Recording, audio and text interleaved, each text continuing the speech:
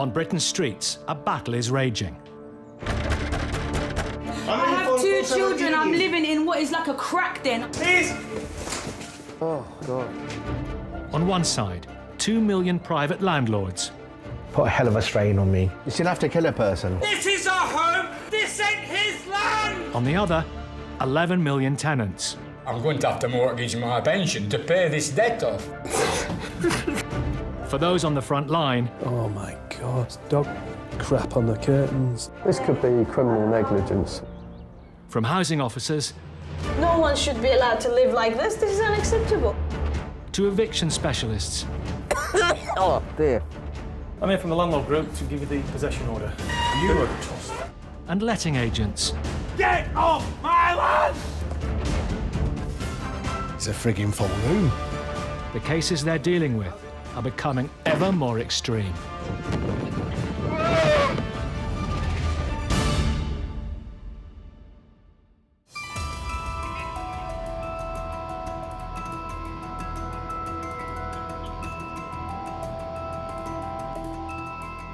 We've scheduled an inspection on the property this afternoon. Because we've got a bit of arrears, we're a bit unsure about the whereabouts of the tenant. Letting agent Paul Ainsworth-Lord has over 800 rental properties on his books. This means every so often he's faced with difficult tenants and a dangerous situation.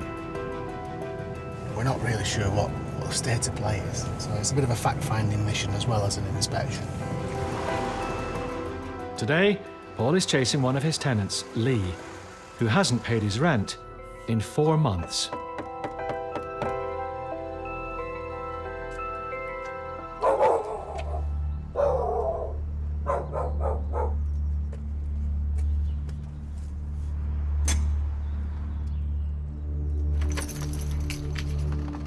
We've been trying to get hold of Lee for a good while. Someone's changed the lock. Tenants, when they go quiet, there's a few alarm bells ring.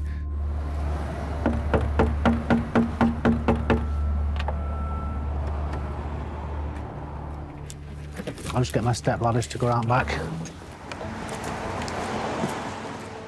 Fearing Lee may have abandoned the property, Paul decides to check out the rear garden. Because we've got a changed lock on the front door, quite often they don't change the back door. So a good old telescopic ladder's come in handy on this job. The dogs. This is the tricky bit. Looks like they might have green fingers who live here. I don't like what I'm seeing, actually.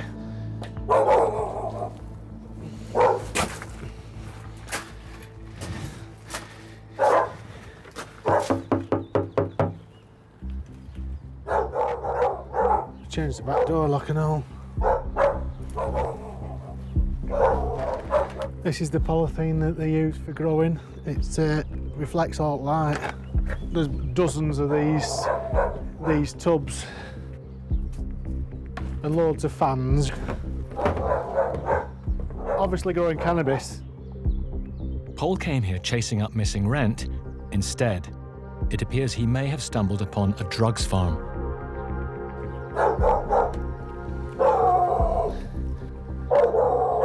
I'm going to come back tomorrow and we'll get one of the maintenance guys to drill the locks out. And if my gut instinct's right, I'm not going to catch somebody in the act of growing cannabis here.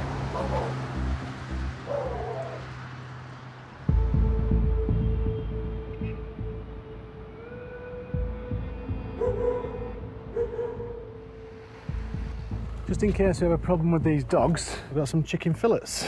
So if they do give me any aggravation, I can treat them.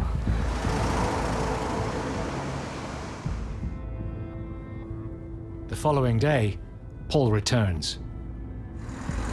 As soon as we open the door, I'll chuck them a bit of chicken, and hopefully they'll be interested in the chicken instead of my leg.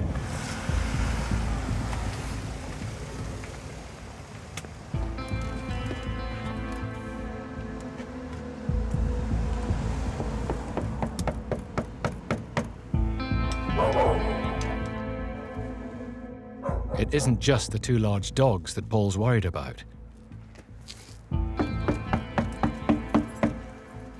I've called one of the lads to come and drill the lock out so we can put the correct locks back on. It took us 30 minutes, half an hour to drill the locks out. There were special locks that were on this door. They'd been changed to hardened steel barrels.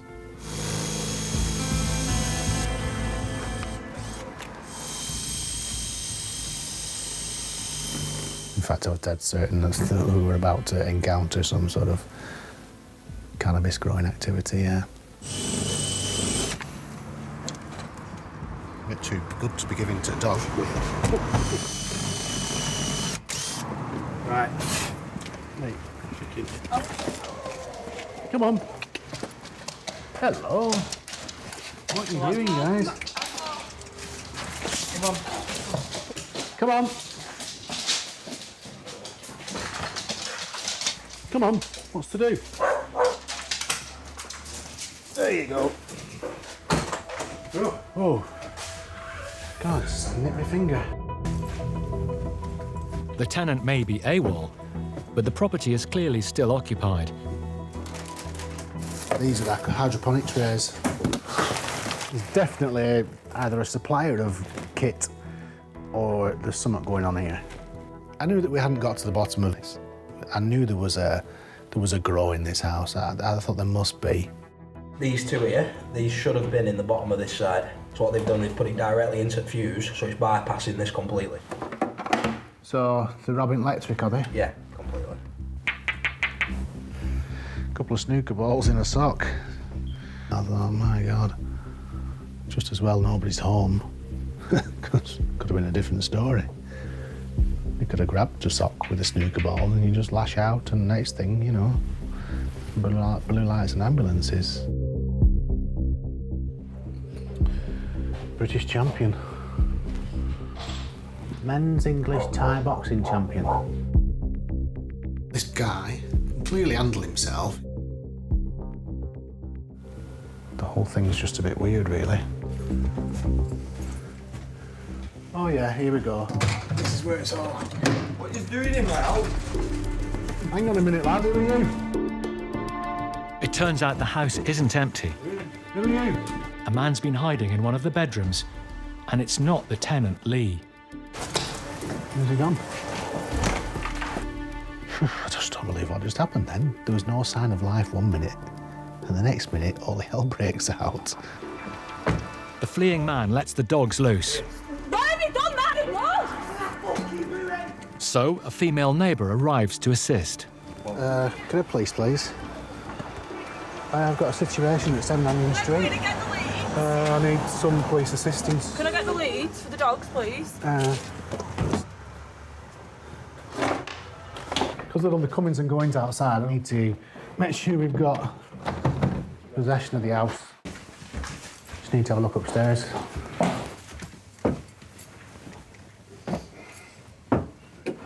Oh, my neck.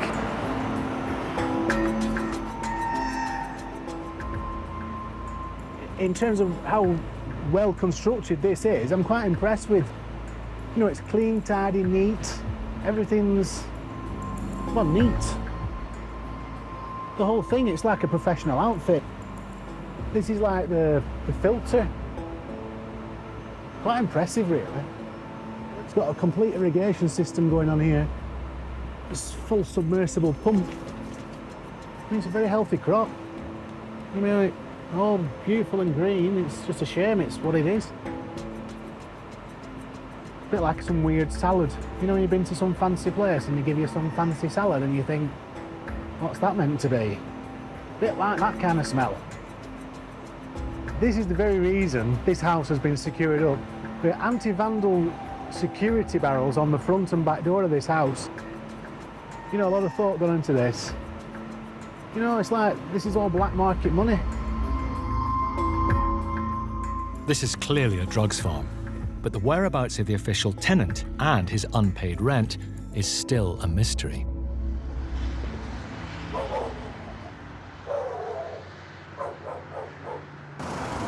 Next, in Darwin. Absolutely fuck all to do with you as well. Well, it is something to do with us. Where is it? And in Cambridgeshire. Oh, dear. My God, that is so dangerous.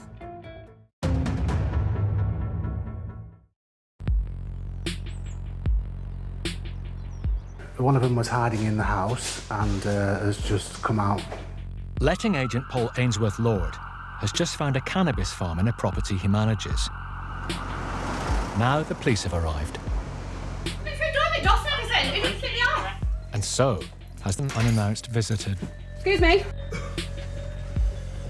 Oh, where's all these fucking claws? While a man has fled the scene, there's no sign of the tenant himself.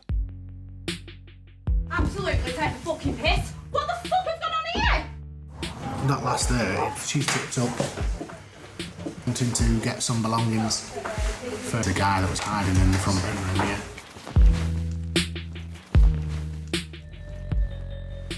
Where's your...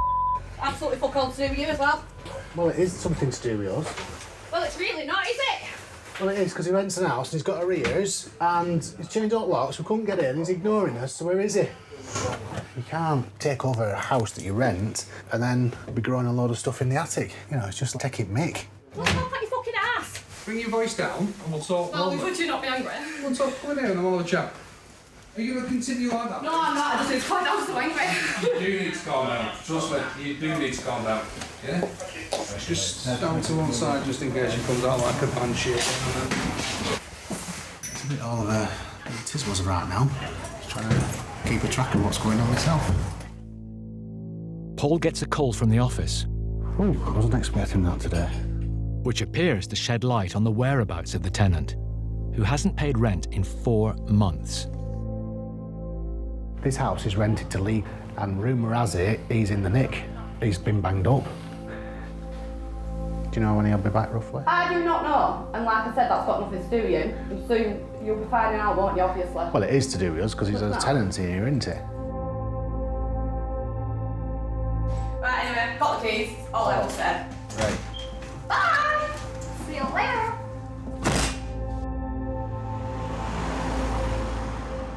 It's been confirmed Lee is in prison, serving time for ABH. So it's possible he had nothing to do with the weed farm. Now, Paul and the landlord have to decide what to do with the property. My job to my landlord, to our clients, is to protect their assets. I really need to get a grip of what's happening here. This could be a mess.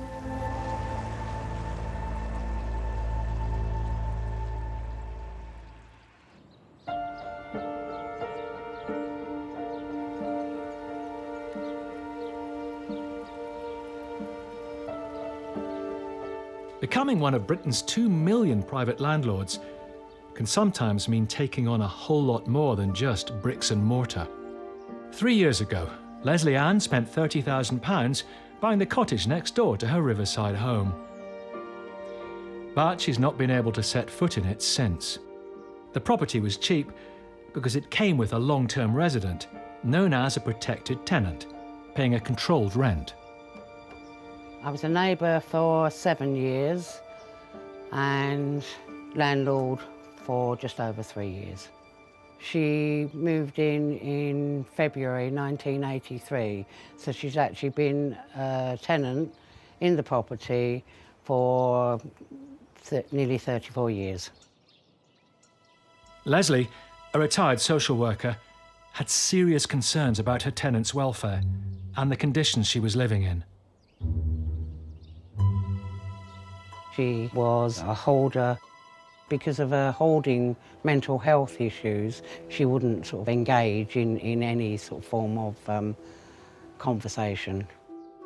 Years spent trying to get her tenant and neighbour help proved fruitless. She was very articulate. She was very forthright. She was at times very aggressive. So there was a personality there that meant that she could actually scare people off. She denied that she needed help.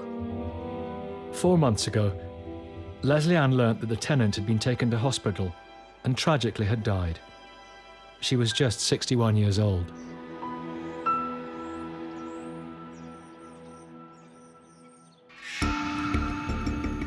Eviction specialist Paul Champlina has been helping her with this unusual case. They had to get a document called a deed of surrender from the court before being granted access.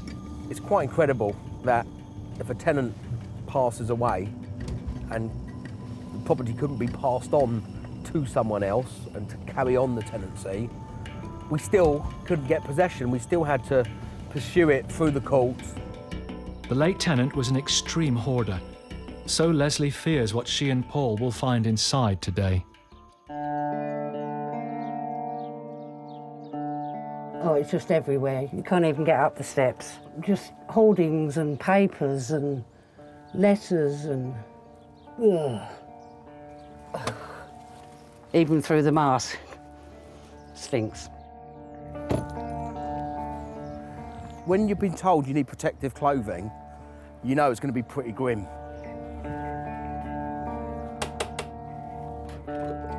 Leanne, we finally meet. How are you after all this time?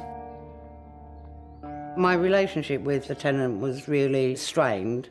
I'd never actually been allowed to gain access inside the property. She was reclusive, like she was a hoarder, wasn't she? Severe hoarder. Really?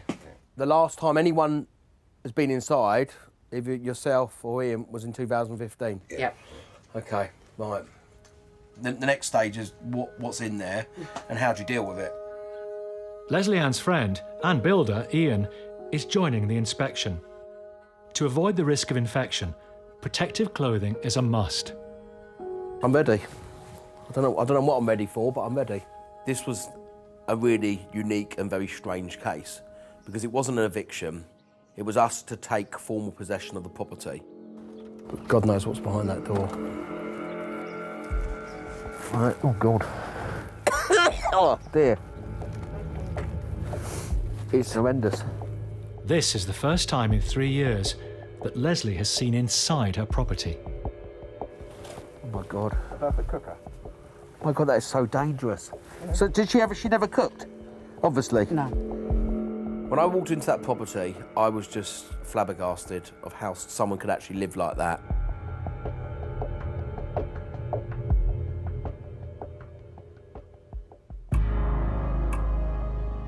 So where does she sleep? She slept for nearly a year in the living room. God, how can someone live like this?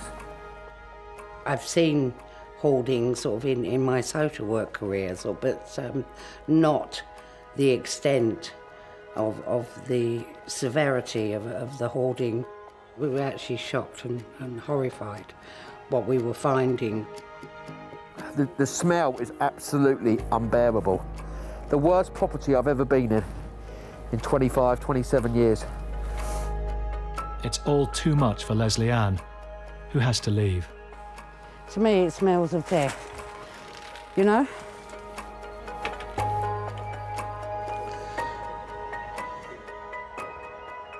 The woman, she was only 61. She wasn't an elderly lady. It's just really, really tragic, isn't it? How people have got themselves into. She literally had a little pathway and she was sitting there. So tragic. This is upsetting because you know that someone was dying in that chair. Someone's rubbish is someone else's belongings. You know, these are all her personal belongings. Paul needs to inspect the whole cottage, but that's easier said than done. Everywhere you walked, you thought something was going to fall or you thought you were going to put your hand through something. This is so dangerous, you can put your foot through it. Well, I don't even know, where's the stairs? Oh, right. That's how bad it is, I don't even know where the stairs are to go upstairs. The upper floor is so cluttered, even the deceased tenant had stopped using it. Oh my God. Let me put my torch on.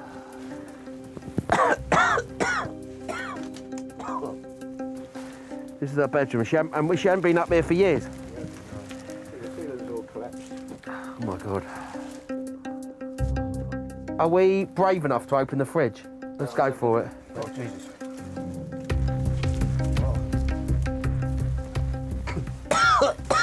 Yeah, I need to get a bit of fresh air. Oh.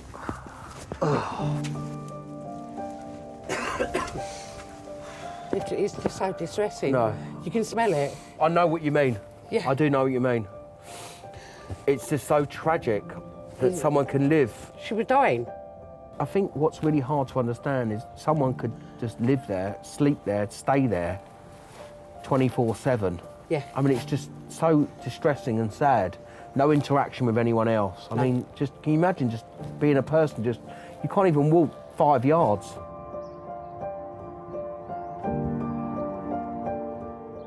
The only regret is that I couldn't help her, I couldn't save her, I could, you know, that's truthfully sort of, that's the only regret, sort of, you know. Leslie's next challenge will be cleaning out the cottage and discovering exactly what state the building is in.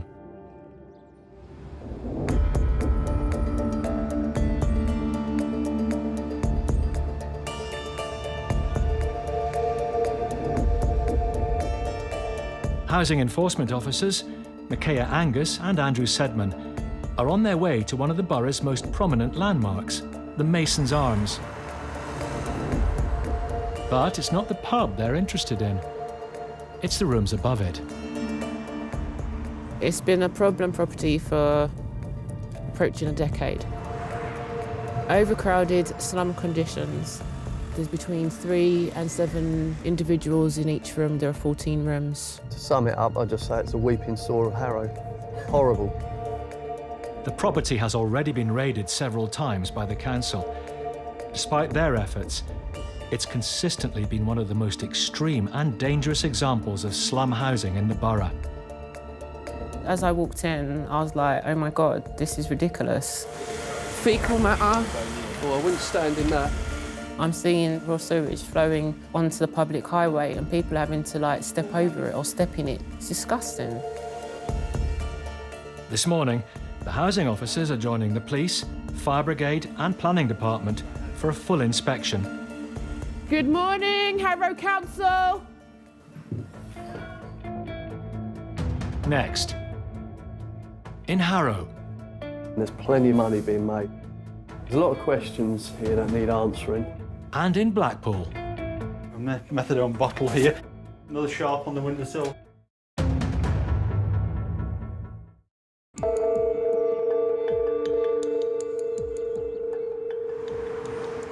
Housing officers and police are raiding a former pub. Hello, we need to inspect all the rooms. The property has permission to house up to 9 people. It's soon clear there are far more than that living here. Come on, this is desperate. Squeezed into each of the 14 rooms are 2 to 3 beds and at least the same number of fridges. Got 2 fridges. 3. 3, oh yeah. Andrew decides to check in with the housekeeper. Excuse me. How many people live here, please? Where? In the house? The whole property upstairs. Now it's 14. 14? Yes. There's a lot more. You must have had at least 3 people in each room. You've got 14 rooms there. So there was well over 30 people living there. As well as the housekeeper and her son, the only other person present is Nikolai, the man who collects the rent on behalf of the landlord. I wish to talk to him.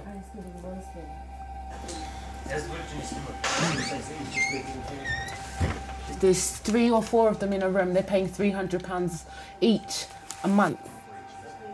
You know, most people here is labourers. They catch like £60 a day. I can understand they're looking for cheap accommodation, but we also have to ensure that that property, that home, that place is safe for them to reside in. There's plenty of money being made here, ridiculous amounts of money. They're definitely not spending that money on repairs here. There's a lot of questions here that need answering. I think the answers are very obvious. They don't care.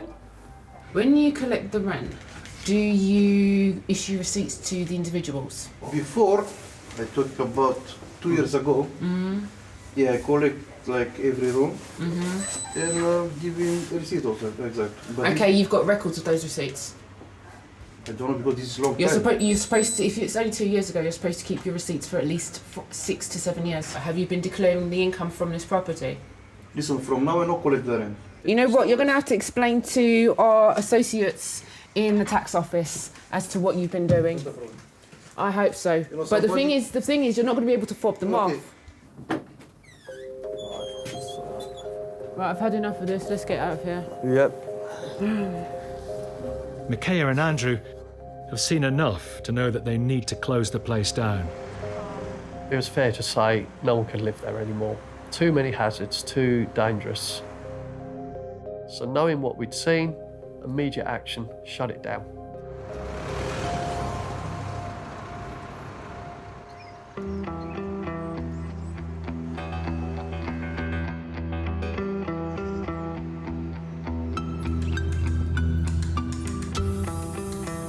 I think I'd be lying if I was to say there's a little bit of something going on in the back of my head saying, are you sure this is going to be okay?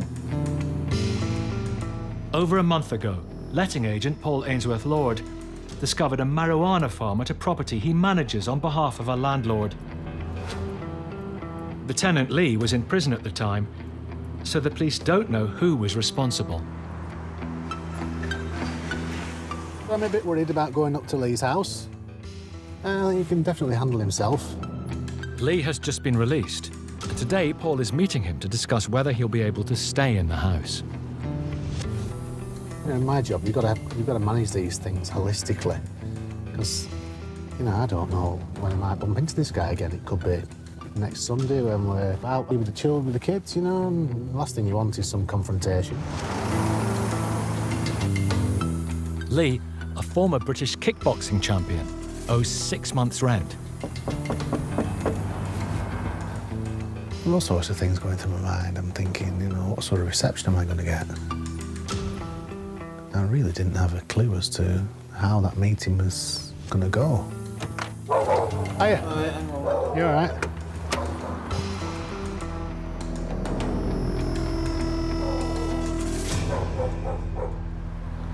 I should imagine he's getting the dogs out the way.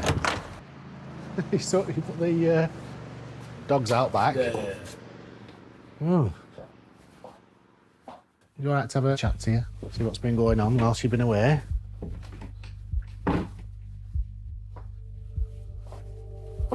Dogs in back? Yeah.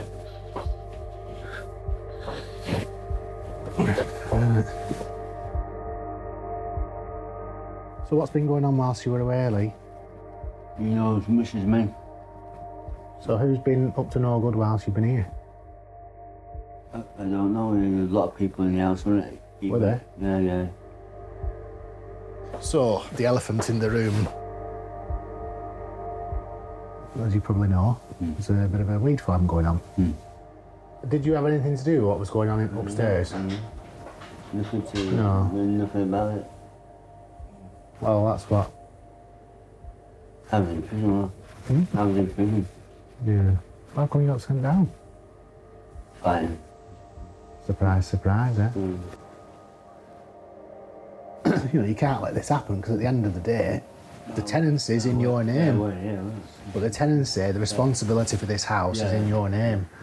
And if we're looking for somebody to bollock, if you like, or blame, or take responsibility, it falls to you. Yeah. So the benefit of the doubt was placed on you having nothing to do with it. And that's why it was agreed that you could move back. You know, don't let it happen again. When the question of should we let Lee move back into the house cropped up, my initial reaction was, can I was like, and you sleep on things for a day or two, and he'd been with us a long time. We'd never had any problems with him. If he hadn't been away, maybe this would never have happened. So we're going to step up our inspections more frequently. Oh, I need you to keep your ship running tight. You know. So, ship shape, Bristol fashion, they said, aren't they? All right, like. Yeah. Okay, good man. As it's unclear who's responsible for the weed farm, the police take no further action. See you later, Lee. Cheers, fella. Thanks.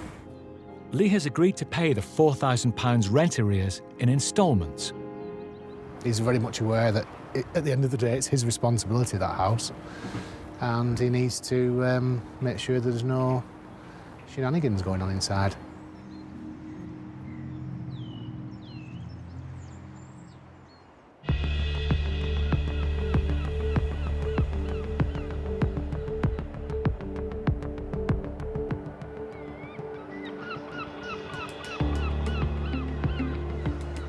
Former coal miner John Bartram runs a letting agency with 400 properties on his books. Most are let by the room, and the majority of his tenants are on benefits. Drugs are a big problem, and some of the situations he comes across are extreme. I don't know what to expect. It could be fine, the property could be absolutely fine. On the other hand, it could be half ripped apart, the mess. John has taken a new property onto his books. He's yet to see it, so today, along with his handyman Billy, he's carrying out an inspection. Hi, Billy. Billy? Billy? What's up? You got the keys to the front door? We don't think there is any. They're locked from the outside, them doors. They're them ones what self-lock, so you can't get in them. Apart from snap it or something on the car. Yeah.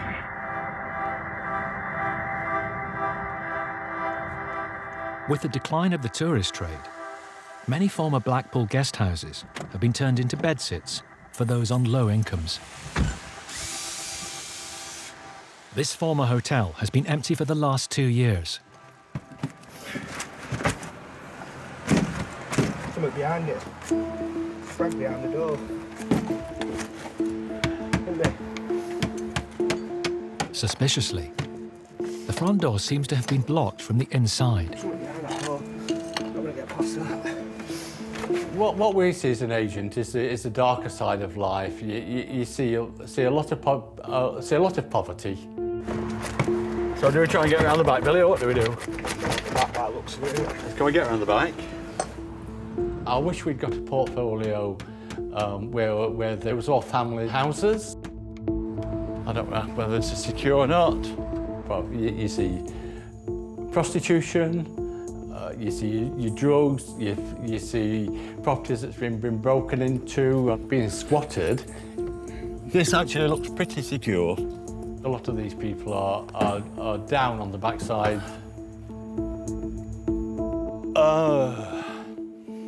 Where the window was boarded, the board has been taken off. It's a sure sign that the squatter's in there. Absolute nightmare, honestly, absolute nightmare. Well, no more once Billy's got his access. Let's slide that one away. Go in, let's have a look through here.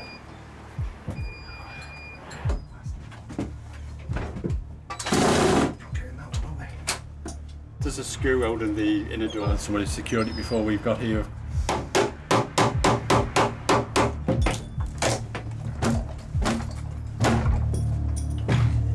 Let's have a look downstairs first. It's soon clear that the building has been recently squatted.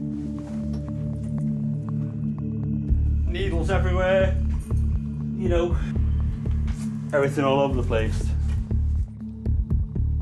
There is an issue with drugs in places like Blackpool. Heroin, foil heroin burns. Methadone bottle. A methadone bottle here. And when you actually go into a property that's been squatted, you are always vigilant. Another sharp on the windowsill here. That could be something like sharps lying about that could do harm to me or my colleagues. 2 decades ago, this was a hotel catering to tourists visiting Blackpool's famous Golden Mile. Yeah, I mean, as we look here, it's prime location. Maximum 200 metres off the promenade, right near Central Pier. Prime location for anybody to have a nice home, and you come into shit like what we're seeing in front of us. If the landlord could see what I could see, he would be shocked. Could be completely wrong. It looks the property's empty. Pigeons have been getting in. There's more pigeon mess, and it just the mind boggles.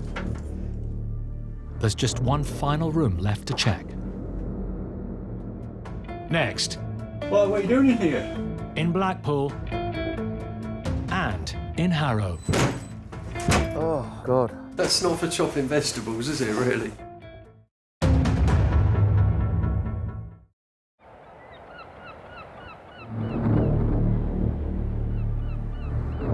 Letting agent John Bartram is checking a former hotel, which is set to be refurbished and turned into bedsits. Hello. Oh, hello. I've been all right. Hey? What are you doing in here? We've been on the streets. Hey? We've been on the streets and we were staying here with a friend. There's no friend stopping here. Can you tell me how you've got access? Putting people on the street is difficult. You do feel a little bit for them, but they cannot see that you're a soft touch. Right, we'll go. Excuse 5 minutes, so we'll get... Can I have some names, please? And No, can you stop filming? but is it fair that you break into somebody's property? Not broken. Well, somebody's broken by... Someone else, but it wasn't Yeah, us. okay. In such circumstances, I've had threats. Being at properties where tenants have actually said, if I see you uptown, I'll do you in. It's out on the streets, freezing like that. Yeah, I'm not criticising you. I'm not criticising you at all. I know people deserve a place to stop. So what's going to happen then? In what respect? Well, what are we getting arrested? Why should you? You're leaving peacefully. You know we've got a mutual agreement that you go in and you won't come back. If it happens again, yeah, we'll have to take it down the legal route. Can you give us 2 minutes and we'll get everything out? We can give you 2 minutes and let you get everything out as well, yeah. I'm glad they went quietly, yes. You can't have any qualms. They're doing wrong. It's a criminal offence to squat. Right. Okay. Yeah, cheers, Phil. So you can go out the front door because that's actually open at the moment. The building is now empty.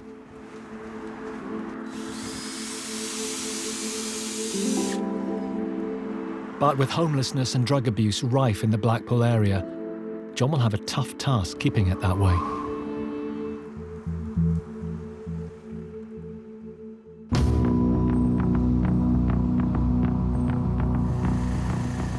Who's got the warrant? It's 6 a.m. and housing enforcement officers Micaiah Angus and Andrew Sedman have returned with the police to the Mason's Arms in Harrow. Ready?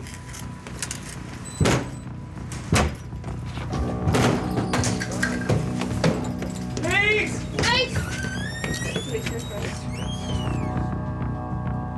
They suspect the rooms above the pub are still occupied. Prior to getting a warrant, we had actually passed by, seen the property, seen a TV on in the property, seen lights on, knocked on the door, lights had gone out. So I thought, yeah, we'll find someone in there. Good morning, is anyone here? A month ago, Micaiah and Andrew demanded the place be closed down. Yeah, I think so. All 14 bedrooms appear to be empty, but when they go into the kitchen, it's clear someone is living there. But the officers aren't sure who it is. There's evidence that someone or somebody's has been staying here. Yeah, I mean, you wouldn't leave an iPad, you wouldn't leave a system like this, a microphone. Food and other bits and pieces around. I'm convinced that people are still living here. Please! In a locked room nearby, the officers make a chilling discovery. Oh, God.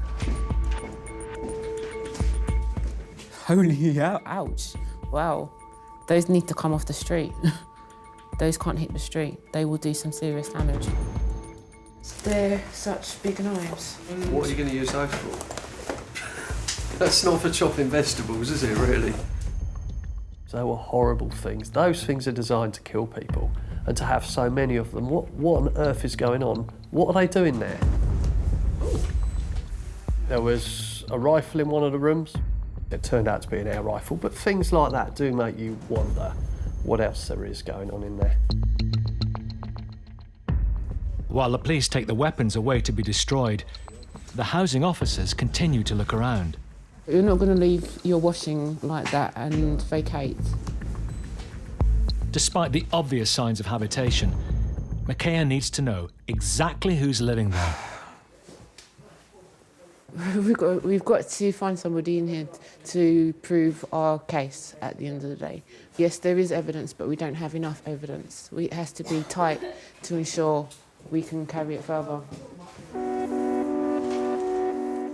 I was slightly upset that there were no bodies in there, but it was clear to see people were still living and sleeping there. Loads of stuff in here, look. Ooh. The prosecution process may take time, but until then, the lucrative rental business is closed until further notice. We're not beating about the bush anymore. This is now the end of a line. We've shut the property down, end of.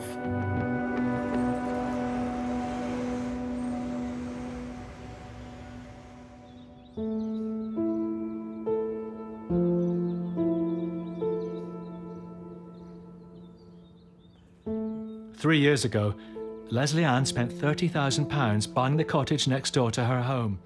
It came with a protected tenant, a serial hoarder. Her tenant died 5 months ago, leaving the property in a terrible state.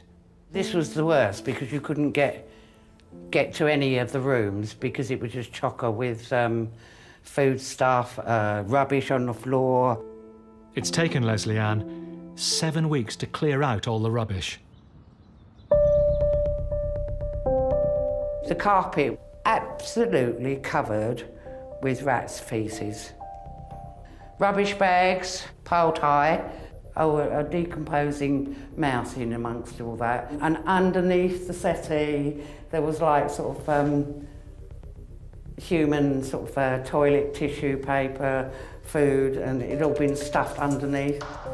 Leslie Ann discovered that her tenant's hoarding problem extended to far more than just junk. Although this is still stacked up, this is all sort of stuff that came out from the bathroom. It's all brand new stuff. Brand new boots and shoes and everything. We've given to the charity sort of probably about 50 pairs of as well, on top. Now that the rubbish has gone, Leslie Ann can see the true state of her property. It's the electrics, it's the rot. We uncovered some seriously dodgy wiring, sort of, and switches. I knew it was bad, but sort of I didn't anticipate any of this. Worse was to come. It turns out the cottage is no longer structurally sound. There's so much rot in all the joists, in the floorboards, the windows, the roof, and it's literally slipping into the river. The whole thing sort of is collapsing. Lucky that that hasn't collapsed, truthfully, because if that collapses, what you've got is then sort of you've got the whole roof. It's beyond repair, sort of. It's not even disrepair, it's beyond repair, full stop. Yeah, there's been a few tears. There are 3 victims in this case. There was the tenant, there was me as a landlord, and the 3rd victim is the property. It was an 18th century, beautiful 2-bedroom cottage. Sad to see sort of, you know, sort of such a waste of a property. So a bit of history has gone. Gone.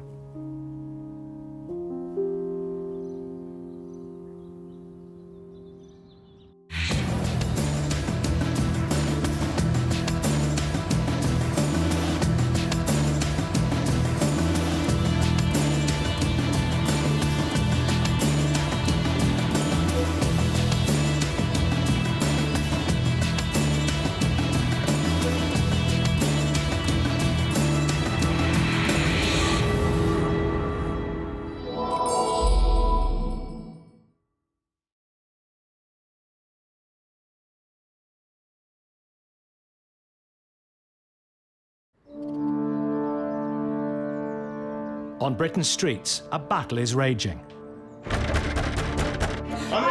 2 children. I'm living in what is like a crack den. Please. Oh, God. On one side, 2 million private landlords. Put a hell of a strain on me. You shouldn't have to kill a person. This is our home. This ain't his land. On the other, 11 million tenants.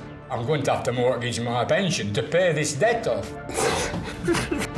For those on the front line... Oh, my God. Dog crap on the curtains. This could be criminal negligence. From housing officers... No one should be allowed to live like this. This is unacceptable. To eviction specialists. Oh, dear. I'm here from the landlord group to give you the possession order. You are a trust. And letting agents. Get off my land! It's a frigging full moon. The cases they're dealing with are becoming ever more extreme.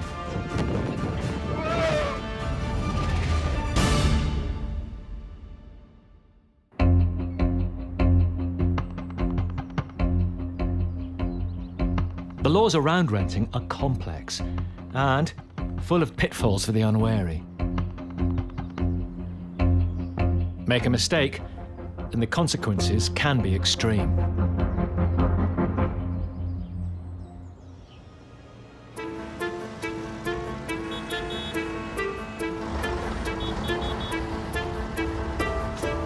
This one, the white one, this one. The white card in the middle, sorry. Father of 2, Hamza Omar, is returning to the council flat, which until recently was his home. This is my sitting room, and this is my kitchen. And this is the bathroom and the toilet. 11 years I live in this address. He claims he did a favor for a friend, allowing a mother and her baby to move into his flat for a week. And now, 6 months later, he finds himself locked out of his own home.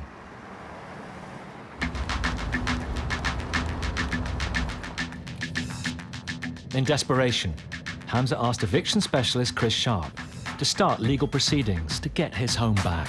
This is a kind of story that when you hear, it makes your blood boil. My client, being the kind of guy that he is, gave his own bedroom to this lady and to her baby. She moved her husband in. Hamza claims that after 3 weeks of repeatedly asking them to go, he finally called the police. But they told the police they were legitimate tenants and paying Hamza rent. The police, when presented with the young lady and her baby and her husband, they advised my client to move out. In an extraordinary turnaround, that night he ended up effectively homeless. I sleep one night here. Then I figured out in the morning what to do. I'm gonna call a couple of friends, somebody I know is bringing a bad memory. That's the way it is, what's happened.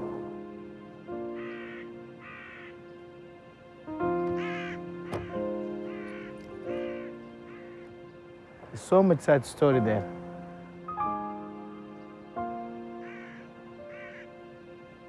They look at us. The baby. I want to go back to my home as I look at it every time when I pick up the letters. Sadly, and I walk away.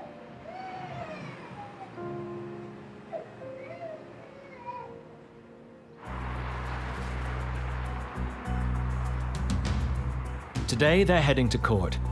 Crossing their fingers, the judge will award Hamza possession of the flat. Hi, Hamza. Hi, I'm Chris. How are you? Yeah, fine. Love to see you. Well, listen, we're keeping an eye out for the occupiers. They're on very thin ice now. So all we can do is go in, put the case before the judge, and let's see if we get the order today. Yeah, that's it. That's good news. Okay, let's go. Let's go in then, yeah? Okay. It wouldn't surprise me at all if they turn up today. Let's hope it goes well. But you know, it could go either way. If the trespassers do turn up and make a defence, it could lead to the case being rescheduled, and yet more months of homelessness for Hamza.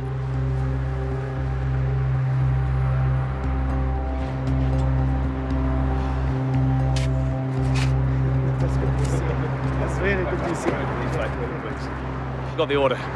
They didn't show. You were relieved. Yeah, I was relieved. I was even the judge it's himself. Thanks for that. Oh, no. That's- This is why we do it. Yeah, Okay, yeah, this is yeah. why we do it. That's the good news. I am as relieved as you are that we've got that. This is the beginning of the end. It really is. Yeah, thanks very much, Hamza, Chris. pleasure. See I'll see you soon. Yeah, Cheers, bye-bye. Hamza. Bye-bye now. Okay. Hamza has got what's called a possession order in trespass, which means in theory he can evict the occupiers himself immediately. But Chris is recommending he calls in bailiffs. Because it's an order in trespass, technically, Hamza could go down there and use reasonable force to get them out. I would never, ever advise that, because what's reasonable, what isn't, and he would run the risk of getting arrested. But not only is Hamza desperate to get back into his flat, he can't afford bailiffs.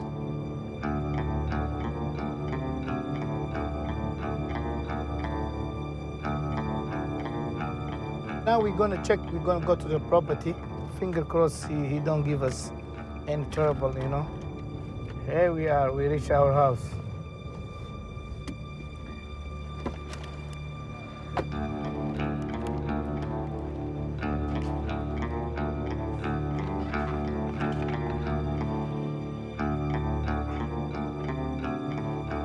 Let me check if somebody in. Yeah, we are. Mr. Omar speaking. Yes, how are you? Yeah, fine. We got the court order for eviction today. You didn't come to the court today. So we got the evictions. Are you ready? Pick your stuff. Which stuff? To go out because we got the court order today. When? Today. Is it today? Yeah, today. So let me call my lawyer first, yeah? When you gonna be ready to No, go? you don't need to ask me anything. Chris has got wind Hamza is at the property and heads over. So I need to talk to my lawyer first, yeah? Lawyer. Yeah. So I'll get back to you, yeah? When? Because we already have got the court order to leave the property. You know what? After 7 months. I've said it. I need to call my lawyer, yeah? After I call my lawyer, then get back to you, yeah? Say when you gonna call your lawyer, you mean?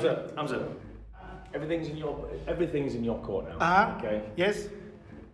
You've got the order. Yeah. Let's move away now. Hmm? Let's walk Yeah, away. I hope everything will be all right when you leave in the house and in good position anyway. Why are you passing Yeah. me? Yes, sir. Yeah. Let me call my lawyer. Huh? Let's move away. Yeah. He's not going to go. You'd Yeah. have to use force. I would not advise you do that. Yeah.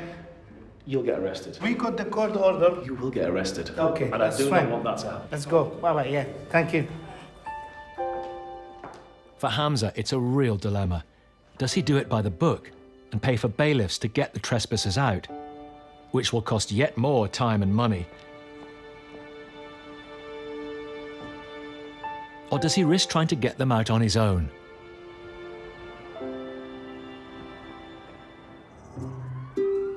First impressions can make all the difference when a landlord is choosing the right tenant. But sometimes those impressions can be deceptive and cost the landlord dearly.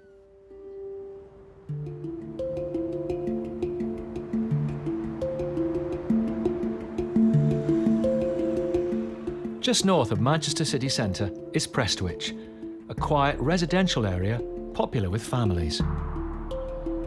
When Paul and Paula Hopwood moved out of their old home a year ago, they rented it out to Kayla Jenkins,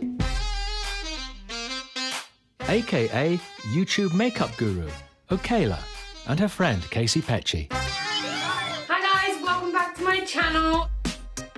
The two women now owe them over £9,000 in unpaid rent. Cue action. They even boast online about their glamorous new home. This is a tour of the property they did. It's our room where we do shoots. Just infuriates me. And their young fans are suitably impressed. Wow, you guys have a beautiful house and such good taste in decor, very pretty. You guys have done so well to get a place like that at a young age. The Hopwoods recently heard that Casey has moved out, but Okayla is still there. So a fortnight ago, they went to court and won an eviction order. Today is the deadline, and the couple are on their way to see if their tenant has obeyed the order and left. What else could we do? She just seems like, you know, she's sitting in the castle laughing at us. They're worried about what they'll find, as the last time Paul visited, he got a shock.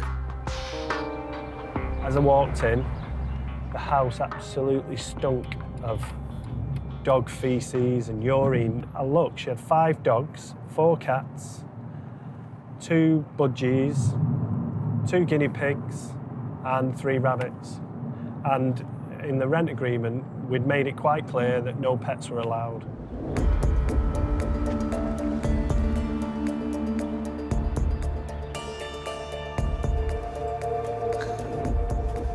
Oh, she's left us a little note. There we go.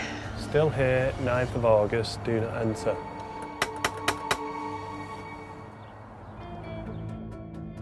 Next, in Manchester. Ah, she's in. She's just playing a game, isn't she? And in East London. This is a court order. You have to take it. Police! Yeah.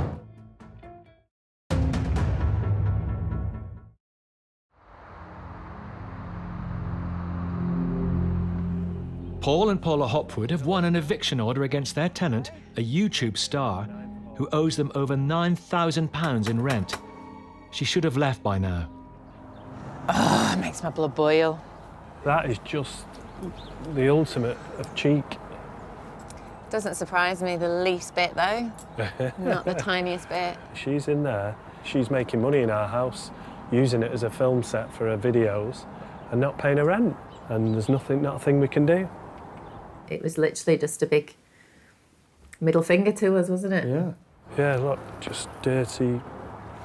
That is actually one of our pillows. Ruined. Even though no one's answering the door, it appears their tenant is not only home, but has called 999. Oh, where's the police? Here we go. And, you know, we're just 2 nice, normal people, and, you know, we're having to deal with the police. It's quite scary, it's quite daunting. We've got an eviction order that runs out today, so we're the landlords. She hasn't paid any rent for 5 months, but she's still sitting pretty in there. So she's not paid? She owes 10,000. Yeah, yeah. Really? Yeah. Ah, she's in. She's just now. playing a game, isn't she? She's trying everything in her grasp to try and stay in the property. Right. She's got a vehicle booked for Monday at 4 o'clock to come and take all her property out of the house. Can I not be here just to make sure she doesn't take anything out of the property? What I'm going to say is if you ring us up and arrange for a patrol to come here at whatever time you're going to... We're not going to assist in any sort of moving or any arguments or all that. Literally, all it's going to be is preventing a breach of the peace. How'd the house smell when you went in? It's pungent. Is it? Just trying to mess with our lives totally, you know, it was just beyond words.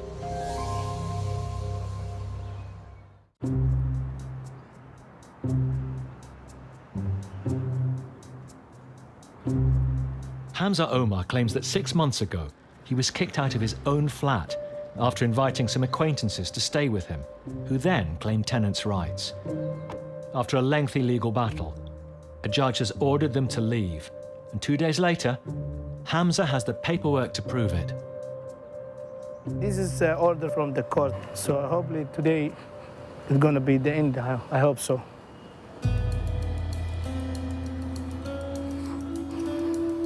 Despite being warned against it by his lawyer, Chris Sharp, Hamza is returning to the flat in another attempt to get his trespassers out.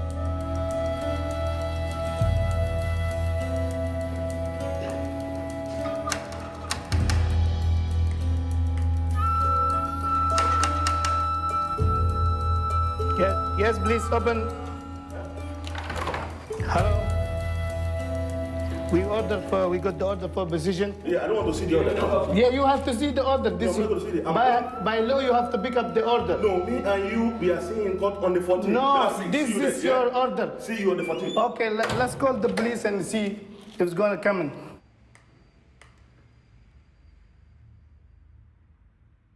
Hello, the police, please. We ask police for help. We give him the order position. He never accepted. So I need the police. I just got my right. 60 minutes. Yeah, we wait. If anything, you can call me this number. Thank you. We're gonna wait until the police is come.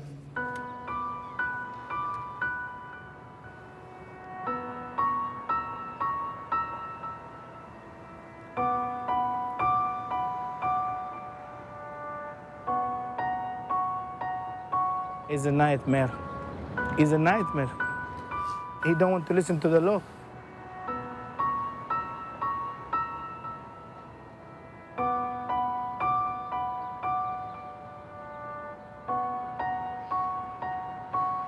It's nearly 60 minutes now. An hour comes and goes, and there's no sign of the police, so he calls again. Yeah, the police, please. They said they're gonna be 60 minutes. I would like to know if they're coming. I need the police to just tell him, take the order now. I just need the police to give him the order now. The police tell him that as far as they're concerned, this is a civil dispute. And they'll only come out for a breach of the peace. In desperation, Hamza tries a different tactic. It's a counter property. Okay, if it's gonna be fight there, I'm gonna go there and damage the door, and whatever happened to me and him, then the police guy is gonna come. That's what you advise me now, isn't it? Okay. They don't want to come.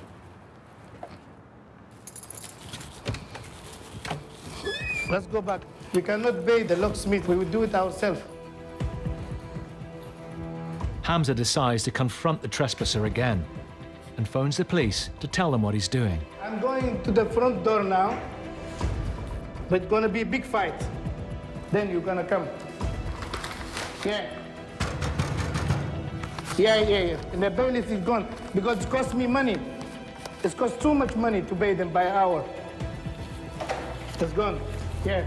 Cut this your court order. No, I'm not going to take anything from you. Yeah, this with the police now. No, let's go. I'm waiting to police. If the police, if they come, I'm waiting it's going to hand forever. This is your court order. You have to take it. Police. Yeah. Yeah, he shut the door now. We were going to fight, then you're going to come. Yeah. Mr. Case, what is going to say? For your information, this I want to see your leg here again. Yeah, this one. Don't come to this place again. This one. This is the order. This is a court order. This is a court order, yeah? I'm going to see you in court January 14th. This is the court order you have to follow. This is the court order. You have to follow the court order. That's it.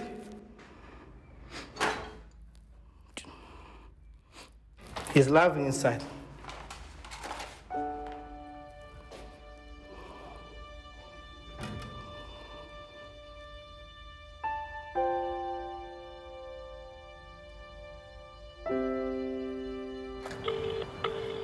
With no sign of the police and out of options, Hamza calls lawyer Chris Sharp, who's been helping with the case. Hello? Yeah, Chris, this is Mr. Omar here. He was aggressive for us. When we called the police, they refused to come. Hamza, if the police are refusing to get involved, which, as I advised you, there was always this chance that they wouldn't, it's a grey area. What I now suggest you do is simply walk away and instruct the bailiffs. Because you will end up getting yourself into trouble if you try and take back possession yourself, okay? You will end up getting arrested, okay? I do not want you to do that, Hamza. Yeah, I understand. And I'm advising you against that, okay? Bye-bye, bye-bye. Thank you, bye-bye. Bye. Then that's the way it is. Only we have to involve the sheriff, and that's the law. You cannot do it in yourself. I just have to look at my property and go away as I do normal. I don't have any choice. Just look from the window, the door, and leave as I done it before for 6-7 months. That's it.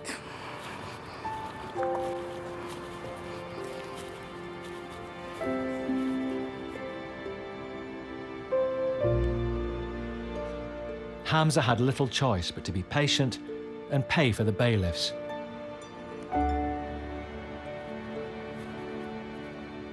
But eventually, he did get his home back.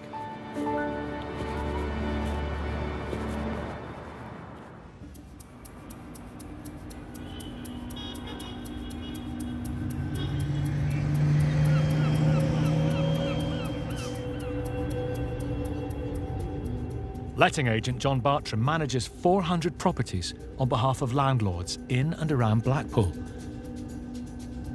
I'm out on the road most of the day, and if I'm out there, I know what's happening. Today, John is heading to a block of 11 flats where one tenant is causing problems. From day one of him moving in, we have had issues. Drug dealing, people using it as a drugs den. Even his social workers would not visit the property.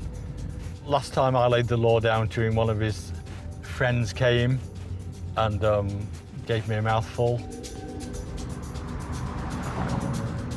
Although it's unclear who exactly is dealing drugs in the bedsit, there has been a series of complaints against the tenant, who has a history of drug addiction.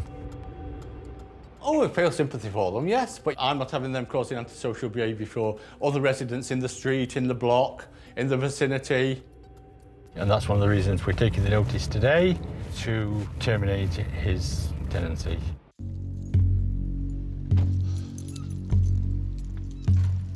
Are you okay? John spots Ibrahim, another tenant who lives directly above the problem bedsit. So how's things been last night? It's not good. Not good at all. Same people say come into the flat and making noise. Someone's trying to get through the window yesterday. Did you report it to the police? Yeah, I ring them up this morning. Well, that's good because the more evidence we can get, it's making... It's better. We will get to the bottom of it for you all. No problem. Okay. All right, cheers.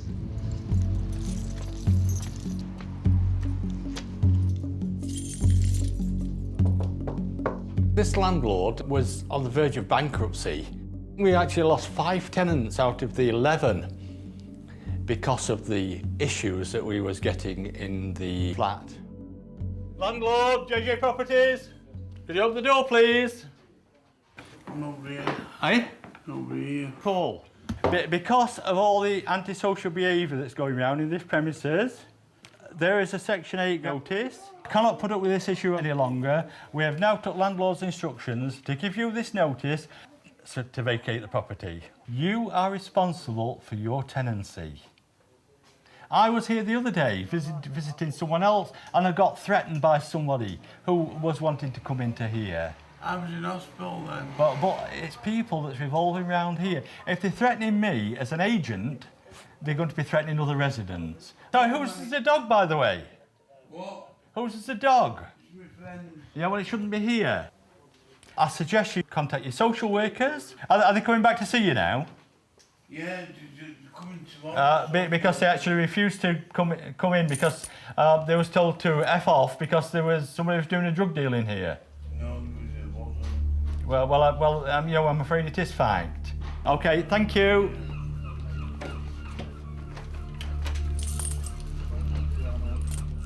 There is a problem with drugs in Blackpool.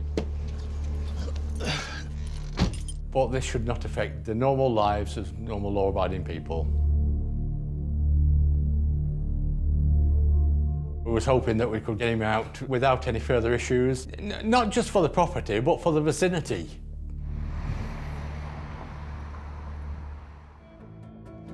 Next, in Blackpool. Honestly, I ain't got another bloody tenner, Paul. I've got a £5, and that's my bleeding sandwich. And in Manchester. Oh my God. Oh, it actually makes me feel like I'm going to be sick, that smell.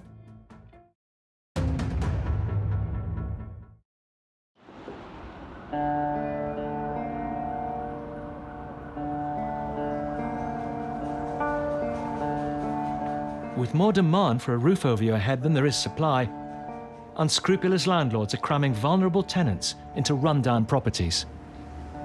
Nowhere is this exploitation more extreme than in London. It's 6:30 a.m. and Brent Council housing officers are acting on a tip-off about dangerous overcrowding in a 5-bedroom HMO. Unsure what to expect, Head of Housing Enforcement Herb McGowan has requested police backup. Morning, we're from Brent Council. We'd like to come in. Brent, passports? Passports? Yeah. So. What they find is shocking. This is where you sleep? Mattresses line the floor of every room, including the kitchen. It does pull at your heartstrings when you come across situations like that with chronic overcrowding, and you think, well, your son or your brother or some other relative could end up in a situation like that. It's seriously overcrowded, and I think we just have to try to establish what's happening here. How did they get in here? Who recommended this property for them? So how many of you are in here? The housing officers need to establish some facts. From Brent Council, do you understand English at all? Intelligence English? They say that they've been here for about a week. And they came from Romania or? The Romania admin? No. Yes. Okay, all right, okay, that's fine. We didn't come to steal, we just came here to make some money. No, I appreciate that, and I'm here to help you. If there's a fire or something like that, there could be serious problems. My friend, why are you stood around the back? Why are you standing around the back? Smoking a cigarette. At the rear of the property, police find more tenants and more mattresses. So there's a bed round here. This is crazy. A bed in a gazebo round the back, open to the elements. It's not acceptable. If something goes wrong here, all hell breaks loose. How many people are in this room? 1, 2, 3, 4, 5. A count up shows that there's a minimum of 35 bed spaces. A colleague brought him over, now he's left. Yes, he brought him here. Yeah. He's asked him for £10 and then he's gone. The team establish the men pay £10 a night for each mattress.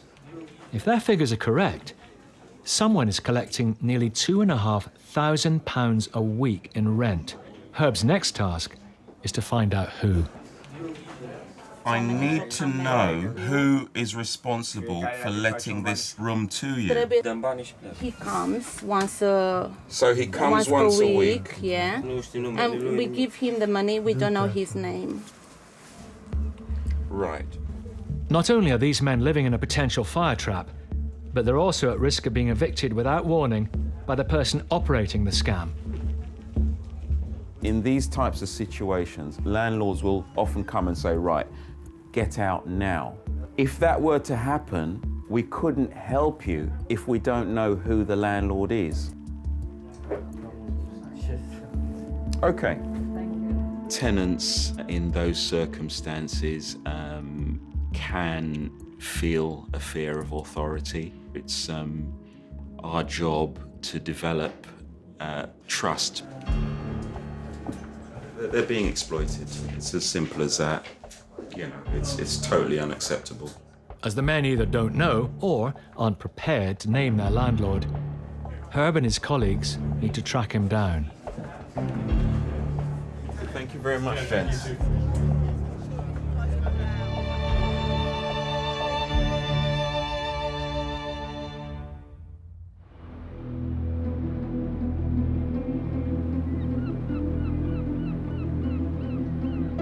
2 weeks ago, letting agent John Bartram issued problem tenant Paul with a notice to quit. Since then, there have been yet more complaints from other tenants, so he's returning to try and persuade Paul to move out. He's having all his DOSA mates around there. They're pulling around there nearly every day because it's a hot spot for drugs. I think that people like Paul that think we're social workers, drugs advisors, medical advisors, when all's said and done, all we are is a letting agent. Keen to avoid a lengthy court process, John is hoping to convince Paul to leave voluntarily. John from JJ Properties.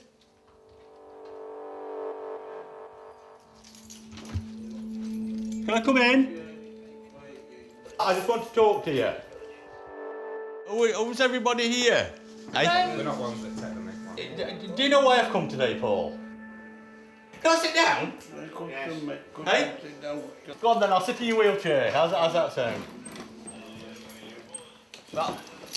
Well, Paul, I came down last week, whenever it was, and served you a Section 8. Now you shouldn't be here. No. All I want to know flat out the way from this area. Idiots keep trying to break in and out, taking the piss out of me, taking advantage out of me. Well, enough of it. Wouldn't a few quid help you to do that? It would.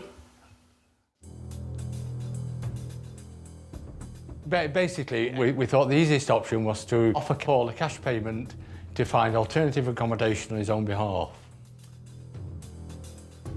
I mean, what I'm trying to do here, Paul, is get a happy between yourself and landlord.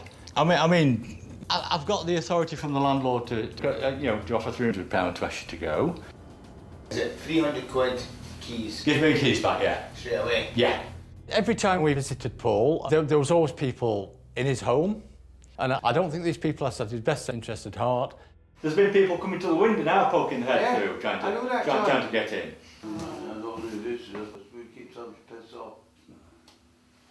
It's causing distress, not for people just in the block, but for people in the area. And I know I've got to leave here, you know what I mean? I've got to find somewhere. Anyway, please keep in touch. Has anybody got a phone number? Because you haven't got one. No, to go and get phone today. Do you know what I mean? I've got a lot there. I've got to get some food in. If Yeah. I have a tenner, I could get something, I'll go and buy Well, honestly, I ain't got another bloody tenner, Paul. You will have a tenner. I've got, my pocket, I've got a £5.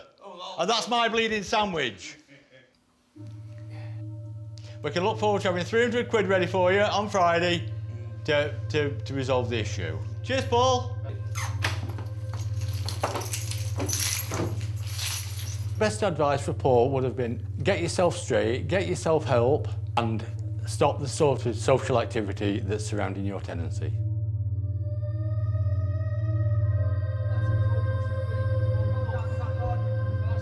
As more people gather outside Paul's window, neighbour Ibrahim comes down to confront them. I work nights as a carer. You know, there's people coming in and out, banging, fighting constantly. It's unbearable. Yeah? Go on, I understand what you're saying. Slow down. Yeah, man, sweet. Slow the fuck down, bro.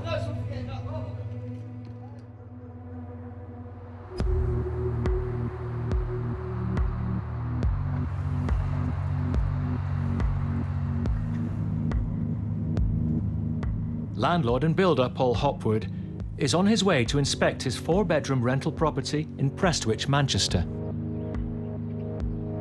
His tenant, Kayla Jenkins, better known as YouTube makeup and style vlogger Okayla, is due to leave at 4 p.m. Paul wants to be certain she goes. She said she's got a van booked and she's going today. So hopefully we'll get the house back. I dread to think what it's going to be like and how much it's going to cost. When Paul arrives at the property, he's not sure what he'll find.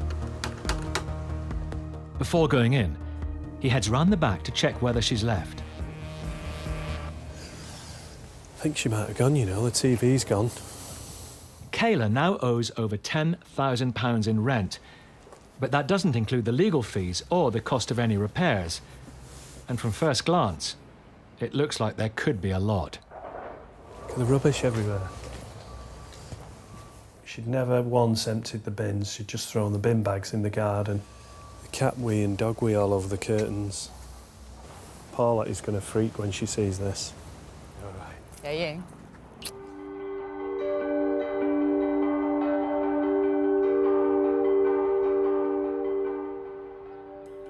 Oh my God, look at the bottom of the curtains.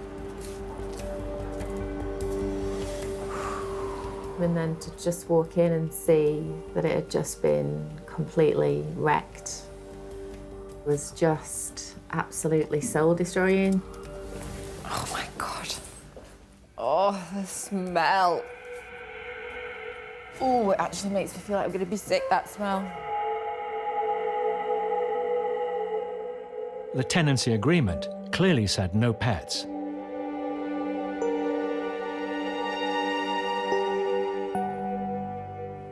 There's dog crap on the curtains. Oh my God, look at that. It hurt my eyes when I walked in, the smell was that bad. So I was in shock at the absolute mess she'd left. Look at the mirror. How do you do that? Smashed everywhere. Down in the basement gym, there's another nasty surprise. Little box of poos. It's just sitting there. It's disgusting. The dog has actually chewed the staircase. Oh my God. Wow. That Put is your hand in there. something else, isn't it? Oh my God, the smell up here is even worse. Look at that. Wallpaper coming off the wall. Skirting boards all chewed. I mean, why would we wash our hands? We'll just wipe them on the curtain, yeah? She's Don't need just to wash wiped them. her hands on the Let's just wash them on here, hey? A brand new mattress. Oh, look at that. Stains all over the bed.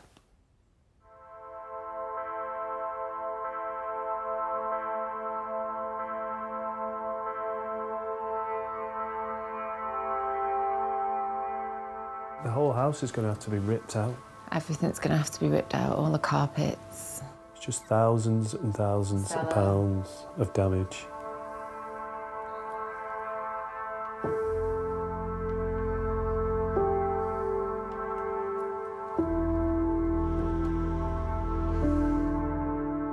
Totally and utterly appalled at what she's done to our home.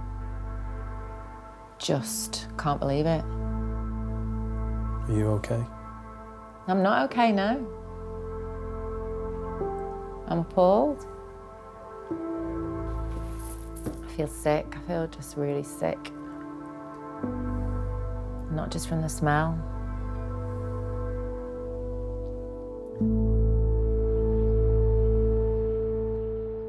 In response to the allegations made, Kayla Jenkins states she kept fewer pets than her landlord claims, and Mr. Hopwood was aware she had a puppy. Ms. Jenkins alleges Mr. Hopwood is a rogue landlord who's making false claims she left the property in poor condition, and that the house was thoroughly cleaned by her mother on the day she moved out. She does acknowledge that a mirror was damaged. Kayla states she fell into arrears when her self-employed work dried up, and that she was keen to work out a payment plan with her landlords. Next, in Brent. These guys have nowhere to stay tonight. And in Blackpool. Are we ready, Paul? 2 minutes, let us get out.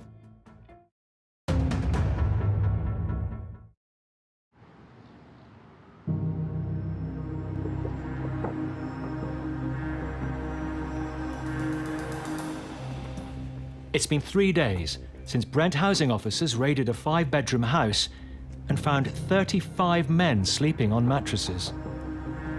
This morning, they returned to discover the men are out on the street. So it's locked, is it? So you've been locked out? All the men have been kicked out by their mysterious landlord. The locks were changed. There's bags all over the place in the rear yard, and essentially they're told that they need to go and find somewhere else to live.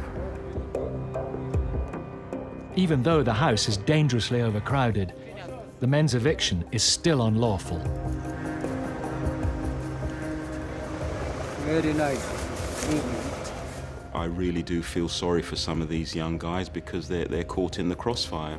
And we have to make sure that tenants see us as a friend, because we are indeed a friend of tenants in those types of situations. It's exactly what the housing officers were trying to avoid. Over 30 men forced to sleep rough on the streets. But to overturn the eviction, they first need to find out who ordered the locks to be changed. You've been locked out. Yeah, he's the boss. By whom? Who is the boss? He's the big boss. Who's the big boss? What's his name? We've been trying to explain that we can't help you if you don't give us the information we need. The officers get an interpreter on the line. They're saying that today around 11:30, the landlord, which is Romanian, and their name is, they came and they evicted them. We need to have a full name with a telephone number and as much contact details as possible so that we can take this man to task. The situation is complicated. It appears the men's landlord isn't the owner of the property, but the father of one of the original tenants, and is unlawfully subletting it. We need him to open the door. No, we need him to open the door so that your son is not prosecuted for unlawful eviction. It may take time for the housing officers to track down the landlord and any others who are responsible for the scam. Okay, I think that's it. It's very disconcerting knowing that these guys have nowhere to stay tonight. I mean, we tried to get the landlord to come back to at least, you know, open the doors because they have paid rent, but he has not shown. So it's just sad that they'll have to sleep somewhere in the cold tonight. In the meantime, they will have to hand the case over to the homeless team, as 30 innocent men have nowhere to live. Someone was clearly making a great deal of money out of an unlicensed and unsafe property, and we were determined to follow that money to wherever it leads. 5 months later, and those responsible for the scam are fined over £20,000 by the courts.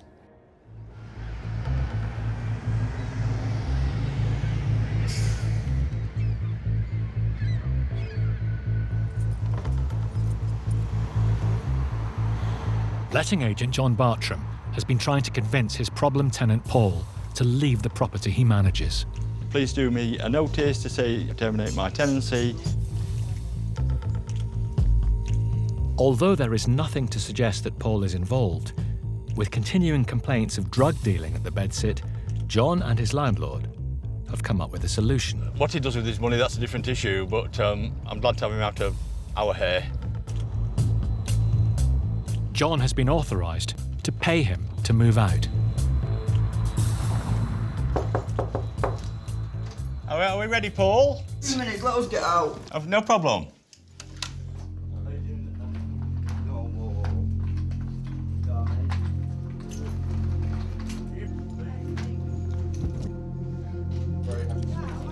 Right, thank you very much.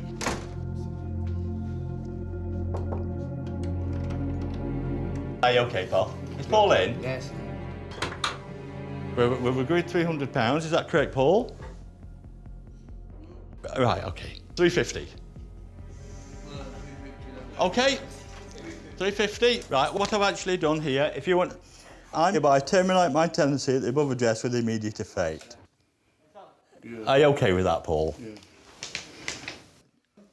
Okay, thank you. Right, the next issue is, Paul, are we ready to go? Yeah. Okay, thank you very much. There you go, £350 there, Paul. Paul, if anyone tries to get back in here now, including yourself, you are classed as trespassers and people can be arrested. Get out with that. Thank fuck he's gone.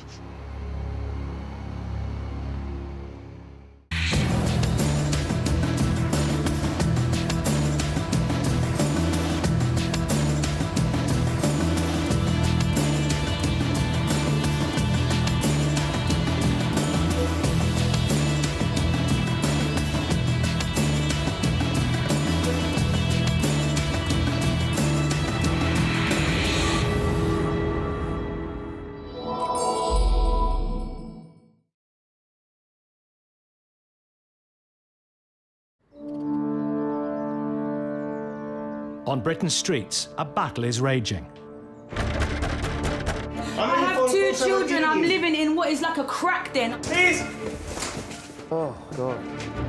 On one side, 2 million private landlords.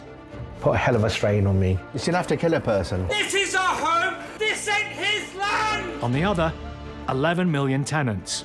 I'm going to have to mortgage my pension to pay this debt off. For those on the front line... Oh, my God. Dog crap on the curtains. This could be criminal negligence. From housing officers... No one should be allowed to live like this. This is unacceptable. To eviction specialists. Oh, dear. I'm here from the landlord group to give you the possession order. You are a toss. And letting agents. Get off my land! It's a frigging full room. The cases they're dealing with are becoming ever more extreme.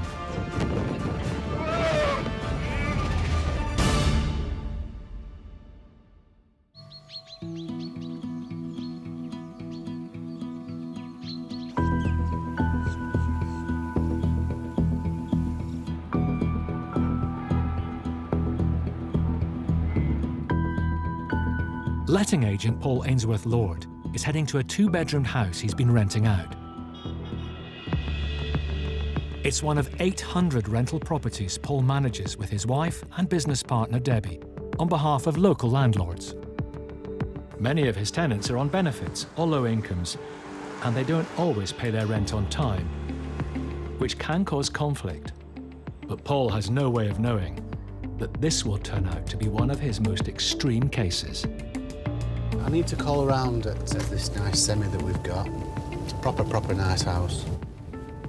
6 months ago, Paul let the property to 2 new tenants.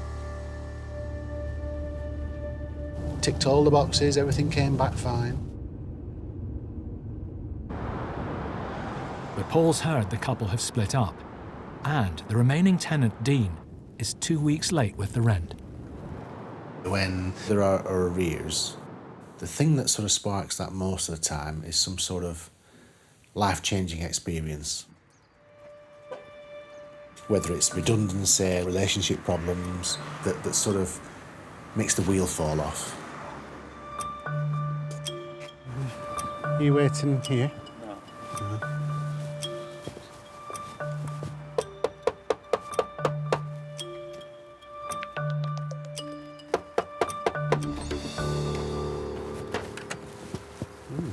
Not locked. Must be in then. Hello? Hello? I'm thinking, well, nobody's in. House is unlocked, it's insecure. So I thought, well, I'll go and have a chat with these guys at the front to see if they knew anything. Paul has seen Dean's photo on the tenancy application, but never met him in the flesh. Is it Dean? No, it's not Dean. I'll get him to ring you. I'll look next. You look like Dean. Huh? You look like Dean. I'm not Dean. No? Do you know where Dean is then? He's on holidays away. Is he? For a week. Well, it's not locked up. What? It's not locked. His girlfriend lives here. I thought she'd left him. Huh? I thought she'd left him. You know a lot more about Dean than Dean. Then what? You know a lot more about Dean than I do. Well, who are you? Huh? Who are you? I'm David. David? Yeah. Apparently he's on holiday. But why would you go on holiday and leave the house unlocked? Hello? Hello? All sorts of things go through your mind, one of which is, have they done a bunk? Hello?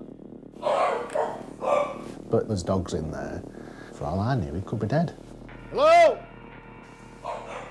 It's a funny how do you do, isn't it? So I'll look upstairs, see what's going on. Hello? Nice and warm. Wow. Yeah, there's something not right here, isn't there? Obviously.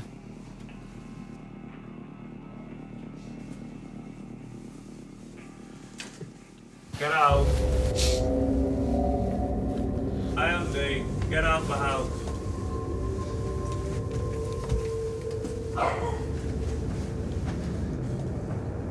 fucking all out in there. Yeah, I've got every right. Under the circumstances, I've got every right. No, you don't. Yes, I do. I come to a house, Dean, that is abandoned. The door's not locked. It's not abandoned at all. Yeah, because It's not I abandoned. spoke to you. The door is a yell lock. I spoke to you clearly outside and asked you if you were Dean, and you said you weren't. Yeah, because I don't have a clue who you are. You said Dean was on holiday. Yeah, right, because I don't trust people. So I tip up, and the door's not locked. It was locked. I didn't come with a key. It is, I'm not stupid. I didn't come with a key. Please leave, I spoke to I him. didn't come with a key. I'll take this to court, trust me, I'm not Fine. stupid. Now, I didn't please come leave. with a key. This house was unlocked. It wasn't, I'm not stupid. So whilst I'm here, we have a situation with money.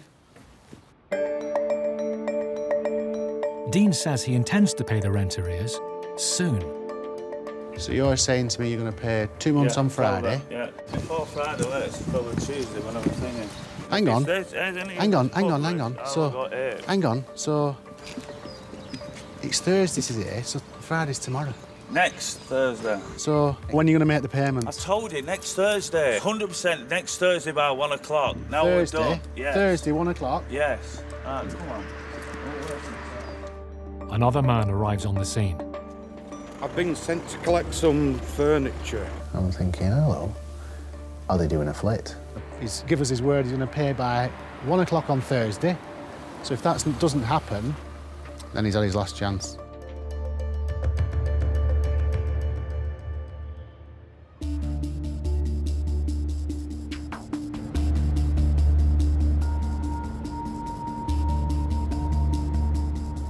It's 7:30 a.m. and housing officers Andrew Sedman and Nazrat Jahan have joined forces with the local police. They're used to coming across overcrowded and squalid living conditions, but even by this measure, what they're about to uncover is extreme. Who's up there? Let me just have a look. Hiya. Has Ozzy gone in there, do you know? Oh. Today's really just knock on a few doors, see what's going on. There's always problems in this area. There has been a lot of overcrowding problems, so I'm going to see what we can find out today. One property they want to check is a 3-bedroom flat located above a row of shops. I won't be walking across that, I don't think. Lots of people have been seen coming and going.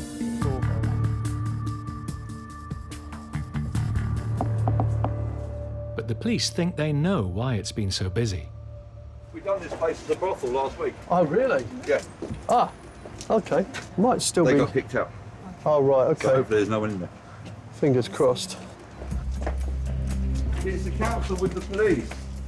Despite the earlier police raid, it looks like the brothel's back in business. Yeah, you're working here. How many people are here? 3 others. We're aware that it was a brothel, and we visited this house once before, right? Kicked the alleged prostitutes out. The people that are in here today are different from the people that were in there last time. Hello. So I'm from the council. How are you? From residential licensing. OK. I'm in from the council. We're just inspecting the property to see how many people are living here at the moment and the current use of the property. It looks like the women are living as well as working here. That means it's not just a police matter, but also a worry for the housing officers. We just need to find out what the status of this house is. Obviously, there's been some problems here in the past, but what we're concerned about is that it's safe for the people living here, and there's not too many people as the other reason as well. Hi. Right. While the police investigate the business side of the property, the housing officers try and find out who the landlord is. Do you know who do you pay rent to, or who you agreed to pay the rent to? No? So how do you came to this place? Through a friend or agency, and who can bring you here to stay? No, one friend telling me and Okay. I come. Does your friend lives here as also? No, she's gone. She's gone. Do you know your friend name? No. No, you don't know. Where do you live? I don't know. Well, your driving licence has an address on it. Where do you live? I don't have house. No. You don't have house. No. Right. How long you lived here? I don't know. Yesterday I come. I don't know why I come here. It's clear the women either don't know the name of the person who owns the property or won't tell them. But Andrew's confident he can chase them down. The usual thing is we do a land registry search, also check the council tax records. And once we get a name, I tend to do a bit of searching on their social profile as well. Company's house, we always catch up with them. Whether the landlord knows their property is being used as a massage parlour and unlicensed HMO isn't yet clear. But either way, the council officers are determined to find out and hold them to account. Next, in Darwin. You ain't got no serious, no? Fuck off. No, get off my land! And in Lincolnshire. I'm here from the landlord group to give you the possession order. Okay, thank you. You were tossed.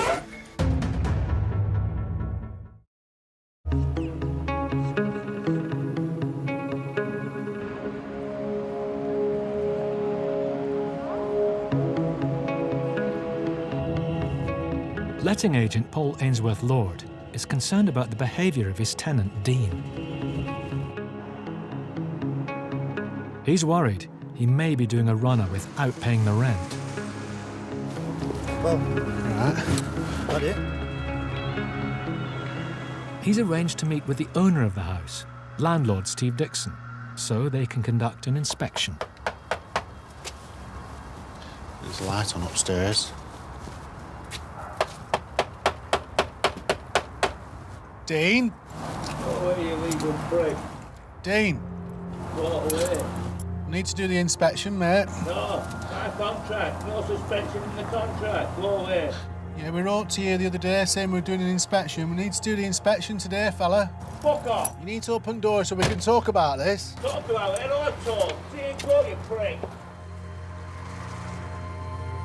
Just in case things go badly with Dean, Paul has brought along backup. Just open door, man. Don't be silly, let's just talk. We wrote to you. I'm coming out, I'm going to get rid of you. You won't have a warning, I will flog you all over. Dean. What do you want? So, we've got... Go the fuck away.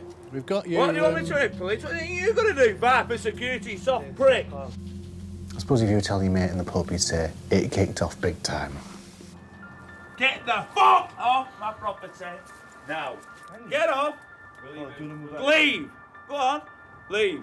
Get him out my way or I swear to God I'm going to fucking lever him. Right, Dean. You're going to cause shit here? You're going to get a guy hurt here? Yeah, you are. Dean. You think I'm not serious, you fucking stupid prick? Do you think I'm not serious? No. Fuck off. No. Get off my land. Get the fuck away. Get off. Get the fuck off. Go. Go on, prick! Go on, that's it, fuck off! Yeah, my lad, yeah. What?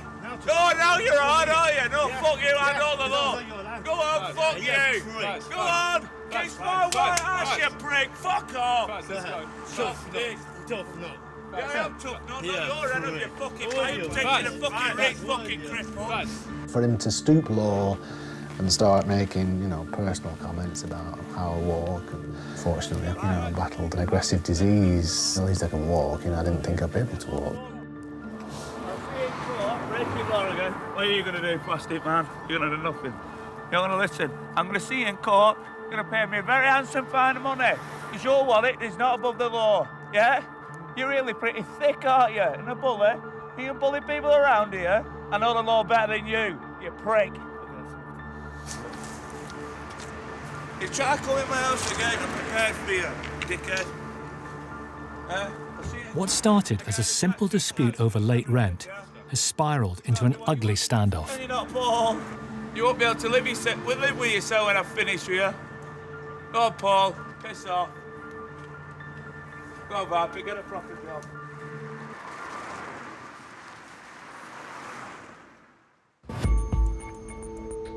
Evictions are fraught for both landlord and tenant, and can sometimes spiral into serious conflict.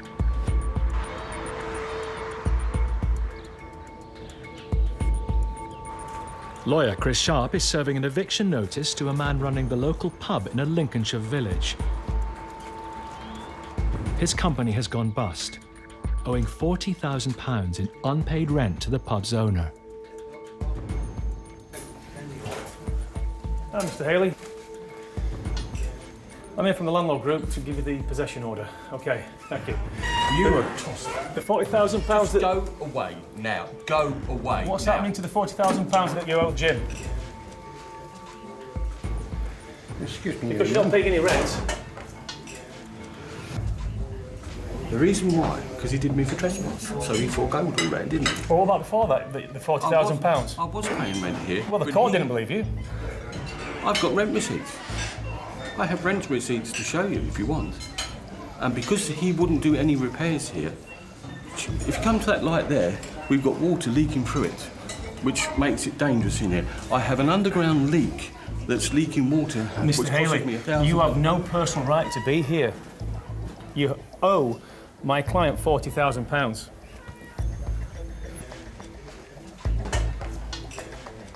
You don't pay any rent. You're a trespasser. Thank you. Thank you very much, Mr. Haley. Bye-bye. Chris is shown the door. But inside, it's clear that John Haley knows the game is up. We'll be leaving over £40,000 worth of fixtures and fittings that we've put in the pub and we've paid our own money to. So it's not as though that we're going to actually go and he's going to be out of pocket, because he's going to have everything, all the tables, the chairs, all the catering equipment, stock, everything.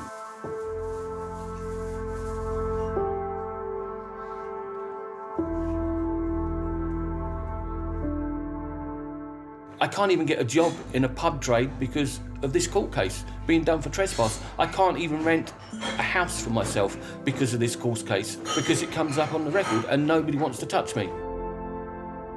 When I walk out here, I'm homeless. I've got 2 dogs going into a caravan and we're going to be pulling up on the side of the road. He's got the order.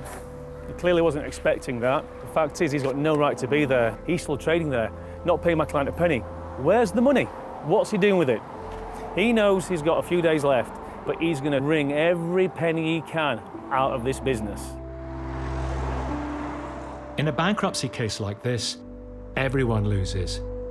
Chris and his client, owner Jim South, have to hope John Haley leaves the pub without a fight.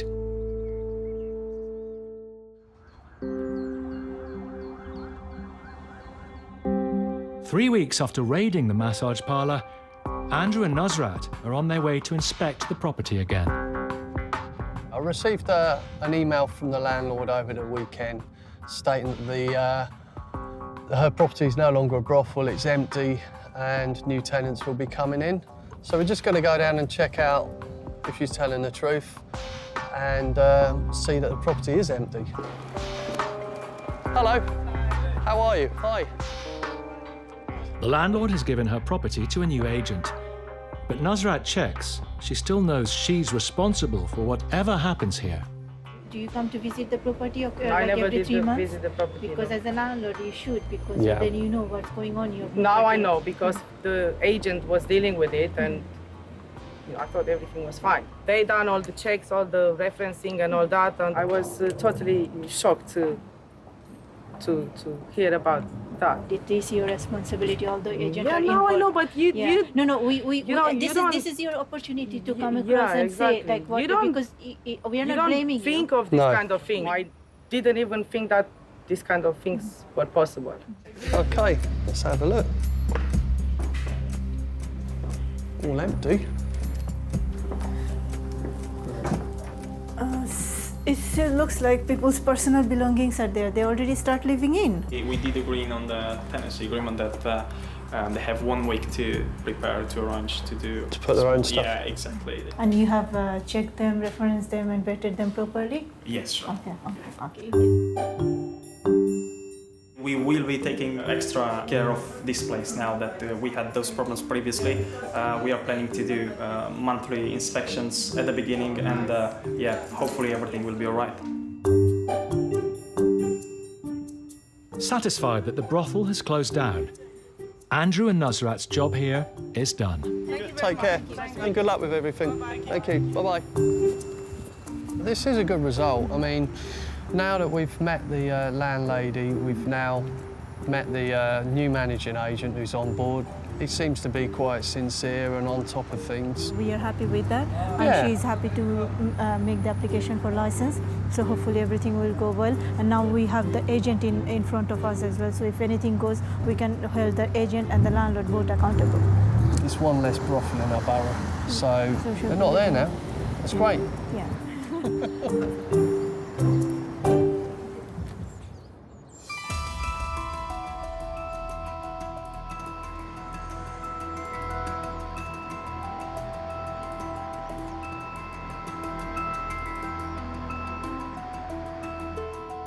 I manage this property from my mother. The house is actually, my mum's pension.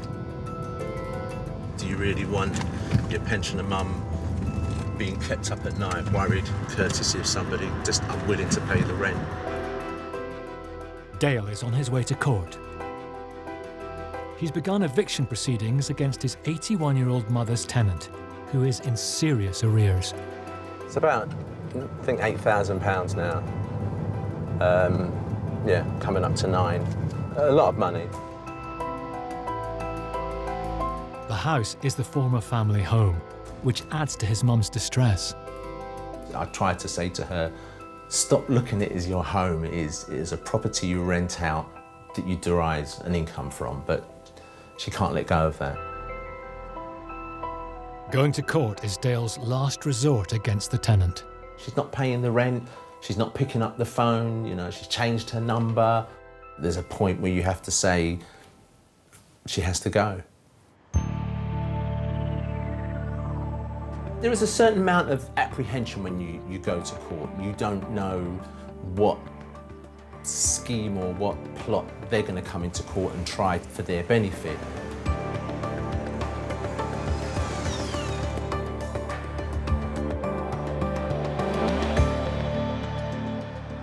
We've got possession, so she's got 14 days to vacate.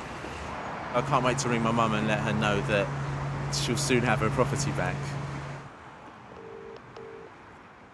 But as Dale calls his mum with the good news... Getting your house back on the 2nd of November. Praise God. He spots the tenant, leaving the court with a friend. Just need to know, are you gonna vacate on the 2nd of November? Are you gonna go on the 2nd of November?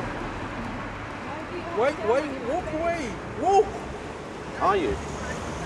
No, you don't do nothing. No. Can you stop filming her, please? Exactly. Can you stop filming her, please? You don't need to film me. Why are you Please stop filming that, me? please. Do you want me physically to me to hold the camera before you to realise that? Stop filming her, please. Please. I've asked you nicely, please. Thank you very much, sir. Yeah? Don't be rude. I'm not being Please. rude. Thank you, sir. Have a wonderful day, sir. So he's accused us of being rude, and how rude is it not to pay the rent? But that's the kind of people we're dealing with, unfortunately. Hopefully she'll be gone when we turn up. If she's not, we'll just engage the bailiffs to have her forcibly removed.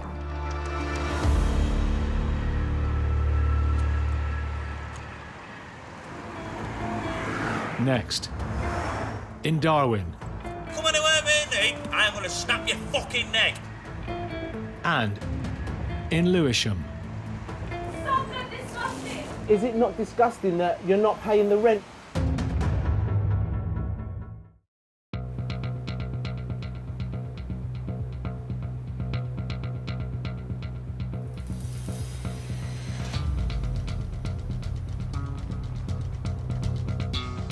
Good afternoon, Ainsworth Estates.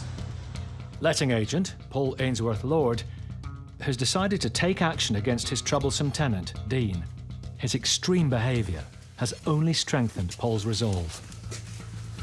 Have you got that notice, Sal? Yeah, it's there. All right, Ta.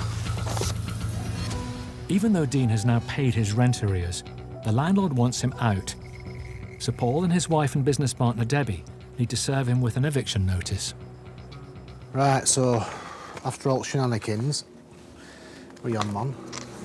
Gonna serve these notices tonight. What? And you're gonna take them? Well, yeah. I'm not being funny. Do you think that's a good idea for you to serve it? If he starts kicking off, I'll just come away.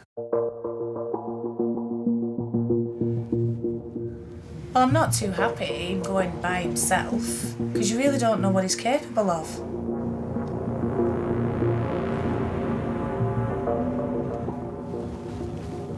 have to admit that maybe I'm feeling a little bit anxious. Before I could get out of the car... I'm going to get you done for harassment if you carry on. He was out of the house. You're okay? Yes, I'm fine. No problem, yeah. To be on the safe side, Paul has again brought along security. Man, I've got loads of shit going on right there. Are you all right with the guy just talking to you, Dad? Yeah, of course I come down and spoke to him, but I'd seen the car come up, I'd seen you lads, I'm not silly, you know what I mean? Oh, that's fine. Oh, we've come down so that we all chat. I know. Do you know what? We don't want either, mate. You okay if the guy just comes out and has a chat with you? It's fine, right, you know. Landlord Steve has also arrived. He's my landlord. I have one problem with him, and he's making stuff up that the neighbours have a problem. And what? For money? Greed and bullshit? I am aware how. Don't talk to me, I don't care. I'm a good person, I'll help you, I'll give everything for you. But I'm not a liar, I don't pretend to something I'm not. That's how you should be.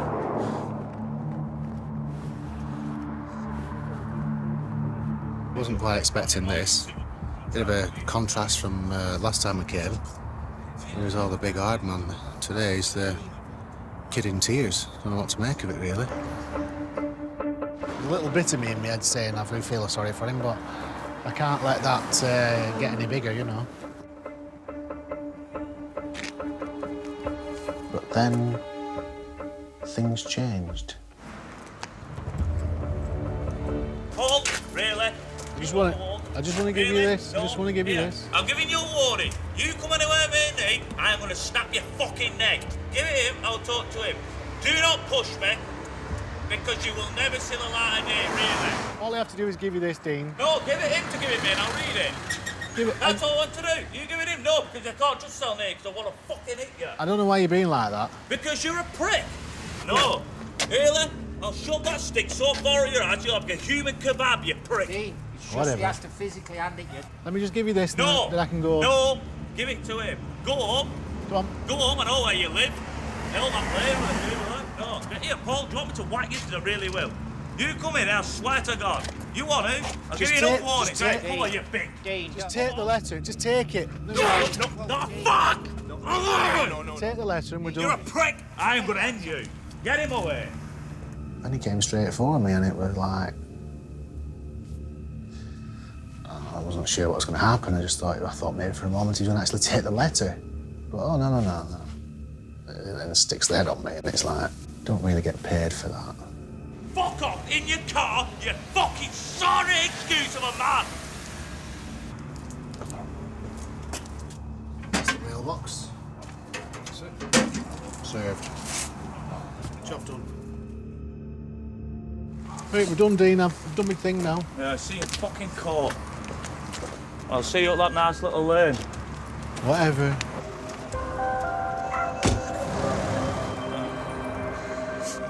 What have I done? Nothing. Bullshit. Read my contract. End of chat.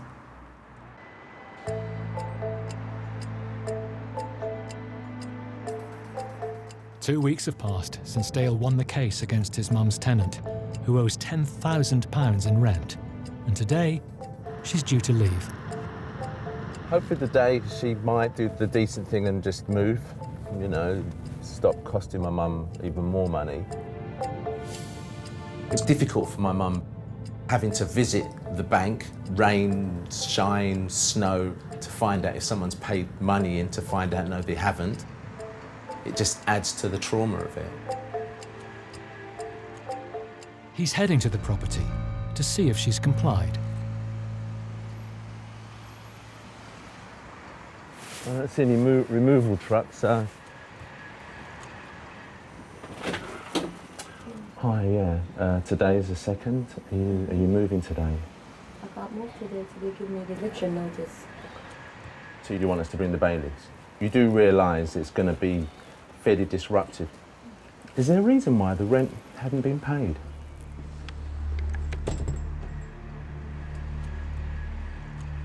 You showed no real concern to me, to my mum, but you've not paid the rent.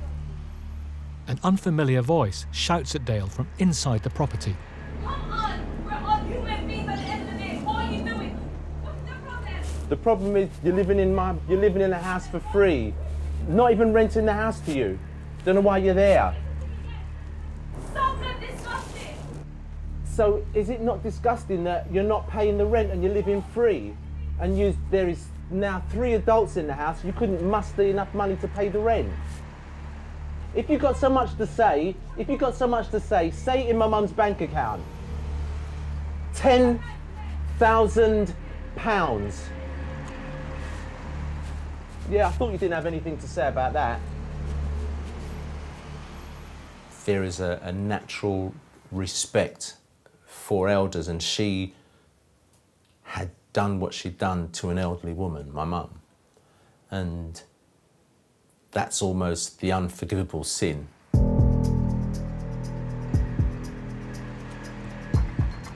Dale and his mother have little choice but to call in the bailiffs, costing yet more time and more money.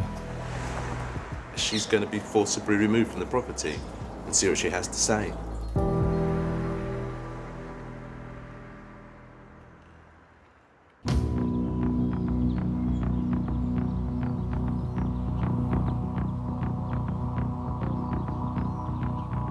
It's over a month since the court ordered pub manager John Haley to leave the pub he runs in Lincolnshire. Lawyer Chris Sharp is now on his way there to find out whether he's gone. The court order has now expired, so this guy's got no right to be there. And I'm hoping to be able to give the property back to Jim officially. If we get there and he hasn't left, we're going to have to err on the side of caution and unfortunately step back and get the bailiffs, but that might take another few more weeks. The pub's owner, Jim South, is owed over £40,000 in rent and legal fees. But as John Haley's company was dissolved with no assets, there's no chance he'll get his money back. Morning, Jim. Morning. Good to meet you again. If he's gone, you can go in and you can take it back. Hello? Anybody in?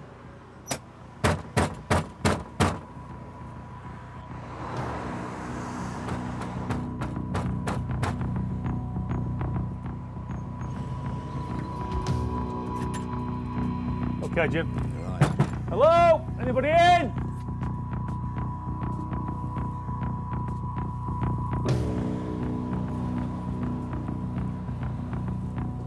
Hello?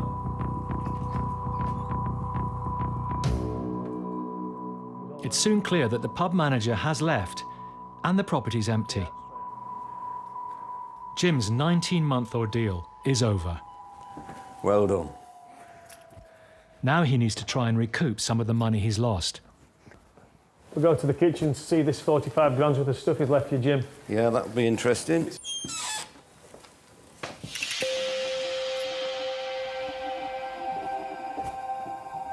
So is this what has pretty much been left? He said he wouldn't pay me because he'd spent £45,000 on the building. But when we asked him for what was done, when it was done, who did it, how much was it, and receipted invoices, he then said, well, it isn't actually that. It's equipment I brought into the building from other pubs. Is that in another room, then? It probably is. Because there's not 45 grand's worth here, mate. No, I know. Outside, the only thing Chris and Jim find is a fridge full of old dog food for the pub landlord's pets. No.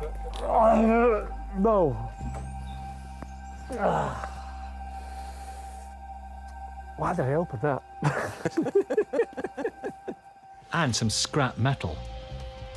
This is probably the £45,000 worth of equipment. Ah, is this where he's kept the 45 grams worth of stuff, is it, Jim? The best bit till last. Yeah. Yeah. Oh, take it all back then.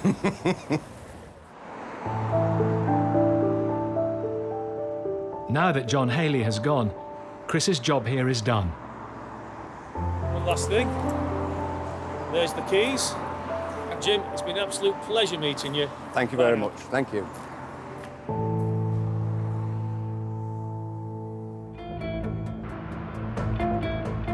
Next, in Lewisham. Is that her? Is that her? What about the rent? And in Darwin. For me to go, you best come up with something really good. If not, basically this place won't be open tomorrow. Okay.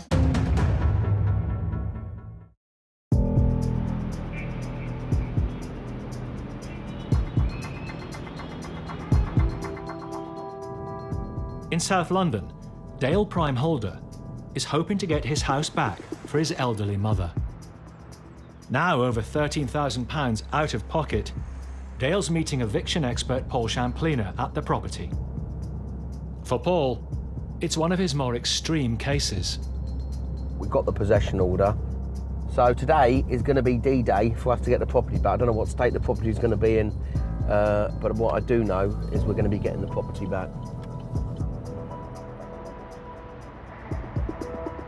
There was apprehension.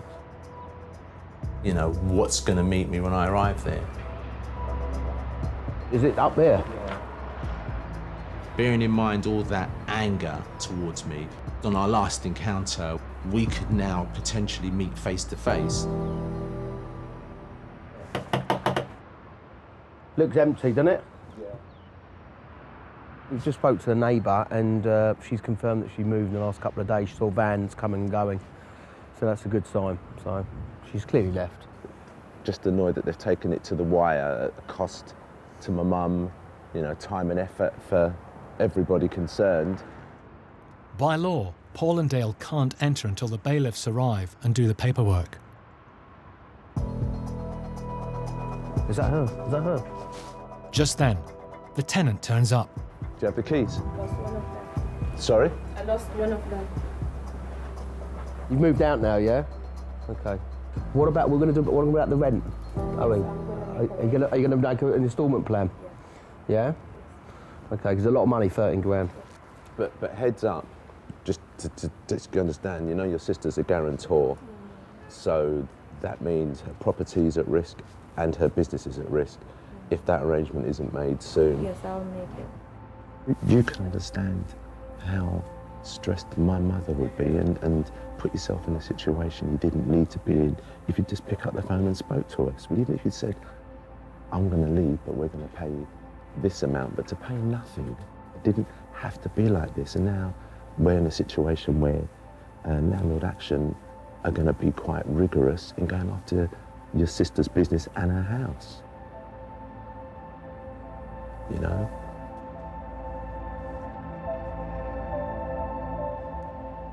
The tenant's turned up because she wants the document from the bailiff to say that she's been made homeless. So she can take it to the council and try and be rehoused. So yeah, so the tenant's just getting the document signed with the bailiff just in there. No, it's not bad condition, is it, Del? No. Normally tenants, they just leave a whole load of rubbish, the stuff that they can't take. No, it's not too bad, is it? Could have been a lot worse. Thank you. Thank you very much. Because obviously you've got a family, and you know if the council said that it'd be temporary accommodation and all that. They said they will put me up for 56 days. 56 days in temporary accommodation, yeah, which could be like a bed sit and stuff. It can't be easy for you with your little ones having to deal with that. To see her standing there, almost sort of stripped of everything, it brought a different feeling to me. Okay. Yeah. Oh, we'll let you get anyway. All right. Okay. I'll see you later. Thank you. Thank you. Bye. My attitude changed because I'm now looking at somebody who's homeless, in effect. I'll see you later. Good luck. Bye. I feel awful for her, really. I'm not vindictive in that sense. No, there isn't. You know what you need to do? Yeah. You need to call your mum. I do. Call your mum. Give her the good news. I do need to call my mum. Hi, Dale. Hi, Mum. She's gone. Pretty long.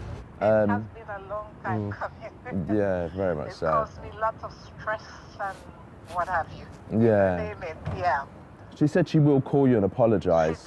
She did call me and apologize. Well, that's she a good was sign. in tears. Right. You know, she was in tears, and I appreciate that. All right, Mum. Have a good day. Thank you so much, and your team. No, you're welcome. Yeah. Thank you. All right, Mum. Okay, God All right, bless. you too. God bless. Bye-bye. Bye. Bye, bye, bye. Sorry, don't cut my mum off. My mum will go down the road and bless her. She Well, will. listen, when you see her, you'll give her some keys, so Yeah, she'll give you a big hug. Don't worry about that. Now that my mum has the flat back, it's altered the relationship of the past 2 years. You know, I can have normal mum phone calls now. Just back to asking me when I'm going to start going back to church.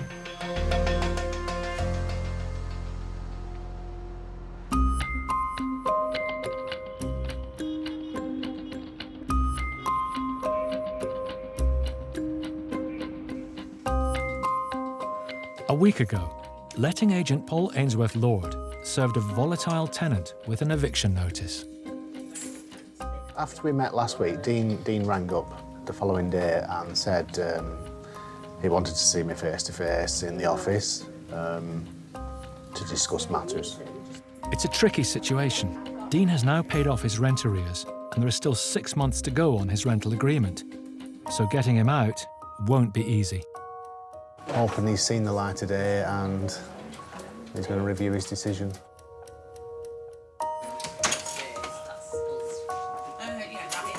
Yeah, I think we should do, yeah.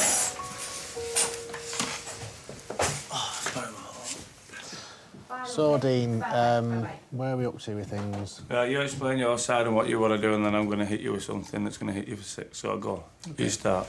So, as you know, the landlord's asked us for to get you to leave, yeah? Just come on, just you say what you've got to take, because I'm going to hit you, because you're pretty fake, to be honest. Okay, go on. So, I was hoping that's what you wanted to come and talk to us about. Right, are you finished with that? Yeah. Right, are you ready? So if this is how clever you are, I ain't going anywhere.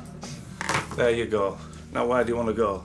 You know what we want. The landlord's asked us to get you to leave. Yeah, right, yeah, but right, that's no what one we about want. that. So that's what I'm we not want. going anywhere. So you're not leaving? Not going anywhere. Dean, would you rather deal with me? Oh, I'll speak to anyone, not bother.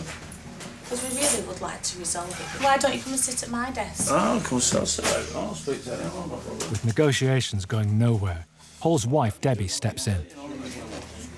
I don't like it, Dean. And I'm sure you don't like No, I can't want any of this, you know. Well, Obviously, the landlord, yeah, I know that. he wants his house back. I'd rather resolve it amicably. It's up to him, isn't it? No. Would you resolve it with me? But how's it going to get resolved? Because it's like you're an isolator. I can help. I don't think you can, but I'll listen to what you're listening to. Anyone go on, then how do you think you can help? I probably am a psychologist, to be honest with you. You've got to treat people differently. You've got to be able to read them. It's not as easy as it looks. We just want to part company, amicably. We don't need to be fighting. We don't need to be arguing. I know that, but he's done We don't need to be calling each other names. I didn't say that. I said that, but he started it all. Can we bring this to There's no way. I how? can help you. Well, what? How are you going to help it? Because honestly, you'll be looking for a new job when I finish with all that of this. But I'm just looking for a way forward. I've always looked for a way forward. What would it take for you to say, OK, I'll surrender the tenancy, I'll go? What are you asking for? Monetary? What? Monetary compensation? For me to go, you best come up with something really good. If not, basically this place won't be open tomorrow. Okay. Because they'll be investigating every single house you're in charge of. It seems Dean and Deborah have hit a brick wall. So, the fact you talk to me, do what you want, mate. Yeah.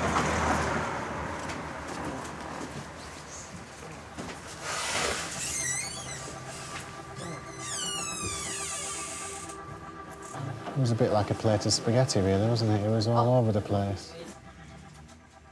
I'm beginning to wonder if he's looking to just pick an argument as well, because no matter what we say and what we discuss about anything, there's always a reason to have a row. What you were hoping to get? A pretty big cash offer. A few million, anyway, for that way. I want to go around the world and see the world.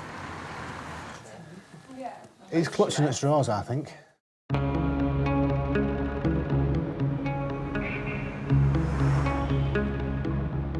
Dean's wild demands were never realised. Eventually, he moved to another property. He's already asked us to give him a good reference, and I've told him that that could be a challenge.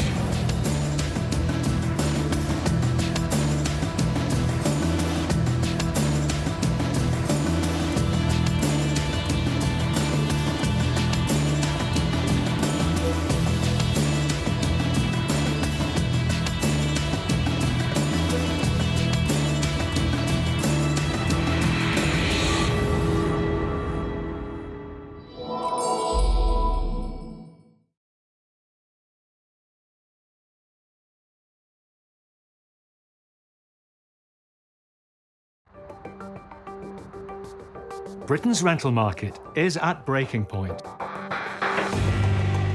Give me hope.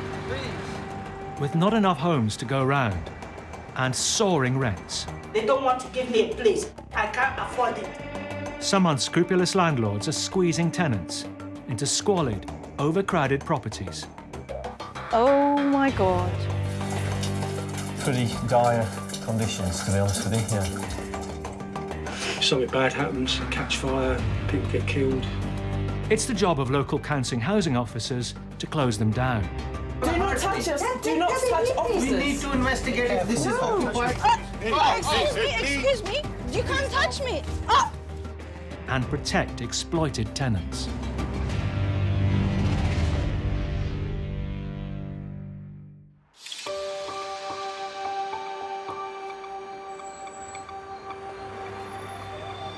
It's up to council enforcement officers to ensure that properties built without planning permission are taken down. When these properties are being rented out, it's a double headache for local councils.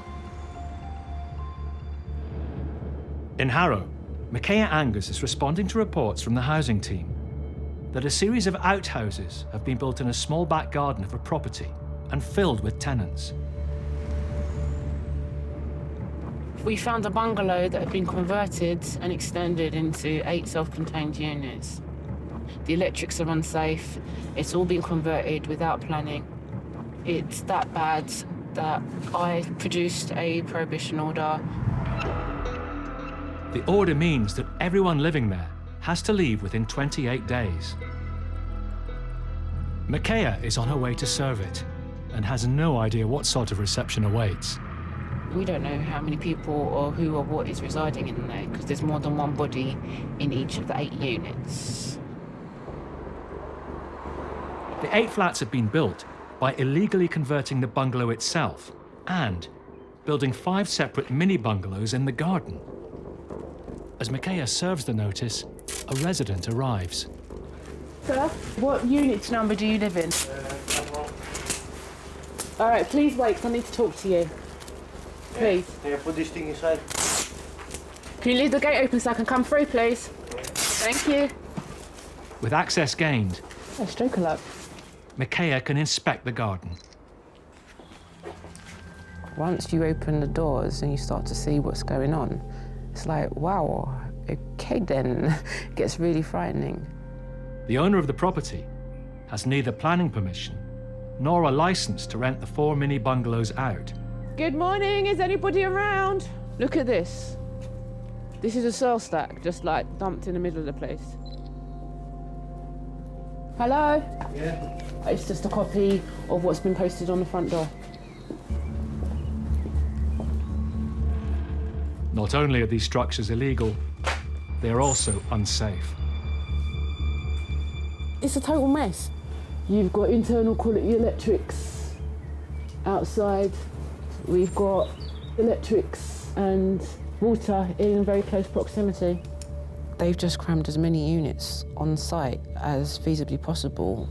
This is another unit, which is in the process of being dismantled.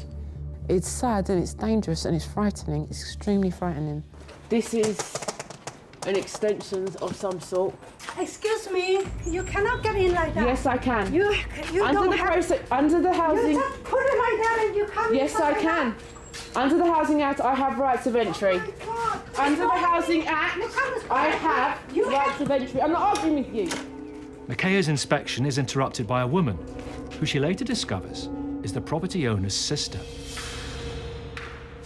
This private property, look. Under the... You say... Do not touch you me. look. Do not touch me. Please do not touch me. Look, Under the you Housing don't go. Act 2004, I have rights of entry. You don't have right. Yes, I do. It's not up for argument. I'm just telling you the facts. You have to... No, I do not. Okay, I'm calling the police. Call the police. This is an illegal conversion. I do not have to leave. Another resident arrives home, Sir, you will have to present to the but the owner's sister doesn't seem keen on Micaiah talking to him. Go to the Housing Advice Centre. Yeah, Okay. I can come back with a warrant and I will be doing that next month. Come in, come in. She's not letting us talk to any of the occupants. Okay, private help! How dare you to put other people's lives at risk? The notice means that the tenants must leave. And the facilities in the mini bungalows will have to be dismantled. I don't kill anybody! You're breaking law! Makaya will return to see if the prohibition notice has been complied with. That's a private property! As you can see, she's lovely. Wow!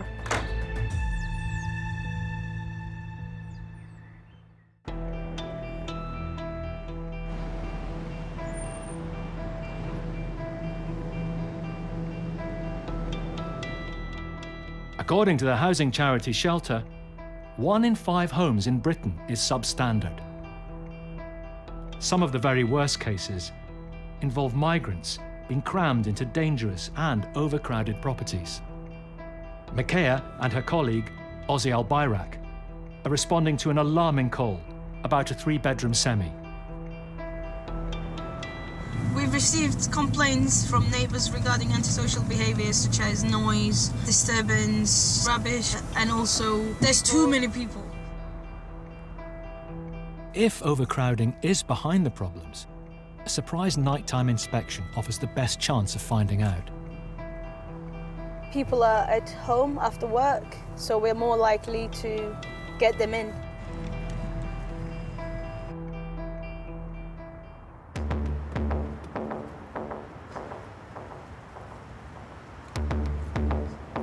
The lights are on, so somebody's in.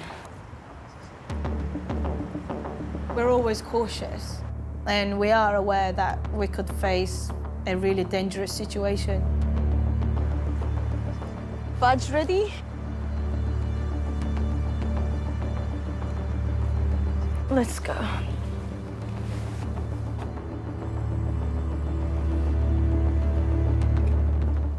Hello. Hi. Coming from Harrow Council? Yes. Okay. I'm just here for some information. All right. We just want to know how many people live here.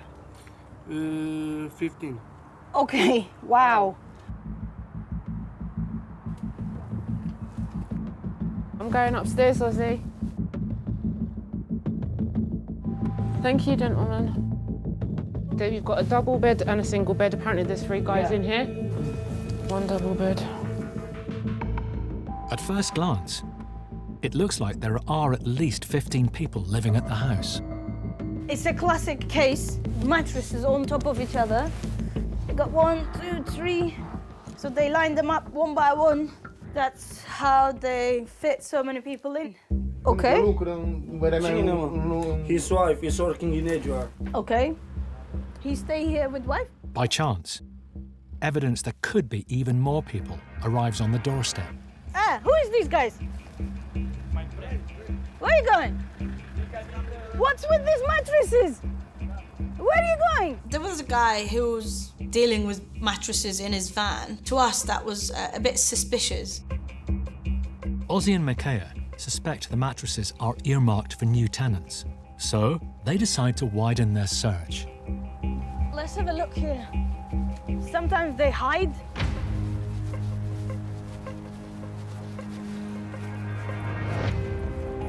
Oh my God.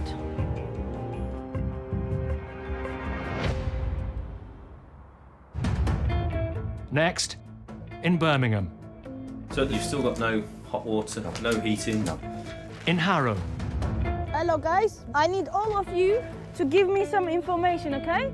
And in northwest London. Do not touch us! Do not touch officers! We need to investigate if this is occupied or not.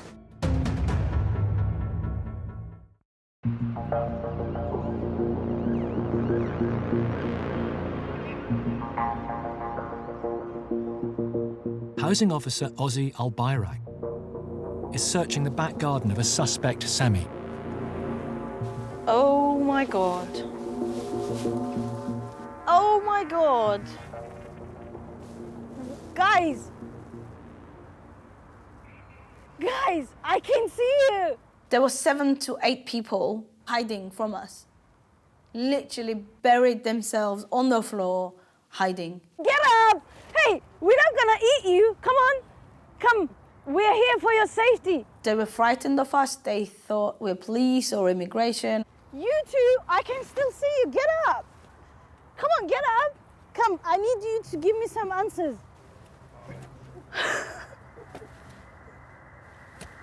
There's a tent. Hello?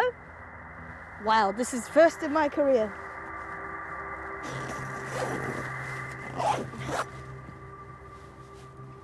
That's empty.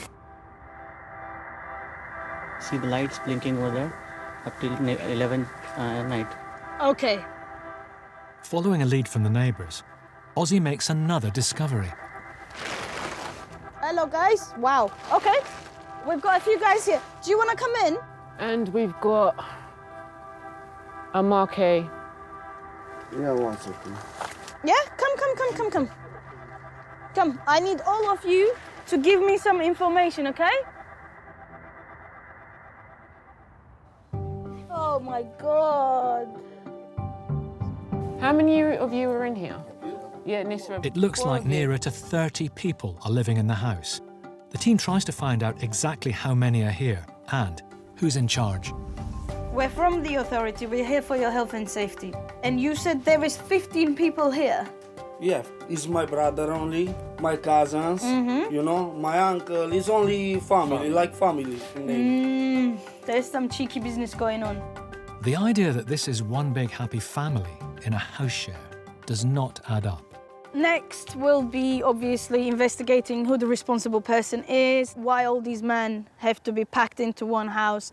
You know, it's unacceptable how they live.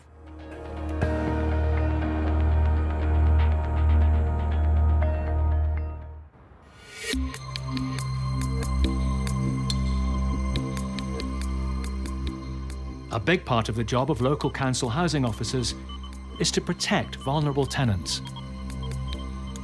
Enforcement officer Steve Broderick has had a call from a man who is living in appalling conditions. We're off to see a gentleman that lives in a converted flat who I visited a couple of weeks ago. The property is in a bad condition and one of the worst we're likely to see, so on a scale of 1 to 10, probably somewhere near an 8 or a 9. From the outside, the building looks derelict. But despite appearances, someone is actually paying good money to live here. Hi, Jason. You all right?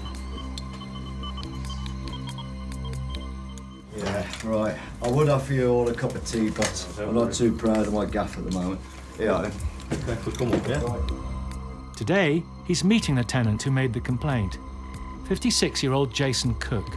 I like to be a host, but I can't in this bloody mess. Jason's one-bedroom flat is packed with memorabilia. You're obviously quite attached to a lot of this stuff, Yeah, my finery, you know, because some of this I've had since I was about 2 years, 3 years, 5 years of age, you know, up to present day. It's not just Jason's hoarding that worries Steve. It's the terrible state of the property that really concerns him. How long have you been here? I've been here since 2004. So some time then? Yep. In terms of your rent and everything, you're up to date with that? That gets paid through housing benefit, is that right? Yes, and like, it was getting it paid straight in. Once a professional draftsman, ill health has forced Jason onto benefits. His weekly rent of £87.40 is paid by the council and it's up to date, but the property is virtually uninhabitable. So you've still got no hot water, no heating? No. Besides that radiator, what costs a But that's just a plug-in radiator. The boiler packed up 5 years ago. You've still got no lighting, is that right? I've got no overhead light at all. So you're just using lights plugged into the socket? What I've got to do is just have a look round today. Yeah.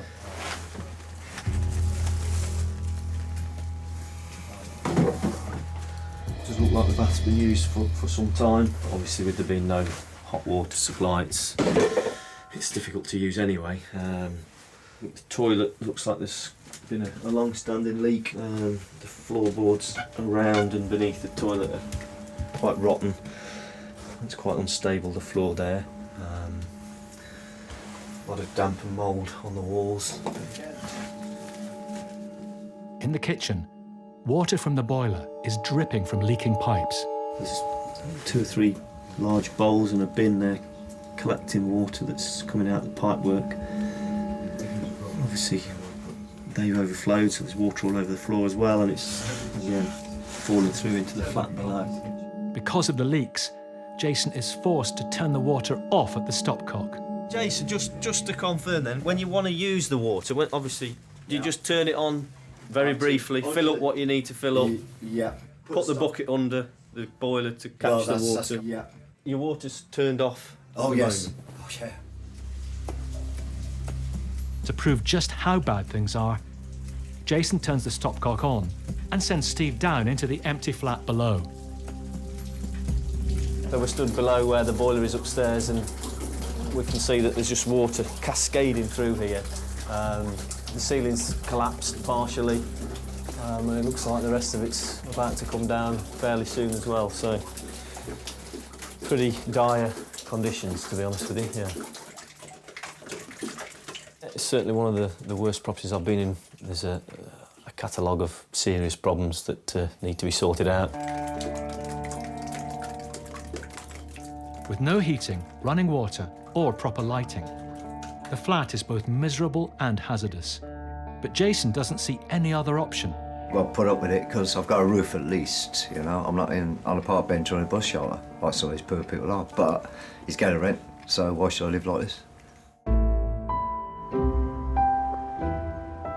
There's a mountain to climb to make the flat habitable.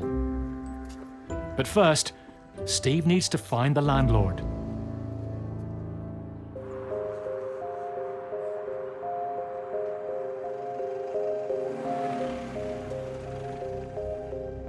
Four weeks have passed since Housing Officer Micaiah Angus served notice on the illegal conversion of a 3-bedroom bungalow into 8 flats, including 5 mini bungalows built in the back garden. Micaiah has ordered that the tenants leave, and the 8 flats have to be dismantled. This is gone. Yeah, she's filled that in. Joining Micaiah to find out if they've complied are Eddie and Mohammed from the planning department. There are 8 unauthorised flats in here without any planning permission, no nothing. Some of them were ridiculous. Some of them were just 15 square metres. It's ridiculous. The sister of the property's owner appears to be running the site. Don't touch that thing, please. Who actually lives here? Who are the My names? sister-in-law. And after a volatile encounter last time, Micaiah has brought along police backup. There was one flat there, so flat 6, flat 7, and then round the back, there's a flat 8. The majority of the works that had been done illegally, and we were not impressed. None of us were impressed. At first glance, the mini bungalows appear to have been emptied and are in the process of being dismantled. But this may be a smokescreen.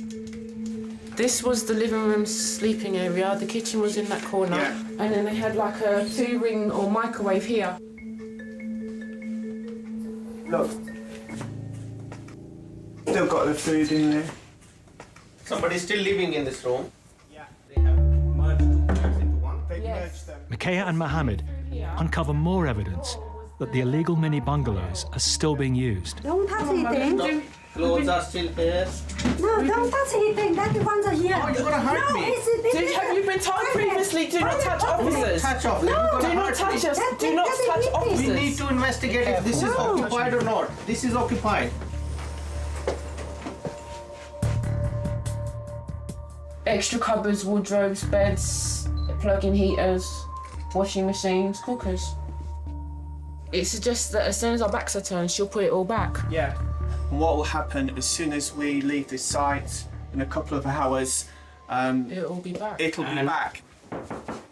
Hello? Hello? Officers discover a man living in one of the supposedly empty mini bungalows. This is the tenant Micaiah also encountered on her last visit. How much rent are you paying here, sir? $550. $550? Yes. Per month? Yes. Me? You don't have to talk anything. You don't have to say anything. You know what? Yeah, let me take. Yeah. We don't do anything wrong. Yeah. The family live it. Why they come to make trouble? They make trouble for us. Never have a good life. She blocks us from talking to the occupants, and they do as she says. A lot of people home there who need help. There are people living in here. The prohibition order has been made. Why are people in here? They now have strong evidence the property owner's sister is taking rent money and has not fully complied with the order that everyone must leave. £550 a month? He's told me he's paying you rent, madam. Where is all that money going? For the electric. Yeah, but where's all that money going from all those utility? That's not rent. Electric, £550, madam. With 8 illegal flats on the site, in total, the owner may have been making over £4,000 a month in rent. What do you want from me? Make a trouble you want? I'm not making trouble. Make me homeless with my boy. My brother let us live here for free, but we have to pay the bill. Oh, the council tax, free council tax here. No, you had 8 units. And gas. You had 8 units. That's 8 sets of council tax. You said. Okay, you go. It's a fact. We've got the plans. I've already witnessed. I don't need to answer you any You don't need to answer me, right? You're not the owner. I'm not the owner. You're not the owner. The owner needs to make contact with me. But however, you are the one who's in receipt of the rent. So therefore, you're going to have to explain yourself to the appropriate authorities as to where the rent money is and where it has gone. If we hadn't interjected when we did, I believe they would have put more units on there. Armed with evidence that people are still living here, Micaiah can now take her investigation further. She will return to the site again, with the police if necessary, and push for prosecution.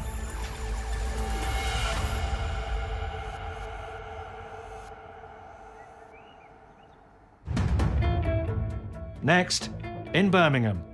I woke up more than 2 occasions with mice on my chest. In Lewisham. This is where I do my cooking. Everything is dark. What can I do? And in Harrow. Excuse me. You can't touch me.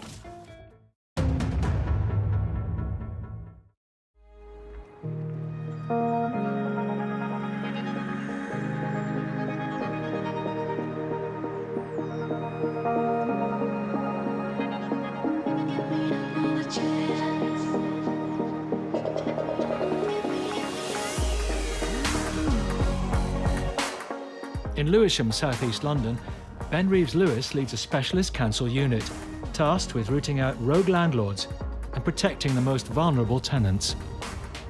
When I'm driving along in this car with my wife, she just sees 3-bedroom houses, but I can't go anywhere without knowing that that's a cannabis farm or that's a money launderer, drug dealer, brothel. You'd be amazed at what goes on behind those doors.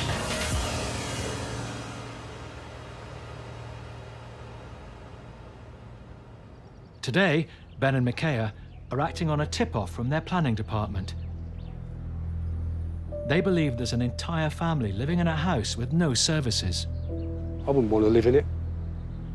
Don't worry, I'm environmental health officer. I want to come and have a look, yeah? Currently living in the property is Lola Organla. She works as a cleaner and has 2 jobs to make ends meet. She's been living in the property with her 2 grown-up sons and 11-year-old daughter since 2008. I'm not happy living in this condition. No, you wouldn't be, no, absolutely. According to Lola, the landlord told her to leave because he wanted to carry out renovations. So after paying the October rent, he said, I have to move. I said, why didn't you tell me, I've got kids here, that it's not easy for me to go. He said, I just have to go.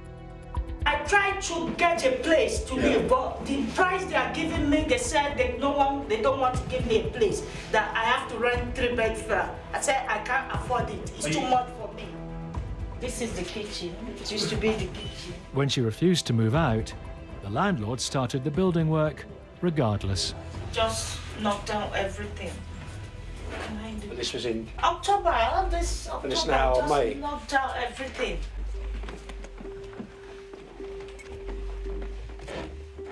For the last 7 months, Lola has had no kitchen. This is where I do my cooking. It's so dangerous. The most common fire is cooking fires, and if you have a fire here at the top of the stairs, you won't be able to get out. My 2 sons sleeps there. Not only is there no kitchen, there's no running water, and they've been without heating through the winter. See, normally I used to wash it. The heater is not working. But when I see that the wall is spilling, I stopped. This is my room. I'm sorry to... This is where I sleep with my daughter. She's now 11. You can see where I put my microwave. You can see the wall. You can see everything. You know, sometimes you get tired of things. See the ceiling, everything is dark, dark, dark. What can I do? It's so stressful for me. Cooking there, bending down every day. We have to boil 2 kettles to take our bath. Although the power sockets still work, the house has no lighting. In the night when we switch on the TV, you know, the reflection will brighten the room. That's how we've been managing. I have to buy candle. What can I do? In the night or in the midnight when my daughter wants to go to toilet, I have to light the candle for her. That's the bad. Lola's 11-year-old daughter is very unhappy with where they live. Sorry. She always complains. No living room, that she's staying on the bed, that the house is not clean. What can I do? There's bare mains wires sticking out here. I'm not going to touch the electric, no way. The house is clearly unfit for human habitation. There's no kitchen, no bathroom, no nothing. And I'm going to prohibit it. Emergency. Micaiah is issuing an emergency prohibition order, which means the council have to act immediately, giving no notice to the landlords or tenants. So, Lola and her family will have to move out straight away. It's really dangerous, the whole thing. If something bad happens, they catch fire, people get killed. Doesn't bear thinking about. You and your family can't stay in this. Yeah? I don't like it. This is 2015. No one is supposed to be living like this. If I should move out of this house, I'll render myself homeless. I know it's not safe for me, but what can I do? I've got no place to go. I've never got anywhere to live. That's why I'm still here. Because there's a child involved, the council is duty-bound to rehouse the family. I don't know which is worse, looking for somewhere else to live or living in a place that is in danger of burning down around you. But they'll have to move fast, as this property is dangerous.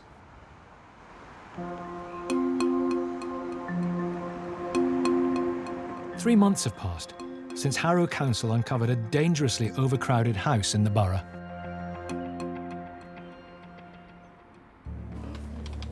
Housing enforcement officers Ozzy and Micaiah have tracked down the managing agent who runs the property. Hello. Have we got anyone living in the property at the moment? Yes. How many? According to the agent, the only people in the house now are a family of 8 and their cousin, who's just passing through. Yeah? Which is the father. Yes. Hello, guys. Hi. How are you? Fine, thank you. We've got the cousin who's come down. So Okay. He doesn't live here, he lives somewhere else. The guy is coming in to sort out the mould in the bathroom. But as the team and the agent inspect the property, it's the visiting cousin who takes a special interest in the housing officers. When people say they're cousins, okay. Oh, thank you. I always feel a bit suspicious. The fact the house no longer has up to 30 people crammed in is good news for the housing officers. But Ozzy fears that after she's gone, they could fill the house all over again. I do my inspections every 3 months on a quarterly basis. You guys turned up before I got to my inspection due date. 3 months is too long. I wouldn't leave it 3 months. You need to just keep on top of your inspections. Thank you. Thank you for coming. No overcrowding. Yeah, no. I don't want to see any more people you're putting in. I will shout at you, okay? Yeah. We are here to advise you for your safety. All right. Okay? Promise me? Yeah. Okay. Take care, yeah? Have a nice day. Now it's down to the managing agent to keep control over who's living in the house. She seems to be cooperating, and so if it's not done, then she'll definitely be in big trouble then.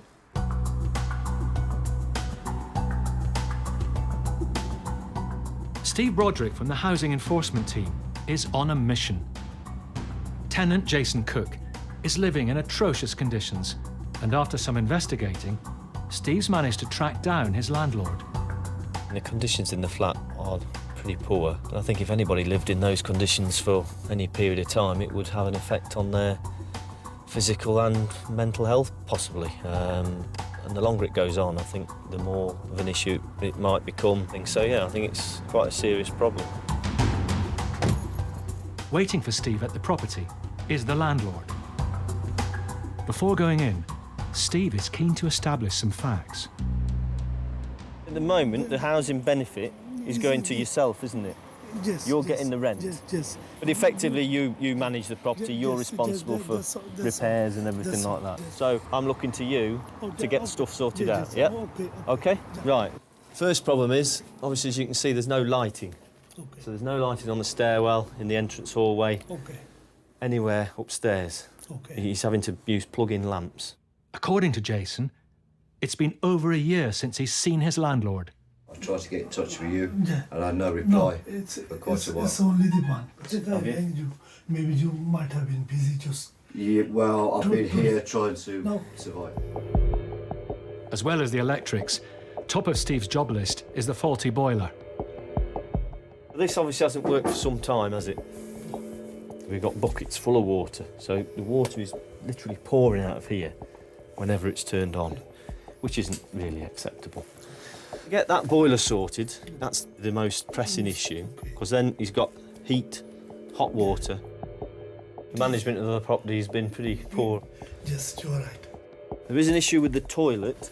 Now, I don't know, it appears to be leaking as well. This floor around it is obviously timber floor and it's pretty rotten. It's obviously your property, you want to look after your interests a bit, don't you? You don't want any more damage being caused. No. So how soon do you think we can sort this out? Because obviously it needs to happen fairly urgently. Okay, I will start as soon as possible. Well, I need some answers by the end of this week at the latest, really. Yes, Yeah? yes, I will. Okay. Right, Jason. Jason's not only had to cope with no proper lighting, hot water or heating, but also a pest problem. The other thing is the rodent. Yes, sorry, I forgot to talk about that. It's back with a vengeance. I think all it needs good cleaning. But I have to use wet wipes. I've got no hot running water, obviously, so... And that's the problem, obviously, without having any hot water, cleaning becomes an issue, doesn't it? So. And they can cause health risks Yeah, and I think I know insomnia when they... Excuse me, when I'm trying to sleep, they'll come out at night, early hours of the morning, I get woken up. I woke up more than 2 occasions with mice on my chest, yeah. And I don't like that, because they defecate, they actually defecate on me. We can look at doing some treatment for the pests and get that, in the longer term, get that sorted out, yeah? All the best. As long as we keep the promise with a boiler. 8 degrees in here last year. If I didn't have this, I'd have probably died of hypothermia.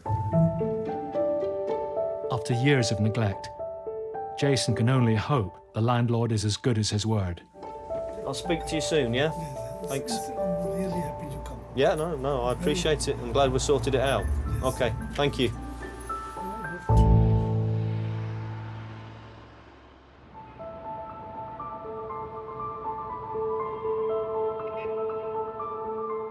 Six weeks ago, the managing agent of a dangerously overcrowded 3-bedroom semi assured Harrow's housing authority that it was now home to a family of 8. But there's been a worrying development.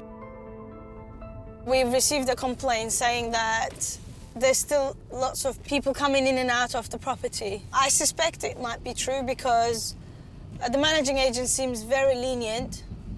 So I want to double check if they are complying or not.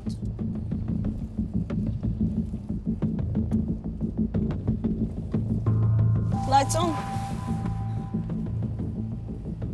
Might need to go and speak to the neighbours.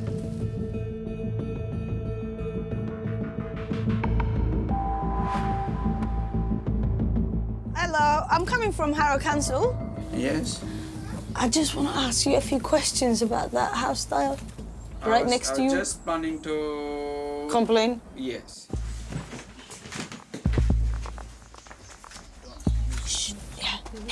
The neighbour claims there are up to 20 people coming and going, even entering by his garden. Thank you so much.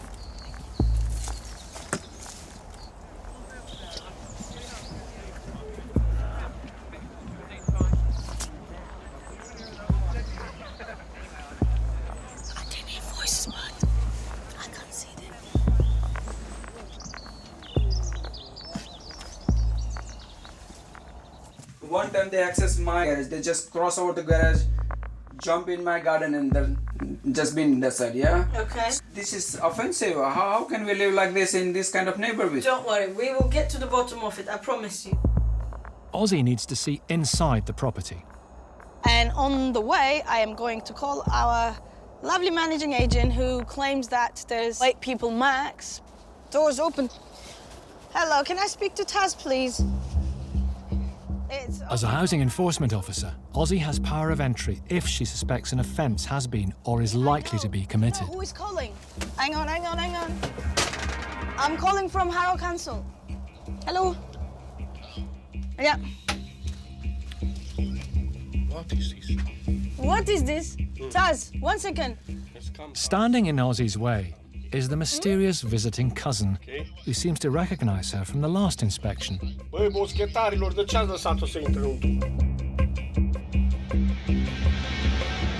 Can you let us in?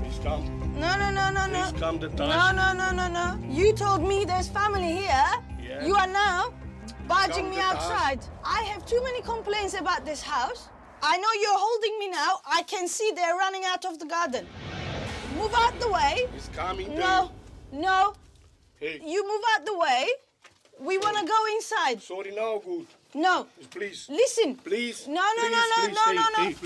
Excuse me. You can't touch me. There's no good this on here. Come. Oh my God. Did you see that? He's literally shoved me outside. Oh my God. This is ridiculous. He knows what he's doing wrong. He knows. He's literally shoved me outside. I mean, looking back, I know it could have turned out really bad. Your guy literally just shoved me out of your property. And I've spoken to the neighbors, and they told me there's literally, the situation has got worse. Yeah, I'll call you tomorrow. Don't you worry about that. Okay, bye-bye. She's telling me, why are we calling her at this time and she's got legal advice, blah, blah, blah, bullshit. They will definitely get what they deserve and they'll be punished for this.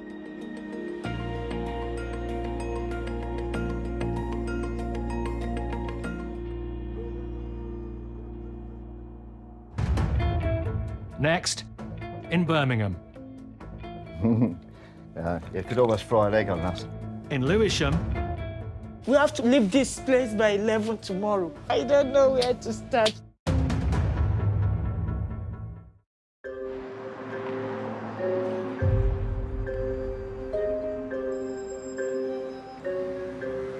Lola and her family have been living in a slum property with no services.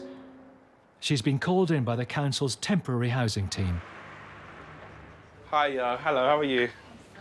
Good, come on in. We've managed to secure a hostel space for you, okay? It's a 4-bed hostel unit, and this is the weekly price. Okay. Your accommodation is going to start from today, okay? So I'm going to give you the keys for it today. So you need to remove the stuff that you have in your previous property. All my stuff. Yeah, everything. Yeah, so you'll need to get it out of that property by 11 a.m. tomorrow morning. Okay, I'll see what I can do. Okay. And then that's it. You can be on your way. Oh my God.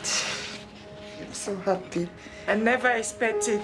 I'm so grateful. God bless you. Congratulations. Oh, thanks so much. All right. No problem. You take care. It's fine. Yes. Lola gets home to break the good news to her children. Well, 4 beds. I've got the key. We have to leave this place by 11 tomorrow. So we need to start packing things. He's so happy. Calling his brother. He's happy. I have to move. Most people would find packing up possessions accumulated over 7 years a daunting task. I don't know where to start from. But Lola's over the moon. Put them in the bag. Just move out. Get out of the building. Oh, I'm happy now. Her daughter is being picked up from school by Lola's eldest son. Dickie. Oh my God, I'm so happy. We are moving now. We've got a place now. Forest today. You have to move out final tomorrow. Temporary. Yeah, she said. At least we are moving out. Oh, Anna Hook. You are happy now? We are happy now. She's happy now. Tonight is our last night here. So we have to start sleeping there from tomorrow. I was shocked because I've lived in this house over the years, so I never really thought I was going to move. So yeah, I'm happy. I can sleep properly, yeah, and then I can be relaxed and stuff. And I don't always have to sit on the bed. Oh my God.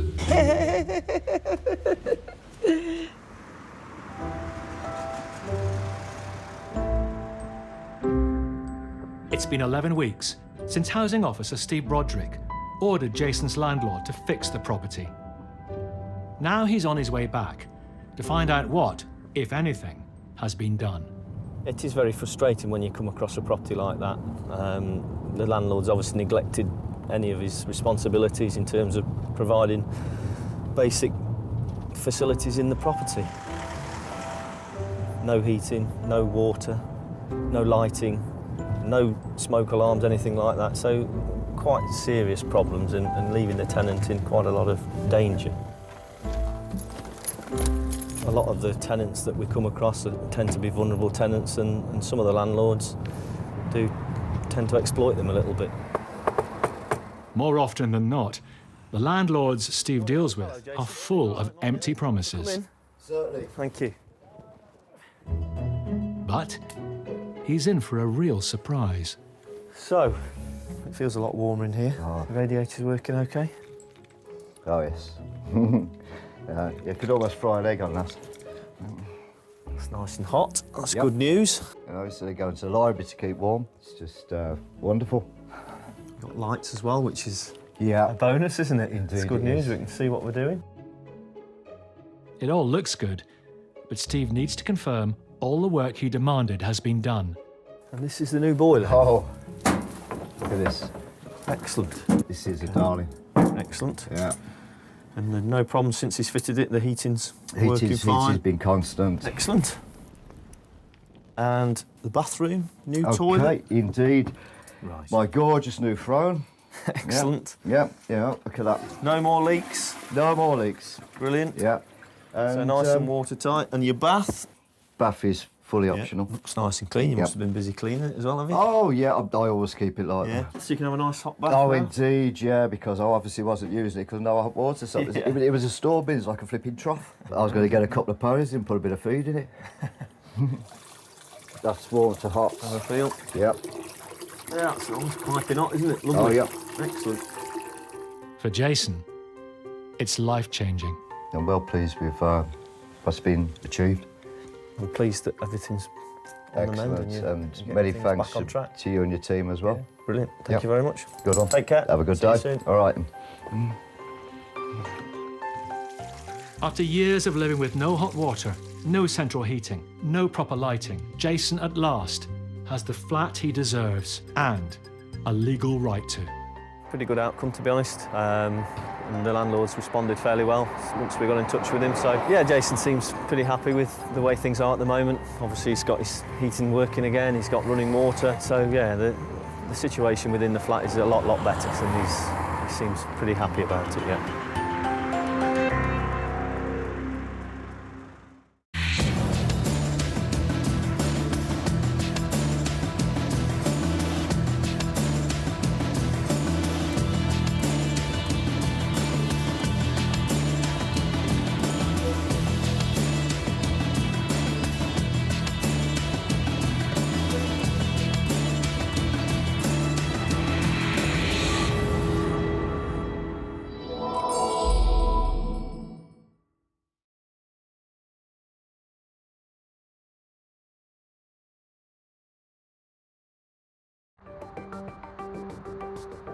Britain's rental market is at breaking point.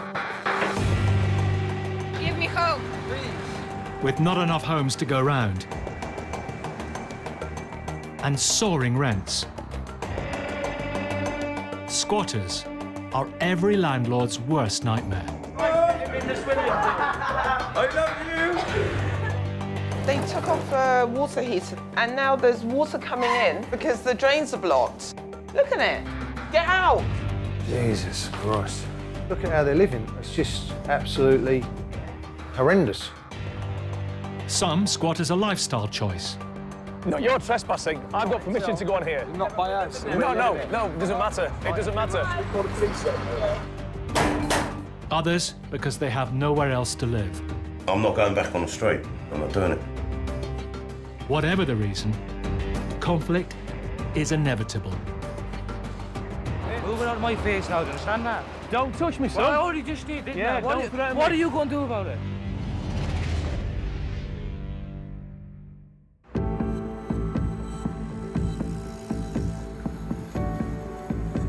Every year in Britain, over 20,000 properties are illegally occupied by squatters. And the cost of getting them out, as well as repairing any damage done, can be enormous.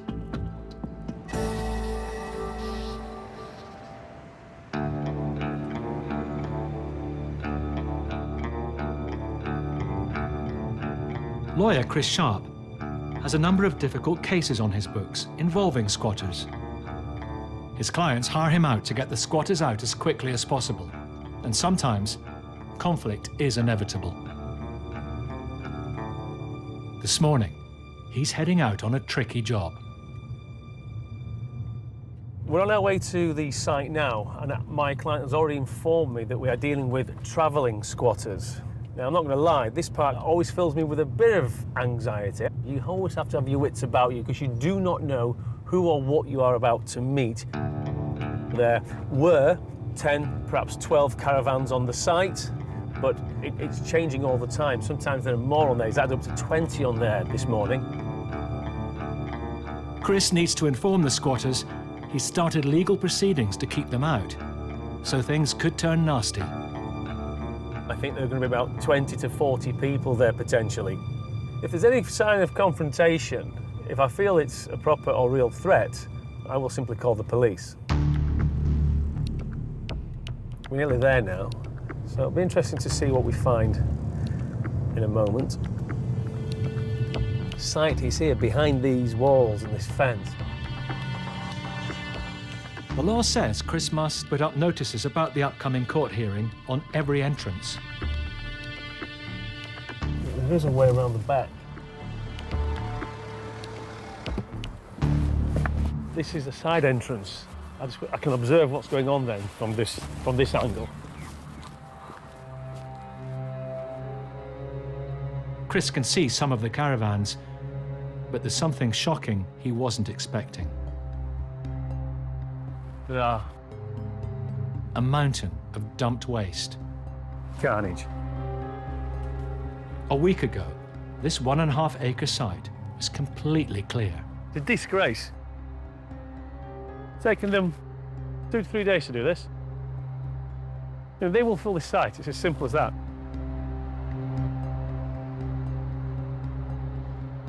From past experience, Chris knows the pile of illegal rubbish will cost his client a small fortune to clear. Right, the dumping now. The dumping now. The dumping now.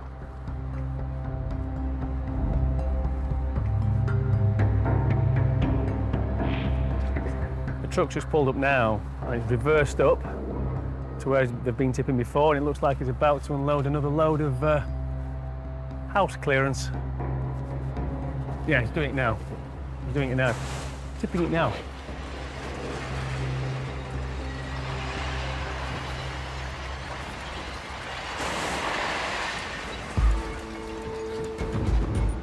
Okay, let's go to the top. Chris can't be sure whether the squatters themselves are doing the fly tipping or letting others in. But either way, it's essential he gets them out fast.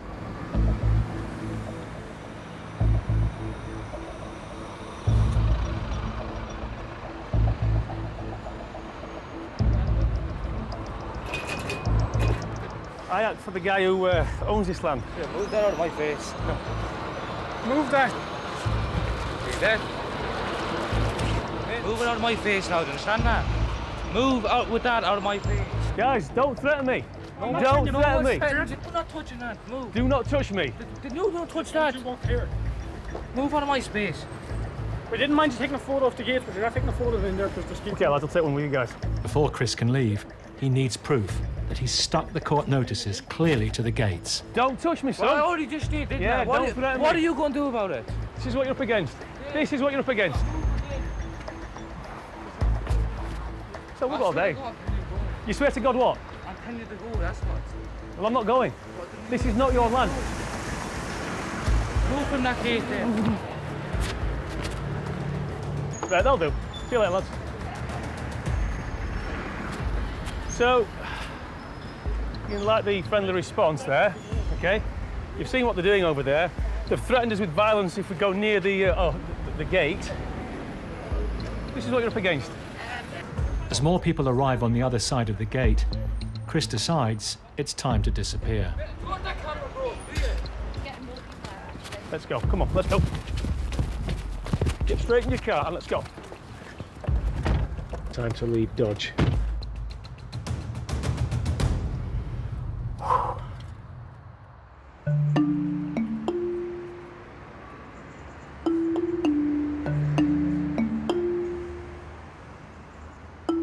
The purpose of taking the picture was to show that we've actually served the documents at the main gate of the property. Unfortunately, my camera was a bit obscured by the rather mouthy, threatening guy who's now showing me his how big his muscles are.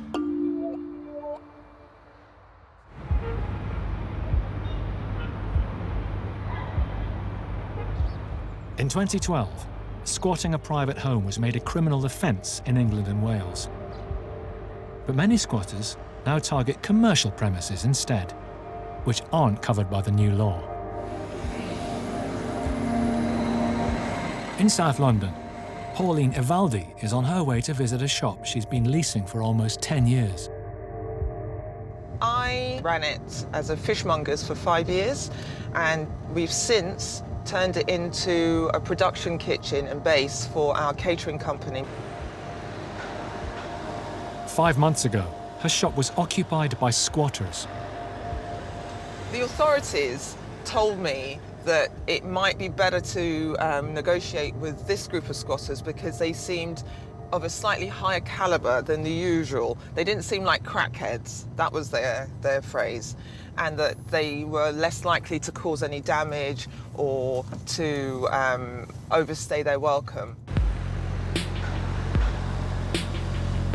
For months, she's been trying to persuade them to leave her shop, but with no success.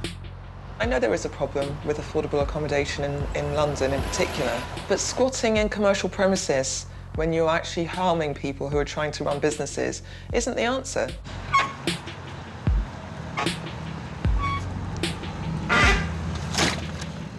Pauline's up against a deadline, and she's asked lawyer Chris Sharp to help end her nightmare. Her lease runs out in about 3 weeks' time. She has to give it back to the landlord with vacant possession. If she doesn't, then her landlord will hit her with severe financial penalties. It has really impacted adversely on my mental health and my emotional well-being. It's surprising how much of a toll it takes on you. Today, they're going to court to try and get a possession order.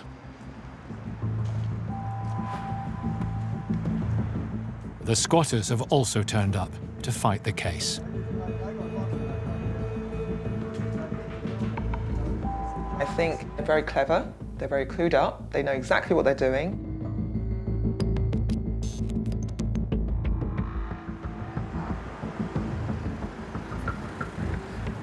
Well, those guys didn't make it easy for us. They told the judge that they had a right to be there. The judge said, you're trespassers, you've got no right to be there. Pauline, how do you feel? So relieved, honestly. It's the order, it's what it's all about. Absolutely. Next, in Norwood. Are you going to leave? In Bristol, Entry or attempt to enter into this premises is a criminal offence. I love you. Hello? Anybody home? and in Chelmsford. I'm not going back on the street. I'm not doing it.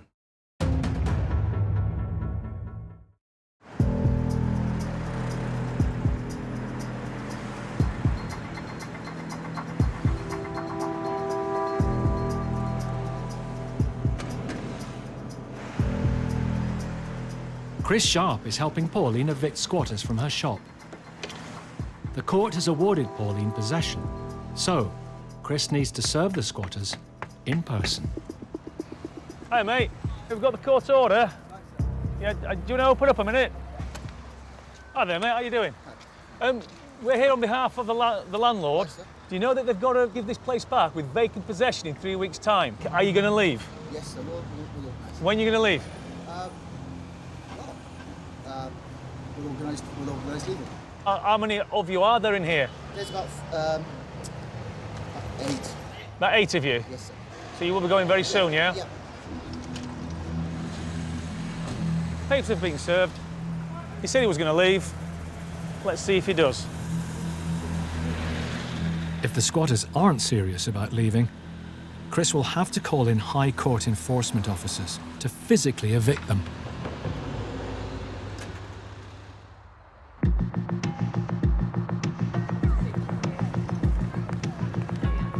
Britain's housing crisis isn't limited to London and a few wealthy towns. With rent soaring, the number of homeless people in the east of England has also been rising. And that means empty properties are a prime target for squatters. Chris Sharp is acting for a property developer who owns a former print works, which is being squatted by a group of homeless men.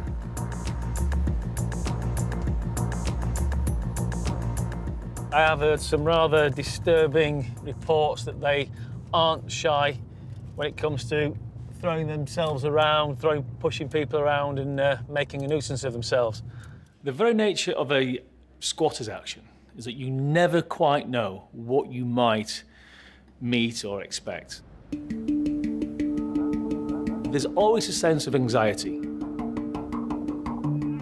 Chris has just won a court order telling the squatters to leave the property or be thrown out by the High Court Sheriff, and he needs to serve it in person.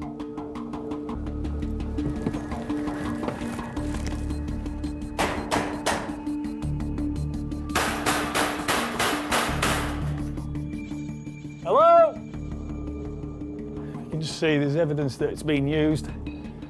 Tins, cans, dirty mattress. Hello? Anybody home?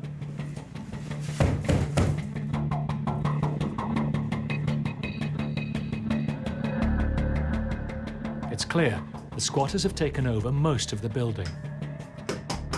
Hello? But mysteriously, one area is padlocked. This lock isn't ours.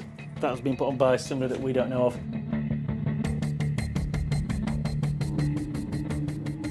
There's lots of recently opened, discarded cans of beer, bottles. Yeah, absolutely reeks in here. Anybody in there?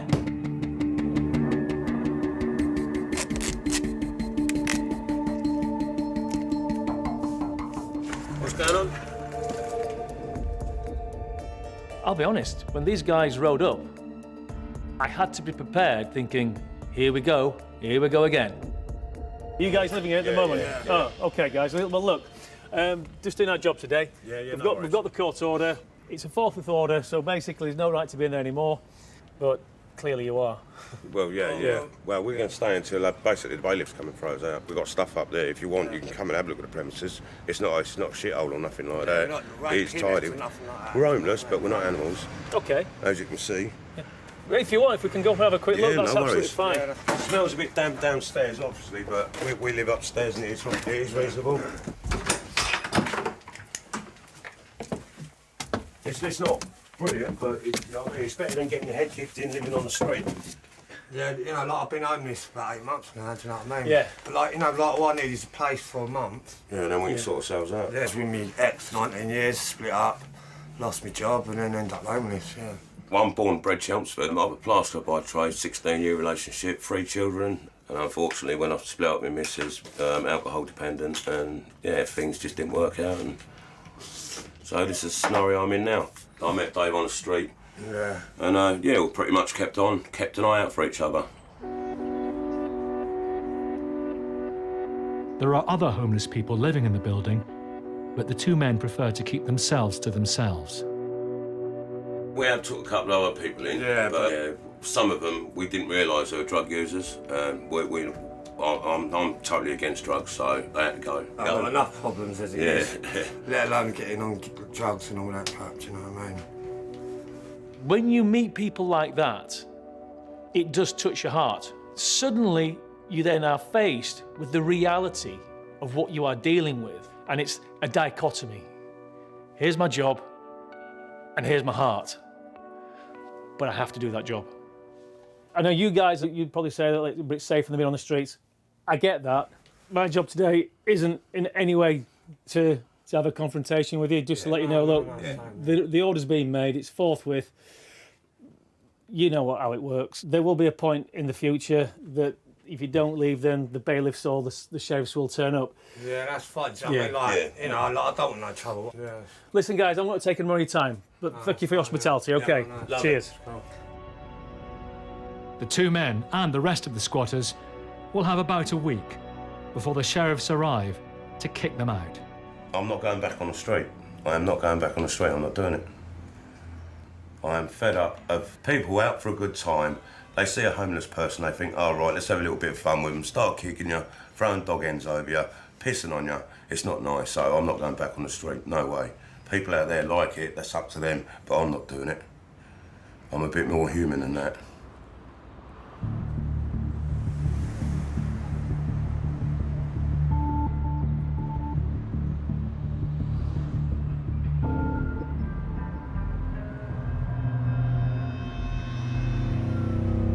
In London, there's been progress in Chris's battle to evict squatters from his client's land.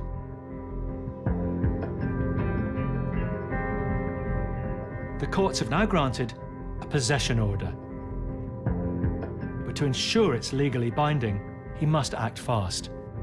We're now on the way to the site to serve the order like the law says we have to do. We have to serve it within 24 hours. I'm hoping that we will not be met by the same hostility as we were last time.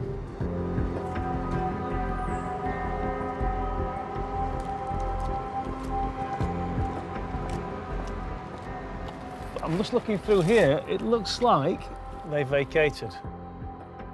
In case they return, Chris puts up new warning notices. If anybody comes back, they'll see this, and this pretty much tells them it's a criminal offence if they come back.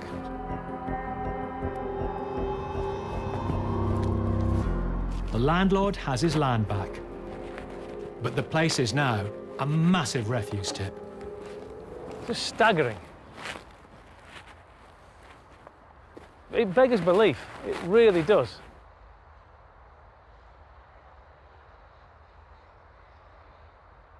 What you have to remember is this, whilst this was a derelict piece of land, it was clear. There wasn't one bit of rubbish here. Everything that you see, this sea of rubbish, has all been dumped by people who took it upon themselves to use this as their own private little dumping ground.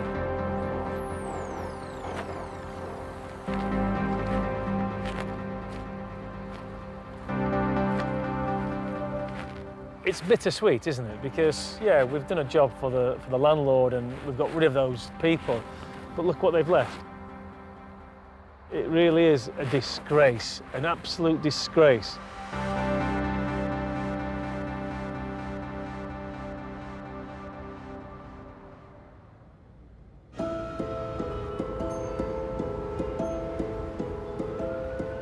Chris's job takes him all over Britain. One of his cases involves an abandoned swimming pool. I have been informed that the property is hard to access. 2 months ago, squatters took over the property, and until they're removed, the owner's plans to build new housing on the site are on hold. So I'm going to have to do some climbing over fences. Like that guy there. A court date has been set for next week to get the squatters thrown out. Right, guys, can I just give you one of these now? It's at Bristol County Court. By law, Okay. Chris has to tell the squatters in writing and in person. All right, then. Yeah. We're acting on behalf of the landowners in relation to clearing the site out, OK? What? So what's this? This is notifying you of the court hearing and proceedings. I'm going to climb over, I'm going to put one on the caravan, just a few around the building. So that'd be trespassing, wouldn't it? No. It would be. No, you're trespassing. I've got permission to go on here. Not by us. No, it doesn't matter. It doesn't matter. Should we call the police then?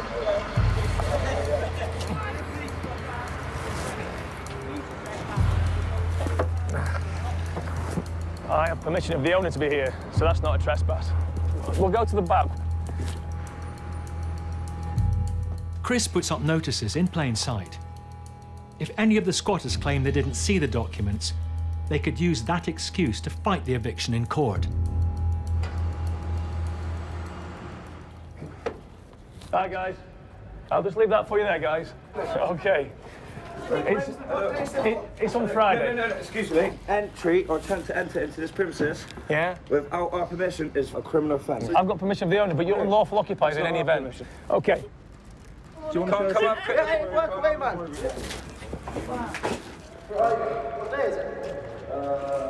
Well, we come by a couple of times, and I had a look in because we've gone over to live, and it was open. Just walked in. The electric was on and everything. Anybody could have walked in here. Yeah, this is a communal area. That's why it's such a mess. This is a nice room. This is the master bedroom. Nice and warm, nice and toasty. Yeah, I sleep in here. Have done for the past seven weeks. All we've done today is serve you with the papers. You have been served? Yeah, mate. Cheers. Absolutely, sir. Here you go.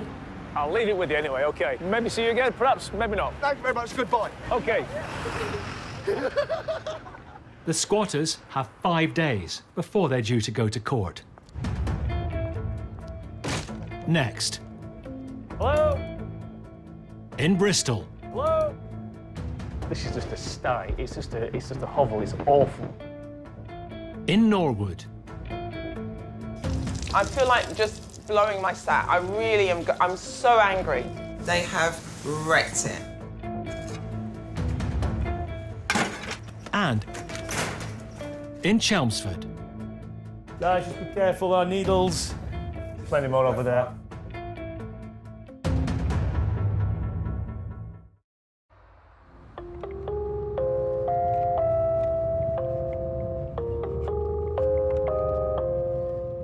Chris Sharp is on his way to court to try and regain possession of a derelict swimming pool that's overrun by squatters. These people simply have no right whatsoever to be in that property, claiming squatters' rights and one thing and another. We're not really convinced that even if we get the court order, the squatters will leave, so it may necessitate us going further and having to get a warrant and get the bailiffs around there in a few weeks' time. Chris's client is Bristol property developer Brad Hughes, and he's meeting him at court. We bought the property from a bankrupt company. We bought 3 sites off them, me and 2 colleagues. For 70 years, the swimming baths were at the heart of East Bristol's community. But in 2005, the council closed the doors. 8 months ago, Brad paid £400,000 for the property, which he wants to turn into much-needed housing. We had a couple of different phone calls from neighbours saying that there was people climbing over the fence, looked like squatters. And then it's kind of snowballed from there, more and more phone calls. And more so in the last week or so, it's been more and more phone calls, people saying that there's been parties in there till 4 in the morning, loud music, stuff like that, frustrating the neighbours. The only way to get them out is to go through the courts, and that takes time and money. I said, what's your plans? And they basically said that they were there for Christmas, believe it or not. And they were going to be gone after Christmas, and they would make sure they repaired any damage and cleaned up behind themselves, which is obviously nonsense, because now there's seems like there's more of them there, and there's more of a mess, and there's a caravan on the front. So they've certainly not kept to their word. Not that I ever dreamed that they would. We'll see if they've turned up. I've not seen them so far. Right. And we'll take it from there. Do they normally turn up? Sometimes they do. Sometimes they do. There may be a surprise waiting for us. Okay, Ben.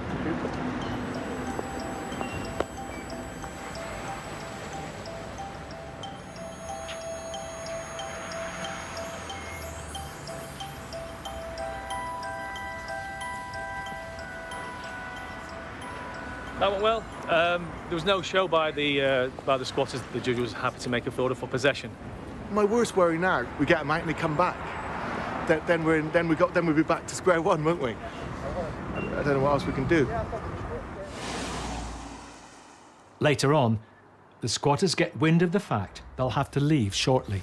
We plan to live here until the landlord kicks us out. He wasn't using the building, we've used it, and now he's going to give us a date that we need to leave, and we'll leave. Innit? And we'll go piss off another landlord. I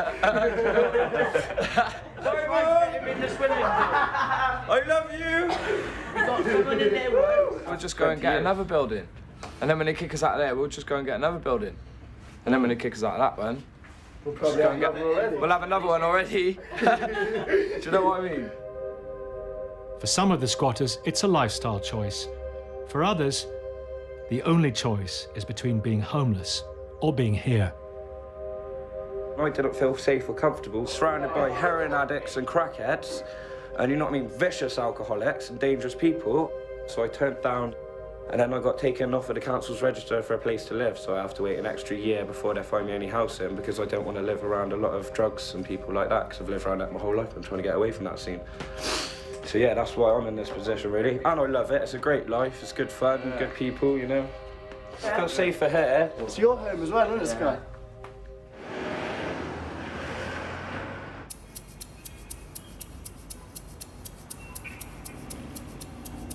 It's D-Day for the squatters at the High Street shop in West Norwood.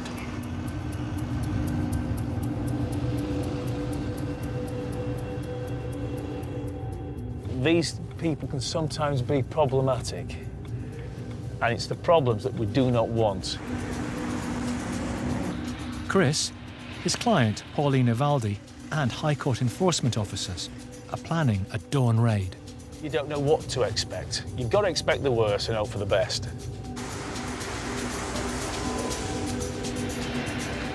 I felt just so shaky and really apprehensive. I've never had to deal with anything like this before in my life. How are you, mate? Good to see you again. Pauline? Hello, hello. To be fair, if they get out and jump over the fence and do a runner, that's the result. Okay, let's go.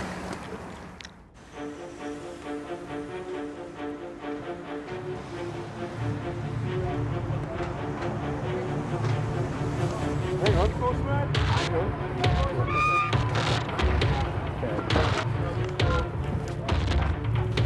I've not seen anything like this for a long time.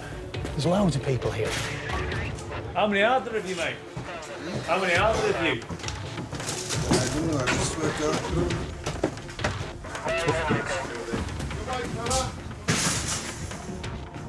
All right, quick as you can, mate, please.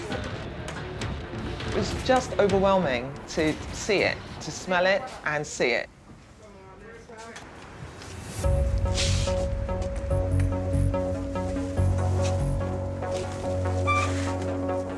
Pauline, you said there was nothing in here? Nothing. It is absolutely jam-packed. It was empty. It was not just the amount of stuff, it's just what they had collected. It just seemed bizarre. I'm stunned. I really am. I'm speechless. I can't believe they've got a piano in there. Well, this one is for the book.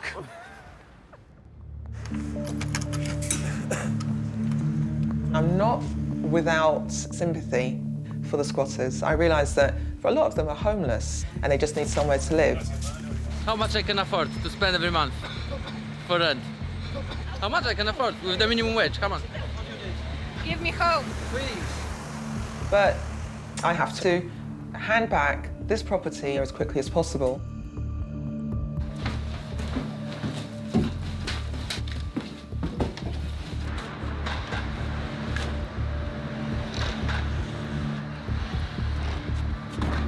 not in any hurry to get out.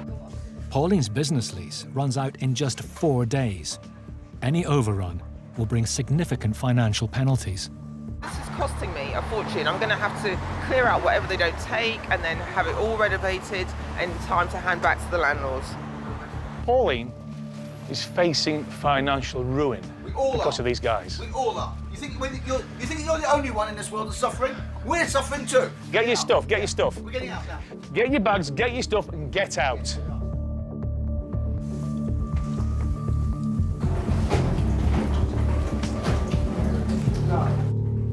Look at this idiot. What are you doing? I feel like just blowing my stat. I really am. I'm so angry. It's really hard just to listen to this and to see this. Look at it. Hurry up. Get out. Yeah, you can always give me extra 100. Don't worry, Mr. Trying to get everything out of it. To get myself. Sorry, you'd like me to give you money? Yes. What if you for? want me to leave my stuff in here? We're not malicious against you. This is, okay, you're not malicious. Clear out every scrap that you... No, all of it. Yes, we will miss. All of it. Who's been paying for the electricity? Who's been paying for the water? Oh, you've done me such a favour. I'm so grateful. You cleaned up for me, and this looks clean, does it? It was full of... This looks clean. It was very Does this look clean? It was full of garbage. Does this look clean? It's not bad.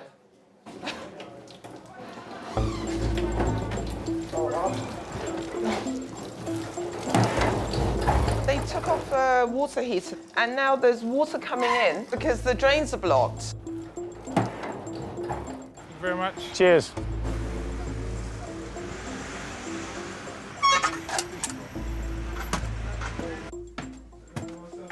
Oh my God!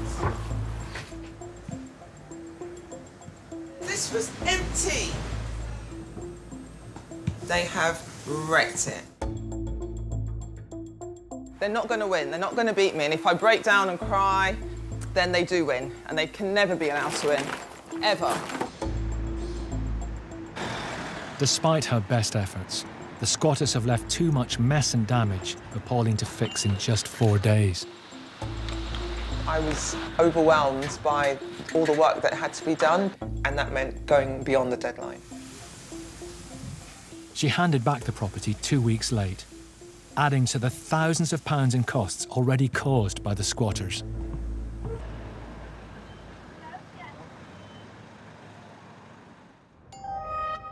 For the past 2 months, a dilapidated swimming pool in East Bristol has been home to squatters. A court has today handed possession back to the owner, Brad.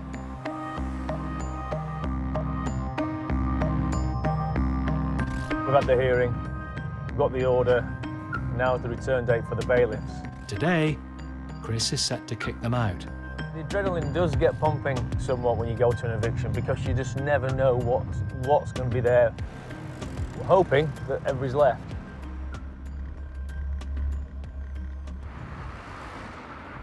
Hi, Chris. Are you doing all right? Not too bad yourself? Yeah, good. The owner, Brad, can't make it, so Donald, his business partner, is here in his place.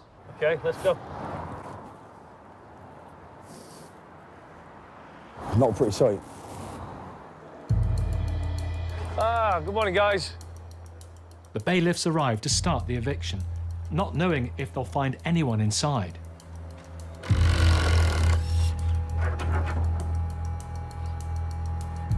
Hello?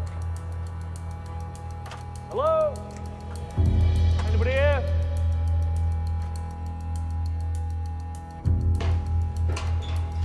We'll do a sweep around the property to make sure it's empty. That way they can be satisfied that it's empty and they can execute the warrant and then they can be on their way. At 10,000 square feet and over 2 floors, it's a mammoth task. Should take them 15 minutes, bearing in mind how big this place is. This floor's clear. That one, yeah? Yeah, it's all been done in that one.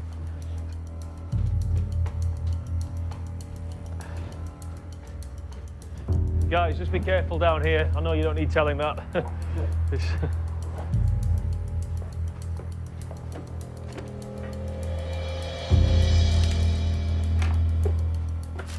Empty. The building appears to be clear, but Chris still has his concerns. This lot here suggests to me that, yeah, they've gone, but they may have plans of coming back. Well, I did think that. They usually do carry around with them their own bedding. I think you have your work cut out. I think they may well come Tried back. to keep them out, just absolute nightmare. I really do think that this is going to be one difficult place to keep secure for long enough.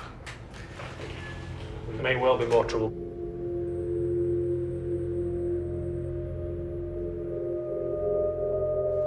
It just stinks, doesn't it?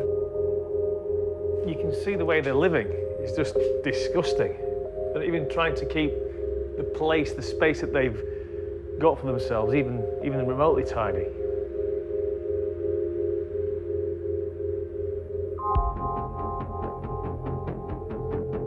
Absolutely disgraceful. It really is. This is just a sty. It's just a hovel. It's awful. They've made this worse than it actually was.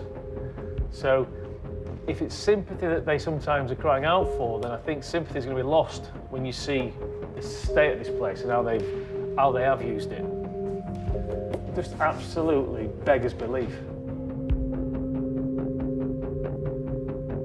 It won't be long before the council, if they get wind that it's in this state, they'll be on to you saying, look, there's rats. Absolutely. Left in a shocking state, the property needs thousands of pounds spent on it to clear it out and make it secure. It's just unneeded or unwanted inconvenience, isn't it? And it's going to cost them, isn't it, though? Yeah. This doesn't. It costs thousands. Yeah, this doesn't get cleared up for free. Exactly that. We may well see you here again. Yeah. Fortunately. Shall we? Do you want me to sign the paperwork here? Yeah. Don't know who's got a warrant. Yeah. Thank you very much. We've now been given a property back empty. But Chris is worried about another pressing problem. Now that the warrant's been executed, there's an urgency to secure and somehow deter people coming back, because between now and when the planning is finalised, it's going to be maybe weeks, maybe a couple of months. Yeah. And that's one hell of a long time to keep a property this size secure, especially when it's been occupied before. You can only do so much. Yeah. So we're meant to be able to secure. Hopefully they don't get back in. Yeah. Just see how it goes, I suppose. It's taken over 2 months and thousands of pounds in legal costs to get rid of the squatters. But now at least he's one step closer to fulfilling his plans to build new homes for the neighbourhood.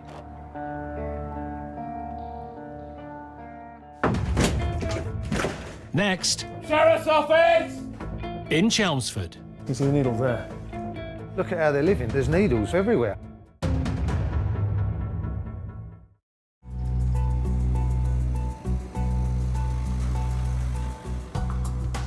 In Essex, a former print works has been taken over by a group of squatters. Today, Chris Sharp is joining High Court sheriffs to have them evicted. You can never second guess what reaction you'll get from squatters. From what I've seen so far, these squatters seem amicable enough. They were pleasant, they spoke to us, they even invited us into the property. But the bottom line is they weren't prepared to leave. So that means that we've got to get the sheriffs involved. Meeting Chris at the property is the building's owner, Dean Morrissey. Dean. Hello. How are you? You all right? Yeah, very good. These are demolition guys. Yeah. Dean has been given planning permission to build 5 flats on the site. But first, he needs to demolish the derelict building. So, he needs a sheriff to clear out the squatters. This is the sheriff.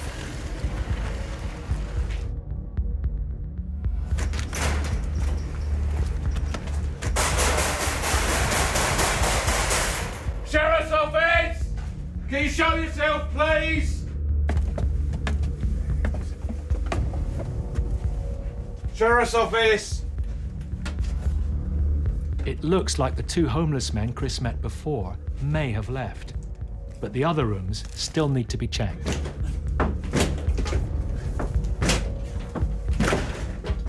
Sheriff's office, can you show yourself?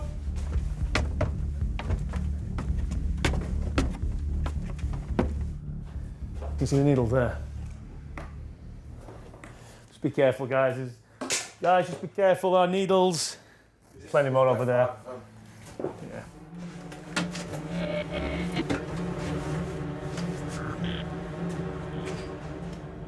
Jesus Christ. Look at how they're living. They're living on a piece of insulation and there's needles and stuff everywhere. It's just absolutely horrendous. Now they're sure that every room is empty. The demolition team move in. If your guys want to start... We're going to fence off. We've got to fence off because obviously health and safety. Nobody's coming back in here now. No, good.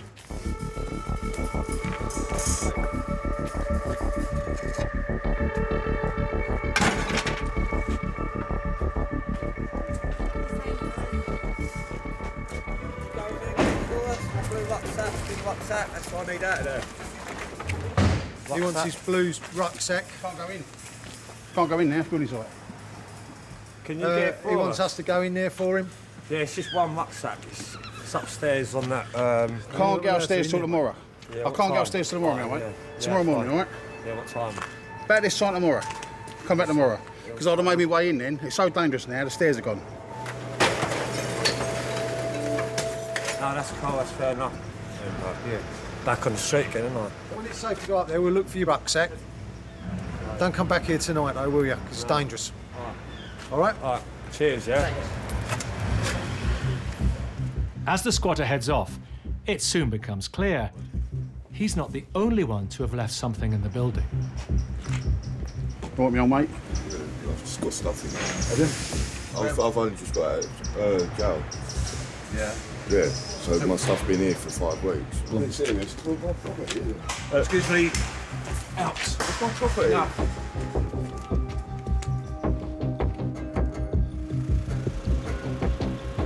If the guys just come out of prison, you know, he needs to be going to the authorities because this isn't a place for anybody. This is no halfway house. I've been incarcerated for couple of months. That's HM prison, so I've just got out of jail. This is my belongings. That's all I've got. You know, I'm disgusted about it, to be honest, because I've lost my job. I've got 5 children. I've lost my job, everything. My life's just gone bang. I need help. I need help. I'm not asking for help. I've gone. I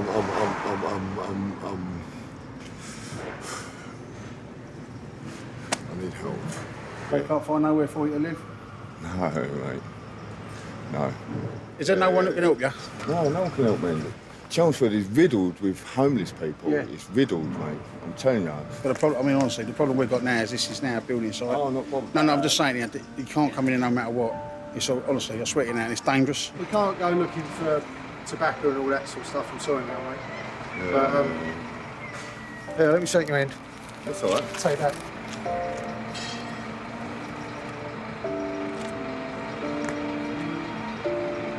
And there's some good people around who do things like that.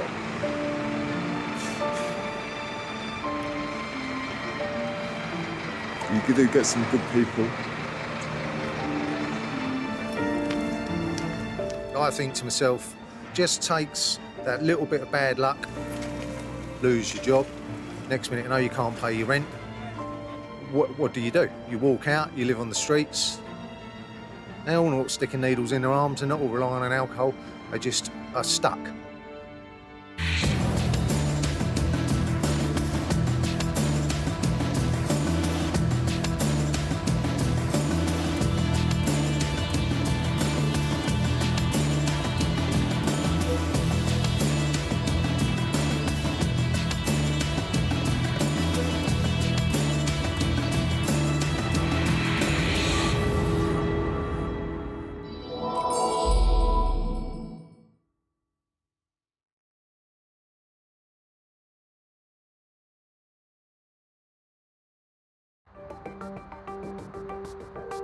Britain's rental market is at breaking point.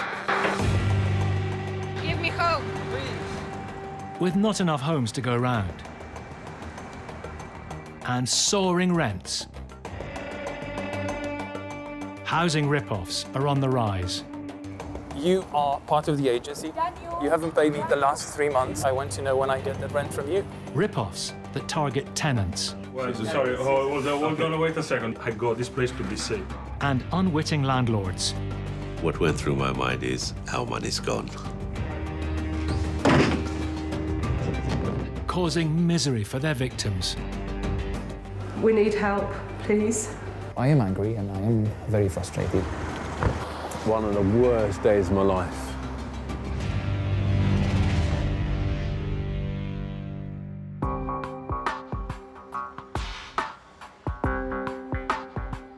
Out of the shadows of our overstretched rental market, a new breed of unscrupulous letting agent has emerged.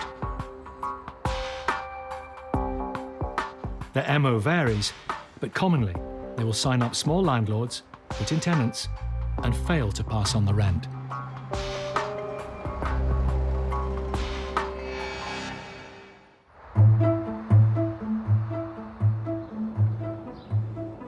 Oh, come on!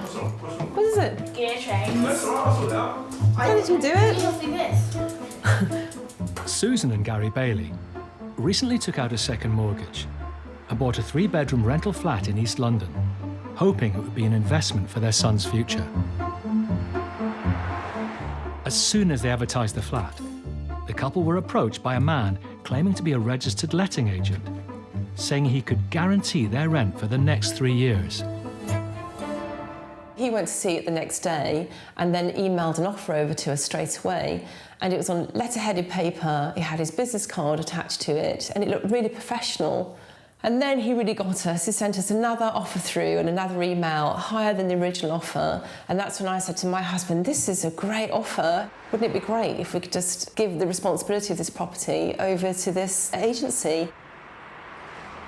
We signed the contract on the evening of the 18th of February and emailed it over to him.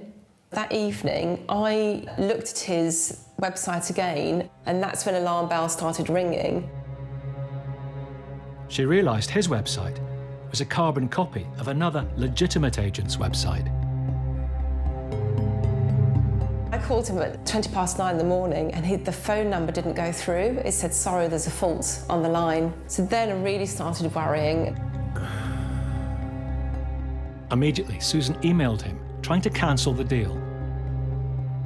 But in an alarming new development, the agent broke into the Baileys' new property in the middle of the night and changed the locks. They called the police, but were told it was a civil matter.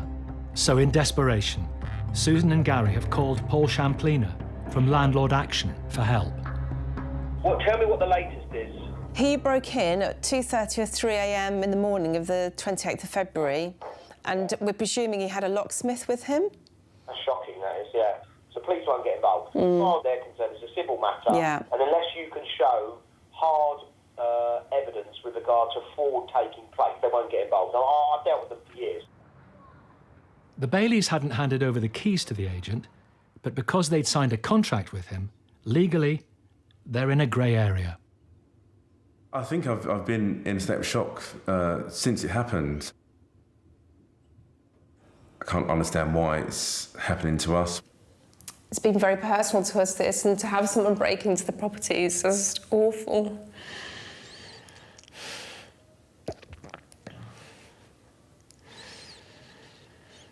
And to have nothing that we can do about it. So yeah, it does make you feel a lot less secure.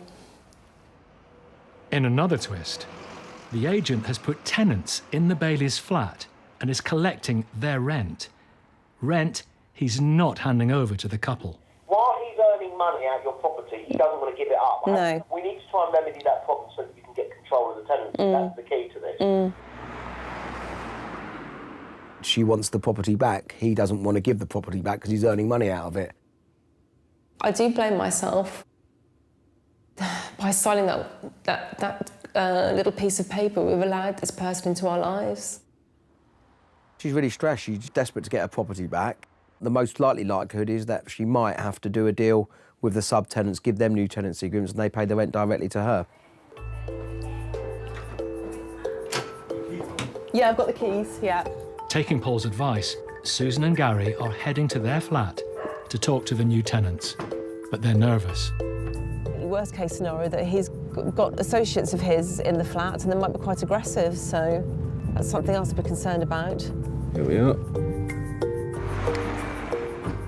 They're hoping they can persuade the tenants to tear up their contracts with the letting agent and sign new contracts and pay rent to them. Hello, hi. Hello. I'm Susan and this is Gary. We're the actual owners of the flats that you're staying in. Is your house? Yes. Yeah, okay. Yeah. Okay. Oh, not good. So I'm Yes. sorry, it's a problem for us and also for you. Recently arrived from France, this tenant is one of 5 the agent has put in the Bailey's property. In total, the agent is charging them £2,500 a month in rent. He broke into the flat at 3 o'clock in the morning, at night, broke into it, changed all the locks. This tenant, originally from Italy, has been in London for 10 years. Lots of the jobs. I obviously couldn't get in. Well, sorry, hold on, wait a second. I got this place to be safe because I need the work. This place, and now you come up with this stuff. Yeah, really sorry. I'm really sorry. I know it's a lot to take in. This is one of the worst things that's ever happened to us, actually. What we're absolutely not here to do is say everyone out and you lose your money. The only thing we want is to be rid of him. We don't want get rid of him. No. We don't want anything to do with him. I'll become your tenant. Yeah. Yes, yeah. And I'm so sorry. It's a life.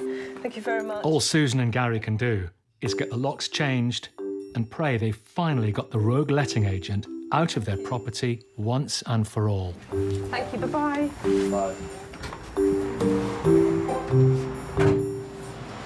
The story almost sounds too far-fetched to believe. Turn their world upside down with this bombshell. That guy there was saying, I need to check your details. I'm going to check, who can I speak to check? I just feel really bad for them. Yes.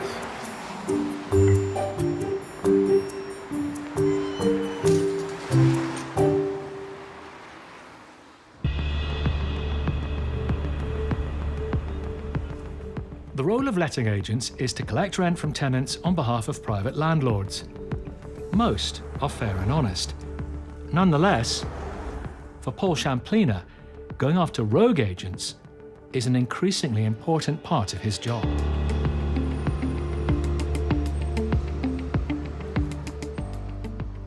Today, he's assisting a couple who were owed a 5-figure sum by their agency.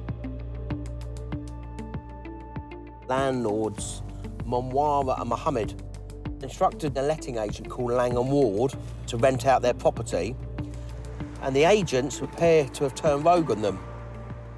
They received £15,000 in rent up front from the tenants in the property, and Monwara and Mohammed, they haven't had a penny. Morning. Hi, morning. I'm Paul. Nice to meet Mona. you, Mum. Hi, how are you? I'm fine. Well, not really. What's happening? Every time you call them, they're never available.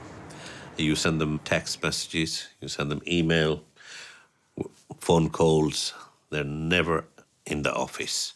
All right, so let's go and confront them now and speak to them, get some answers. And the frustration has grew into anger in a way. It's a huge amount of money, and it's a sum that no one can afford to lose. It's a huge amount. Let's hope that there's someone in the office. With the couple owed up to £20,000, including legal fees, today they're paying a surprise visit to the agency. But there's a problem. Change the name. What was Lang & Ward's office is now home to a company called Stratsmore Asset Management. What went through my mind is how money's gone. Next, in the Isle of Dogs. In Barking. I need to speak to you about Daniel's rent. And in East London. Who are you again? I'm your friend. I don't know you. I don't have. Well, you know me now. You are not my friend.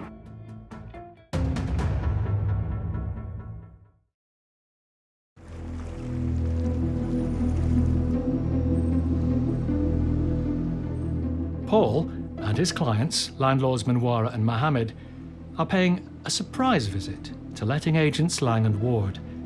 Now called Stratton Asset Management, the agency owe them £20,000 in rent they haven't passed on, and legal fees. Lang and Ward? No? No, we've got... She's owed some money from Lang and Ward. And Lang and Ward are in there, are they? Who's in there? OK, let's have a chat. Hi, guys. Lang and Ward. There might be a different name above the door, but Paul suspects there's a link between the current occupiers and Lang and Ward. So they're owed about £20,000 for their property. OK, that's got nothing to do with me, so... Huh? That's got nothing to do with me. I'm just working, mate. Let me tell you. You're just working here. She's owed £20,621 for her property from Lang and Ward.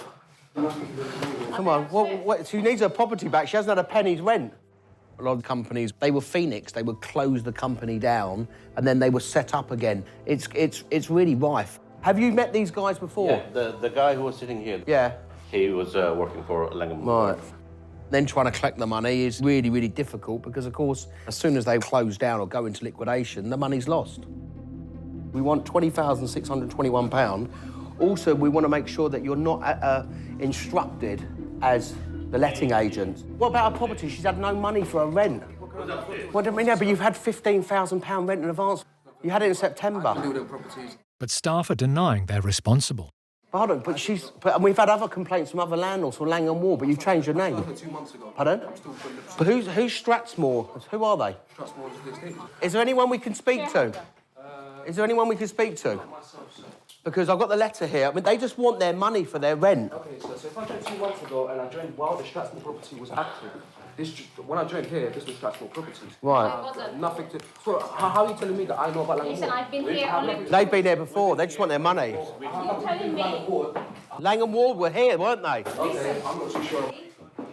Look, he said he doesn't know about Lang and Ward. He's actually sitting on the Lang and Ward. He's on a Lang and Ward... Yeah, he's on a Lang and Ward website. It's ridiculous. You know they're Lang and Ward. They've changed the name. Yeah. It says Lang and Ward there. It's all Lang and Ward, so they've changed the name. They come across as really genuine and things like that, but it was very hard to believe anything coming out of anyone's mouth. Mohammed puts in a call to Faisal. Hi, Faisal. Yeah, it's Diwan here. The man who originally let their flat. Who's that, Faisal? Yeah, Faisal just spoke to Mohammed. What did he say? But what did he say? He's going to be here in 5 minutes. He said he's going to come here in 5 minutes. Thank you. Yeah. Meanwhile, another member of staff shows up.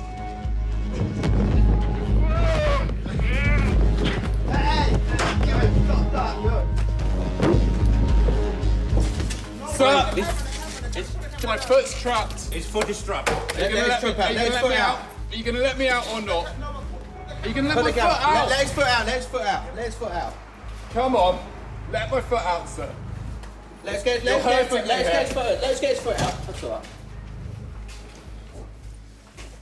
You wanted to just go and get them by the throat or something like that, but obviously, you know, you don't do that. All we're looking for all is we're our looking money. for our money, which they were holding on to. Paul, Mohammed and Manwara have been locked out in the cold. Can you hear me, Faisal? Yeah. But with the landlords more than £20,000 down, they decide to stay and wait for the elusive Faisal. You're not Faisal. Faisal, you know we haven't had any That's money Faisal there, whatsoever. And everybody's denying Lang and Ward does not exist there, whereas very clearly everything does. Can we please have a chat? Without the camera, shall we come over and have a chat?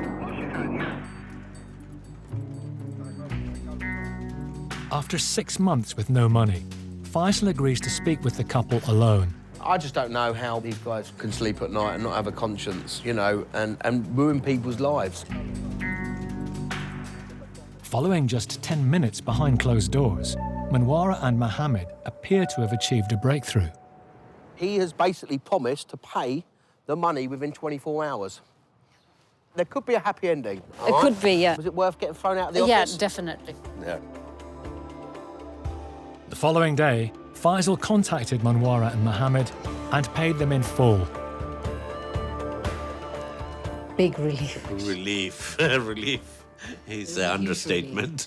It was Christmas coming early for us. The couple let the tenants remain in their flat.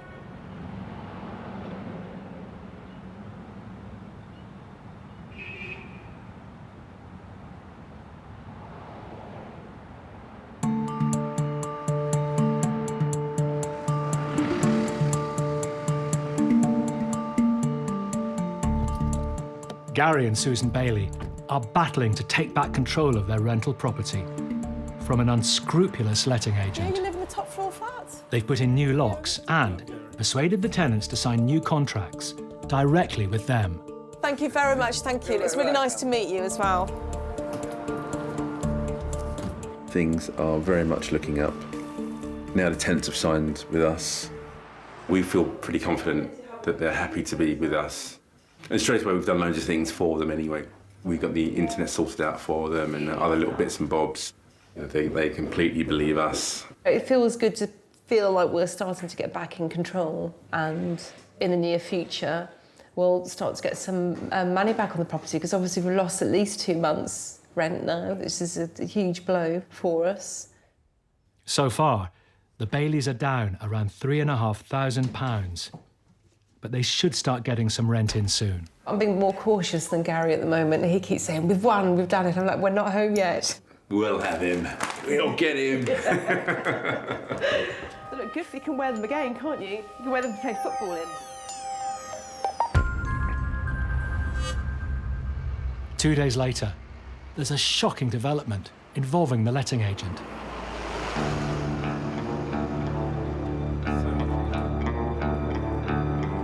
Awful.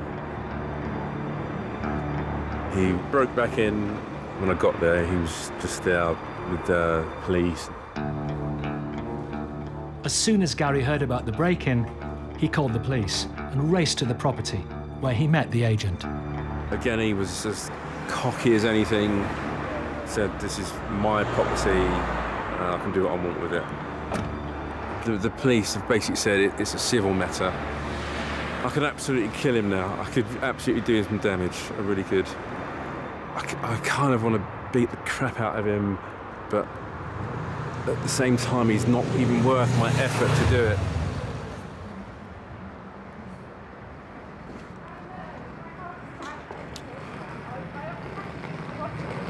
I just don't know what to do next. We can't keep bankrolling this. We can't afford to pay 2 mortgages.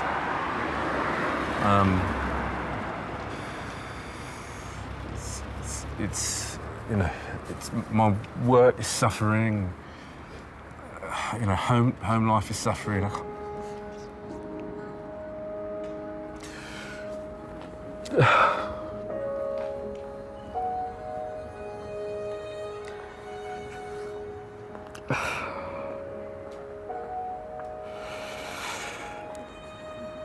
Oh, God. I can't let him win. He absolutely cannot win this.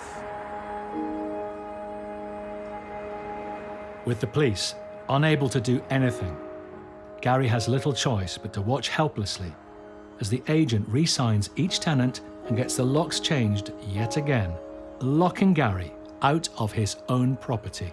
To rub salt into the wounds, one of the agent's associates tells Gary what he thinks. There's nothing in the contract that states he's not allowed to do what he's doing. Listen.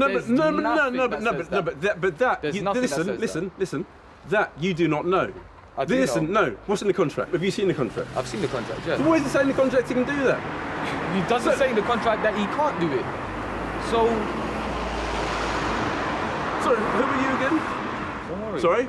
I'm worried. No, I need to know who you are, because obviously you've seen the contract. No, come on. No, it's not irrelevant.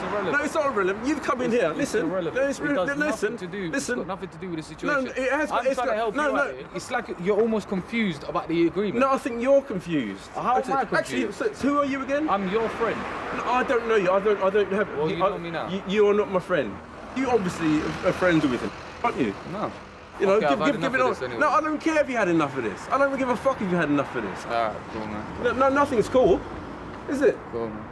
Eh? What's cool then? Oh my goodness. You wanted to be here, didn't you? We still cool then, aren't we? Who's that? Not a clue. Not a clue who that is. All Gary can do is walk away, leaving the letting agent inside the property. But when he gets home, more disturbing news. We got to call 999 and there were 3 men standing on our front path looking up at the house and pointing. What, pointing at this house? They were standing in a row, one at the front door and then the 2 immediately behind them. Do you think we can get the boys to stay somewhere else? It's just gone beyond. It's gone beyond anything normal. This. Susan doesn't know who the men are or what they're doing at their home, but fears the visit may have something to do with their dispute with the agent.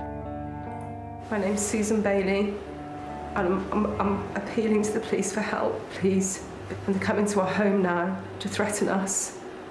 We need help, please. They came to our personal home, yes, and they were standing by my front door, right outside my front door, on my front path, all 3 of them, all looking at the house. And when I pulled up in the car, they already slowly walked away from the house, all looking at me. It's clearly escalating and we need help. Thank you. Bye. I'm just going to make an appointment for another policeman to come round and see us. Tonight? It might be tonight, yeah.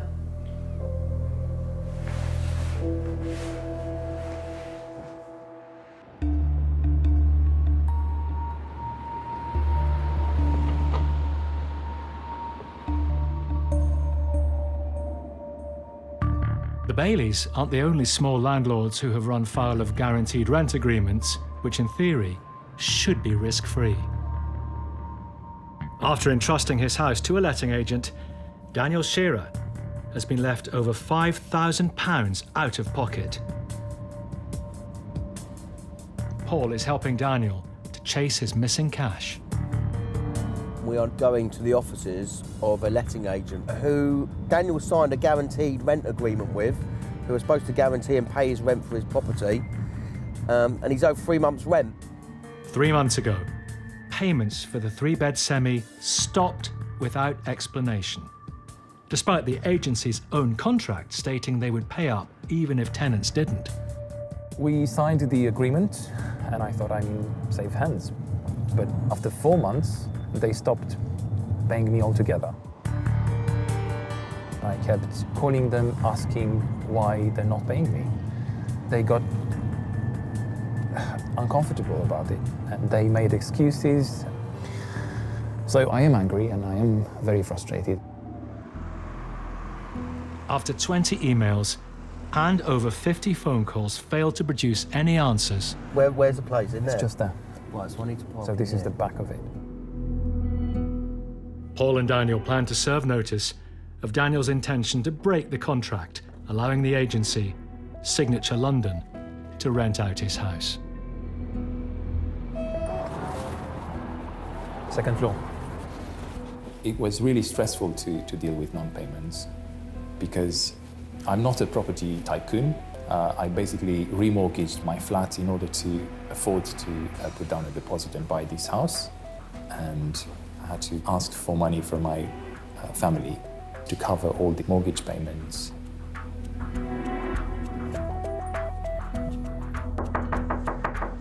May not be there.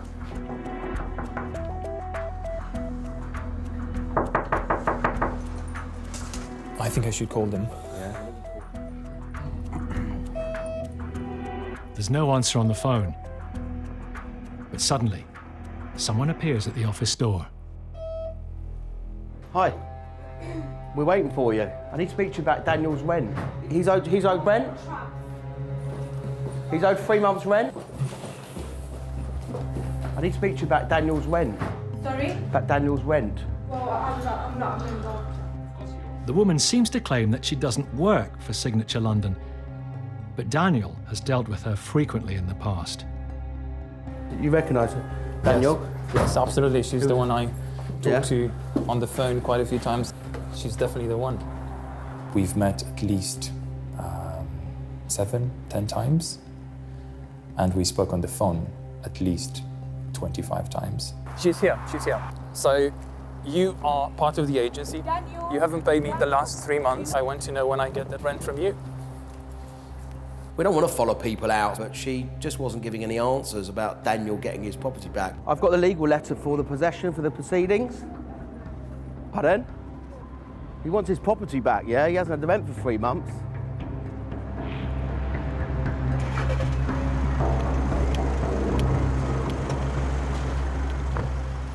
The woman heads off in a cab before Paul can hand over the legal letter.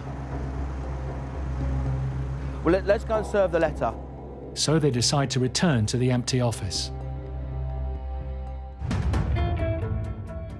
Next, embarking. He just said to me he hasn't got 3 months' rent. Proof. You gave me proof. And in East London.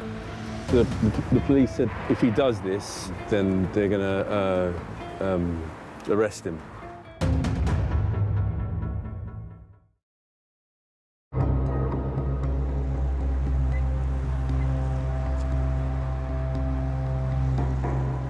Paul and landlord Daniel Shearer are serving legal papers on his letting agent, Signature London, who owe £5,000 in rent. And it's been served.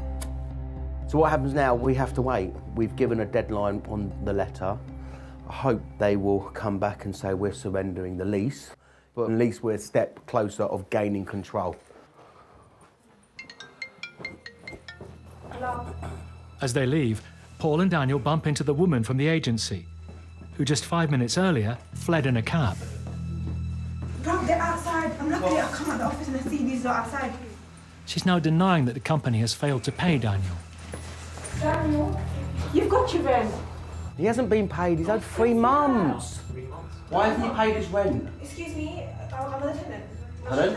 No, you're managing the property. You guaranteed rent. Signature property, guarantee the rent. Signature? Yeah. He's got a mortgage to pay. Do you not feel for that? Fine, so how can he get his rent? So why don't you get one? Fine, get one of the directors and phone. He'll speak to the directors if it's not you. Okay, yeah, okay, I will. He's had 3 months' rent, okay? You wouldn't be paid. Just wants his rent. You've got your rent. No, you didn't pay Yes, me we the last pay 3 you. months. He's had 3 months' rent. Show me proof. The agency office is being manned by only one member of staff, Yeah, no, speak on. and she gets a colleague on the phone. Yeah? Okay, let me just have a quick word. Hi. So we've just served a letter, which is giving notification of forfeit the lease. Sorry? Yeah, carry on, talk. Yeah, I'm talking. He signed a rent guarantee agreement with you guys, so he hasn't had the rent for 3 months. Pardon? Even though the tenant has not been paid, we have been paying him. She made out that they weren't getting the rent. Well, that's not our concern. You know, Daniel signed a contract of guaranteed rent. Whether the tenant doesn't pay you or not, you're still liable for the rent. It's rent guarantee, you know the score. We are paying him. We are paying him the rent. Right, Daniel, you're such he just said to me he hasn't got 3 months' rent. Proof. We need proof. He has proof. Yes, I'll show you proof right now. When she called me a liar, I realized that was her way of dealing with the fact that she was lying. Daniel has no way of knowing if the tenants are paying, but he can prove he hasn't received any rent. I'm going to hand you back now, let you get on with your day. We'll get on with our day, but deal with the issue in hand, which is the letter that I've just served. Fine, but because what I'm saying is, he wants his... Oh, is that right? He's not going to get property back? Really? Okay, all right. She was trying to make out that she was a victim. There was only one victim, and that was Daniel. Have a good day. Bye-bye. I thought rent guarantee will keep me away from those kind of problems. So it's really frustrating. It appears that the visit does have an effect. Because an hour after Daniel and Paul leave the office, the letting agency pay up part of the debt. Hello, Paul. I've got some good news from the agency. They basically paid me for 1 month. They still owe me 2 months' rent, but they did something, so I think that's great news. In debt to his family, Daniel now needs to get the rest of the rent money and his property back as soon as possible.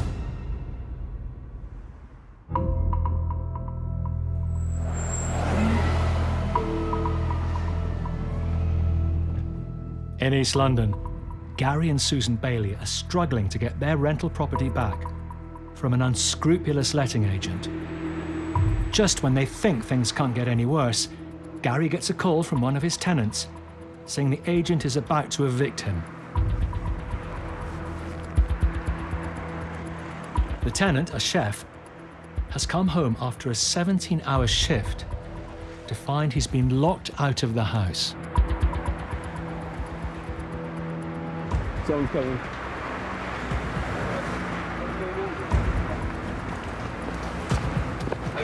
What is it? Is it not clothes? Yeah? Why is it, yeah? Why are you wearing my glasses? What are you going to do?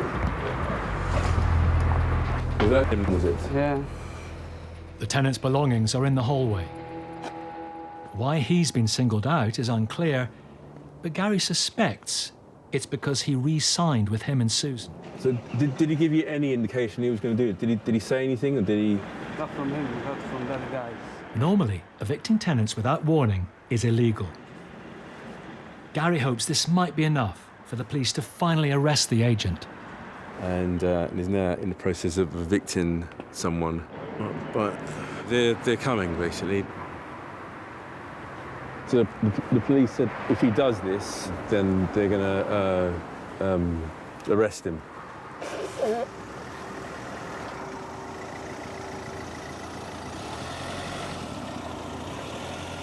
Yes. Yes. Yes. This gentleman's been evicted. He's tried to get in. All of his bags are just in now. He hasn't been given any notice, and that's illegal. So But it does sound all very like civil law. So just yeah. so you're not confident you can do anything because this guy's homeless. I don't know what to say to him because I'll pop upstairs and have a see if I can do it.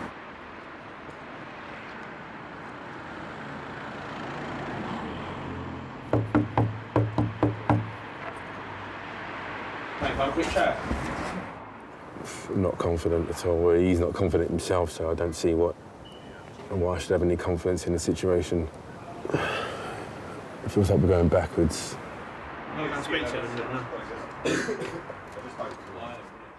The agent has outfoxed them yet again. Go to that hotel tonight. Yeah, everything. We'll just grab your stuff. He's managed to avoid any problems with the police by offering to put the evicted tenant up in a hotel for 2 nights. Who booked the hotel then? He booked it. I'm sorry. I'm sorry. This idiot is ruining our life.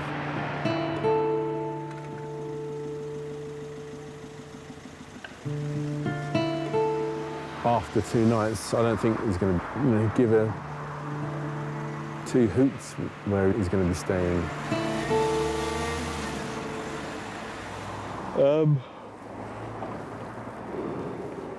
I think I need a good night's sleep now. I think I'm done. It's been, I'd say, one of the worst days of my life.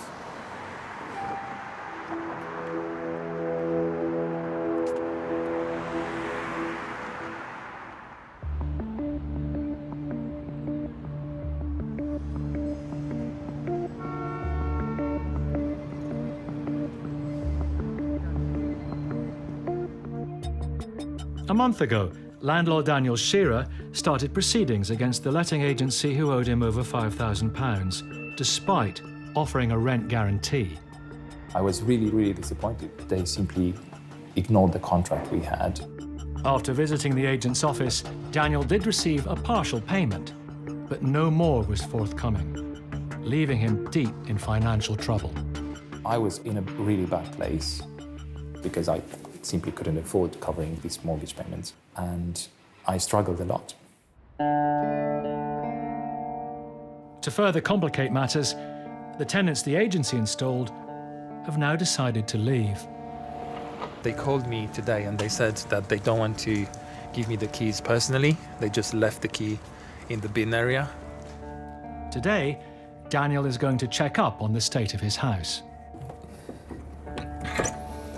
And okay, I found some keys in here. But with the property still under contract to the letting agent, he won't be able to rent it out again until they agree to end the deal. And for this, he may have to go to court. Excited and nervous at the same time. Okay, I'm nervous. I might need to spend more money to repair it. Right, so this would be the kitchen. Well, this is definitely not how I left it. As well as guaranteeing the rent, the agency, Signature London, were meant to ensure Daniel's home was kept in good condition. And look at this mess. Terrible. When I gave this house to the agency, it was immaculate. Okay, let's go upstairs. Yeah, big mess. I mean, look at this. They've broken the glass. They obviously flooded the bathroom, hence the spots on the ceiling in the living room. And so I'll have to change the floor completely and repaint the living room.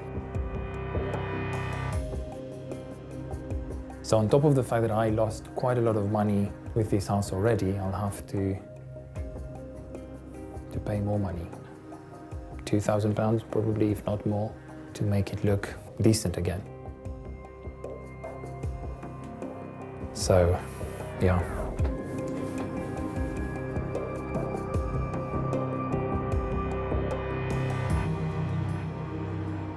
But before Daniel can begin work fixing up his property, he needs to get the letting agency to tear up the contract. Next, embarking.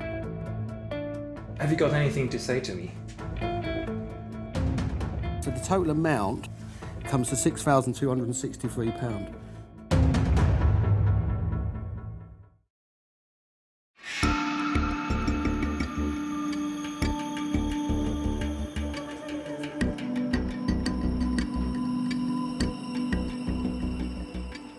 Landlord Daniel Shearer entrusted his three-bed house to a letting agent who guaranteed his rent.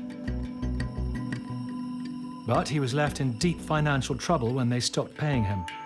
The tenants decided to leave, but as his contract was with the agency, Daniel still didn't have control of his home.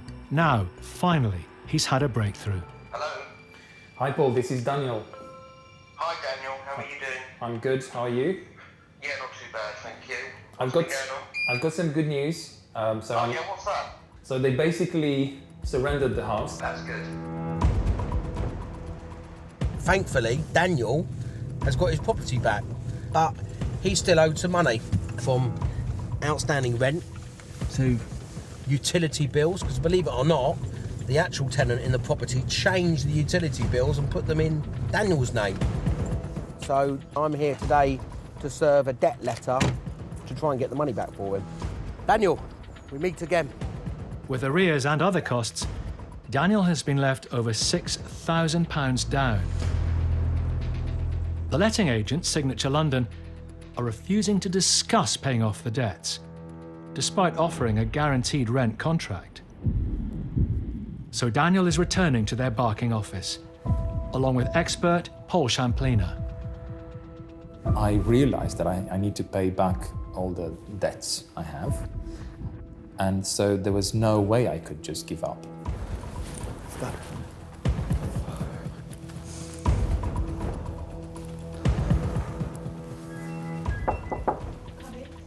Hello. I'm here with a solicitor to sort things out. Hi, 1 second, let me call you back. I'm just going to give you this letter. It's a debt letter for Daniel. It's the outstanding debt that he's owed. Part of it is rent.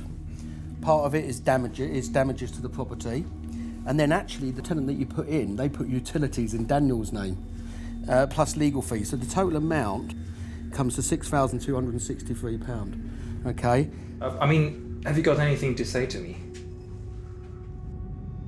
When are you going to pay me for, all the repairs and the rent you owe me and the legal fees and the money that I lost, basically? So Okay. still nothing to say. Okay, thank you very much for your time. Bye-bye.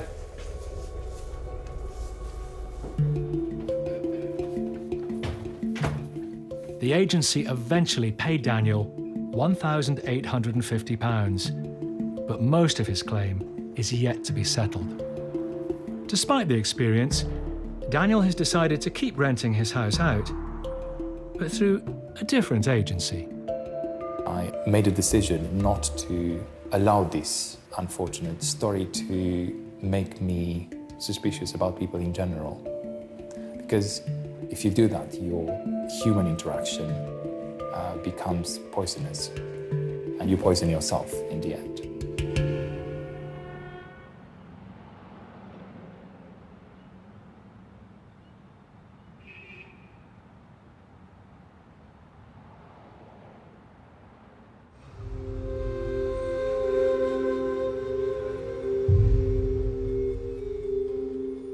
Susan and Gary have decided on a high-stakes gamble to get their property back from the rogue agent.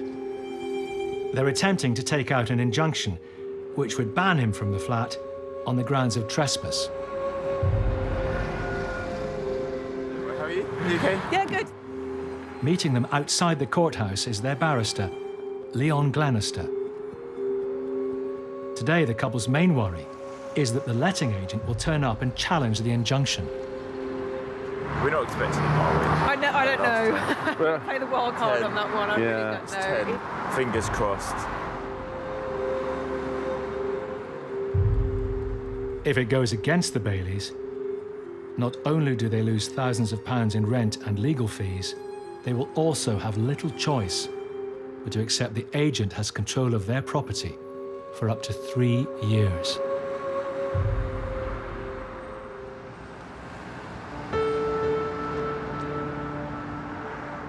An hour later, the hearing is over. Good news at last. Yeah, I know, amazing. Thank you. Yeah. We didn't actually know. Yes, there was lots. Actually, during the conversation with the judge, it seemed to swing one way and then another way. We were literally hanging on every word, but yes. Yes, it finally went in our favour. Yes. So, they're in shock. Okay, give me a hug, Gary. An injunction has been granted, meaning the agent will be arrested if he attempts to enter the property. Can't believe it's nearly the end, isn't it? Yes. What's more, they've also won a possession order, allowing them to take back the flat. There's the injunction. And there's the order for possession. That's brilliant. So good, that's amazing, yeah. Right. Thank you so much, really. Thanks a lot. Thanks. I know you're going now, but Yeah. No problem. Well done, guys. Thank you. So good. Never been so happy to get anything in my whole life. So, yeah, I don't know if you can notice, we're quite happy. We've got this. Within minutes of the hearing, the couple race around to their flat and tape up the legal notices.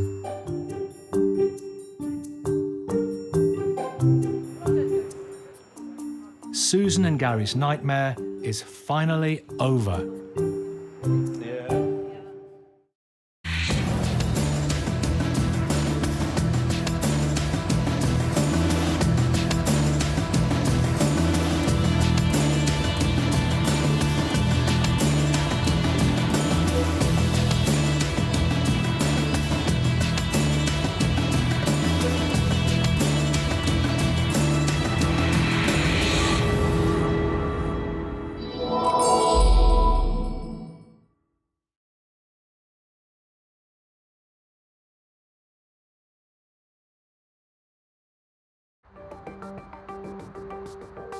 Britain's rental market is at breaking point. Give me home.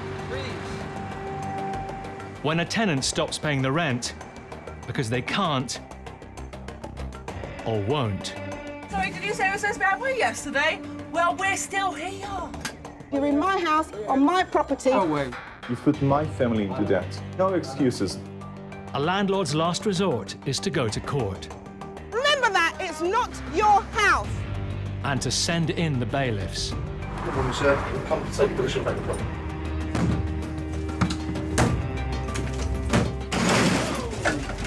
If you start throwing stuff down at us, we are going to have to arrest you. As they fight to get back their home. Oh, right.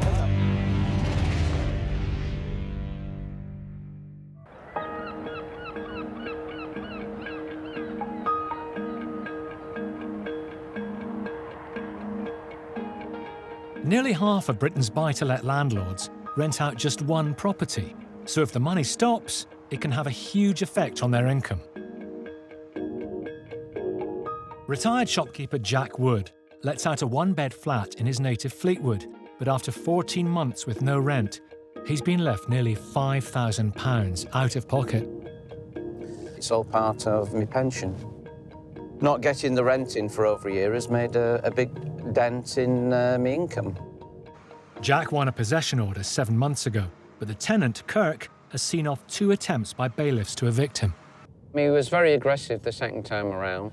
He threatened to kill me and smash the car up. So I'm apprehensive as to how it's going to turn out today. Jack has called in lawyer Chris Sharp, who often works on difficult cases like this. And today, for the 3rd time, Kirk faces eviction. Morning, Jack. Morning. Good to see you. You too, pal. Well done. Yeah, are you ready now? Hopefully the 3rd one lucky. Absolutely. We've got the High Court sheriffs involved. Yeah. We've got dog handlers, we've got locksmiths. We're ready to go.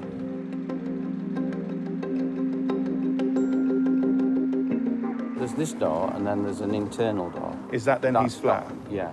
Oh, there's this stairs, and Right. he's on this 2nd and 3rd floor.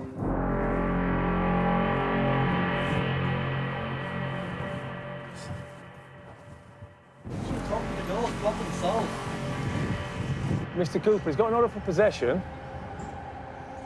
He's had 2 bailiffs round and now the sheriff.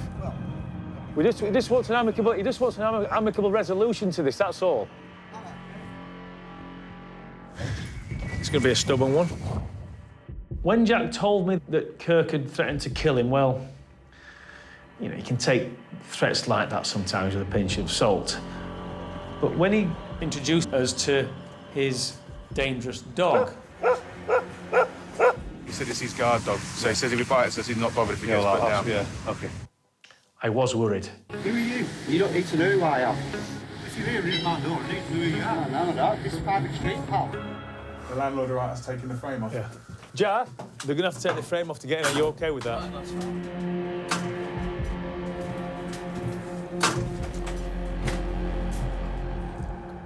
By the sounds of it, he's put like a wardrobe or something upstairs. You hear stuff coming down. Can you hear him? Yeah. He's throwing stuff down, barricading it even more. Yeah, rolling it down. Stuff coming down. You hear it now, it's rolling down the stairs at the back. I do need the money for my retirement, and I did despair quite a bit.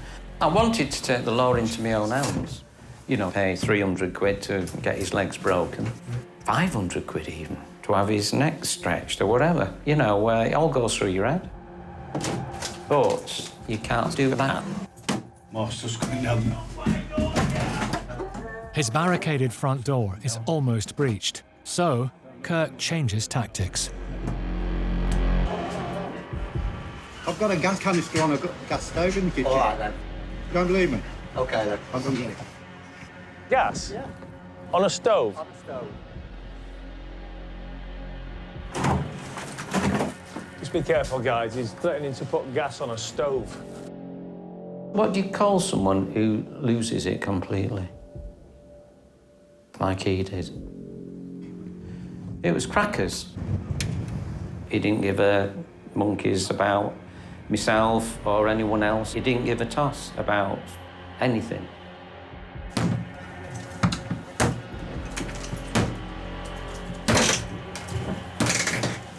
ladders, toolbox. Just watch that it comes on you. It's getting more stuff now. Whoa!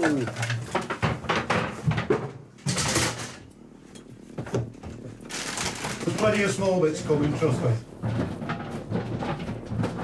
He'd given 2 bailiffs the runaround. He tried to give us the runaround. I don't want to aggravate him, mate. Just want him to come out. It was almost like he was on a suicide mission in terms of not being evicted. Apparently he has a machete or something upstairs too, someone said. Hi there. I wonder if I could have police assistance, please. The sheriff's now requesting police assistance because he's claiming he's this guy that has got a machete. Once we get through the door, who knows what he's going to do? So, better safe than sorry. Let's get the police in there.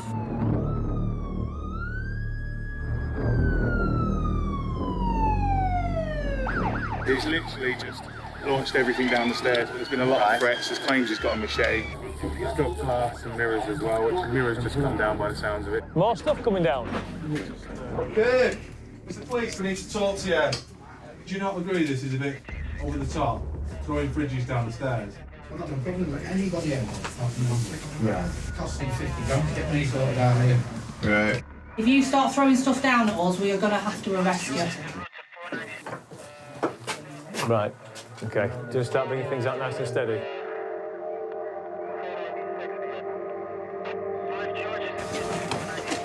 Whoa!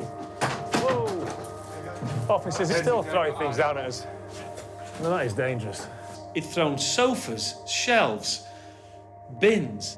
If it wasn't nailed down, he was in the process of unnailing it and getting it down that stairwell at us. Whoa! That was a washing machine. Whether he meant it or not, the level of threat that he was posing was quite high and unprecedented in terms of, like, this is an eviction. The police have had enough and move in to arrest Kirk. But he flees to the attic bedroom. Has he gone upstairs? Yeah. That door's locked. For what reason? What was he trying to do? It'll take you another 6 weeks to get to court. It was crackers, obviously. He thought nothing was ever going to happen to him. Have you seen the dog go? Yeah. What is it? Brothel cross.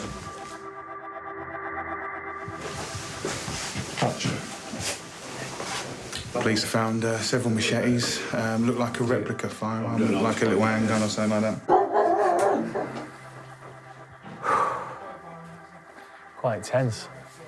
Kirk's still in the attic, and the police now fear he may be armed. Hi, mate. We need to get you sorted. We can't just stay here. Okay. Are you going to leave the flat today? You're just going to stand there. I'm supposed to do that. Yeah. Keep the door open, because it's easier that way. We can talk to you. Yeah? What are you doing there? Yeah. Oh, come on. Oh, you're now arresting me. Yeah. What's wrong? Breach of the peace. Breach of the peace. When have I breached the peace? When have I breached the peace? Throwing washing machines down the stairs. You walk down the stairs? Yeah, I'll walk.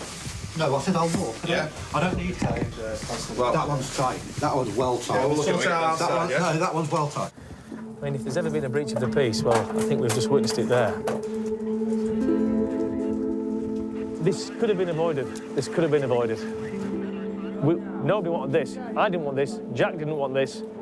The police didn't want this. The police spent an hour trying to tell him that this is where it's going to end up if you do not comply. He did not comply, and now he's in the back of a Black Maria. Really strange having to go through these lengths to actually get rid of somebody. With her owner under lock and key, trained handlers remove Kirk's guard dog. He could have killed somebody and injured him, and thankfully no one's been hurt. After more than a year with no rent, landlord Jack has his flat back. Kirk's dog was taken in by a local animal charity, and Kirk pleaded guilty to breaching the peace.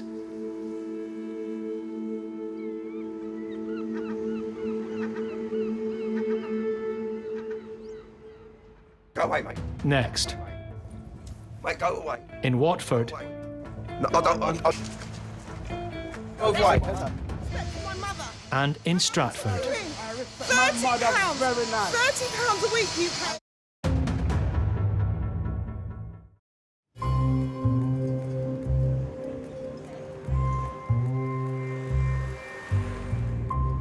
Landlord Dave Simpson has reached the end of the road with his tenant. I don't want to kick anyone out on the street. I just want the money that is due so I can pay the mortgage so I'm not short, out of pocket. 7 years ago, she moved into Dave's two-bedroom rental house. For most of the time, everything was fine. But 3 months ago, she stopped paying the full rent. She now owes the self-employed builder almost £4,000. She got very irate last time I went round the property just to find out if anything, could change, could she pay or anything, and I just got screamed at. She just called me all the names under the sun, and that was the end of that.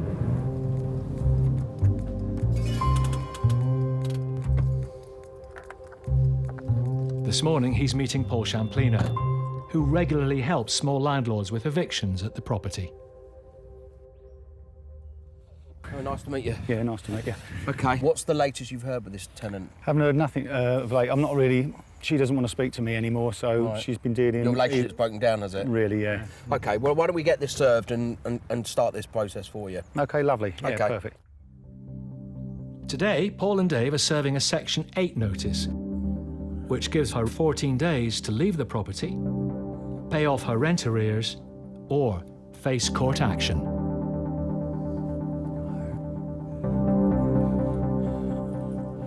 The light's on.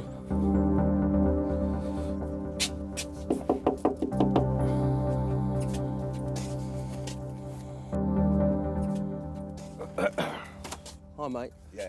Yeah, I've got to give her this from Landlord Action. Oh, yeah, right. Yeah. Yeah? You give it to her? Yeah. Yeah, okay. It's the notice from the landlord. Okay. Yeah, for rent arrears, yeah? Yeah.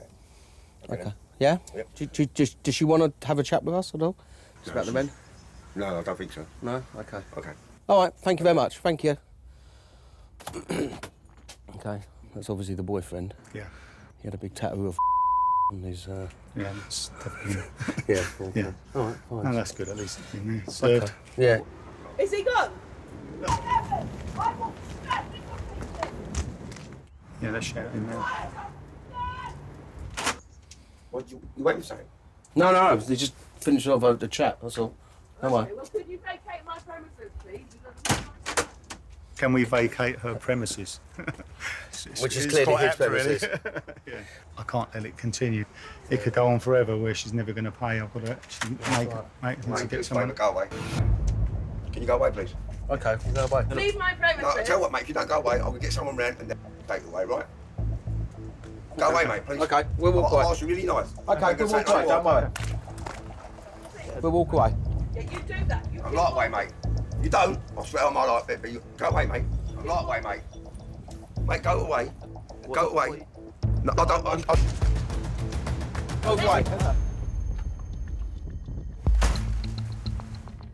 I've never had any aggression with him because I've never met him before, but I've had that aggression with her screaming and shouting. Well, let's see what the police say, yeah? Where's the phone?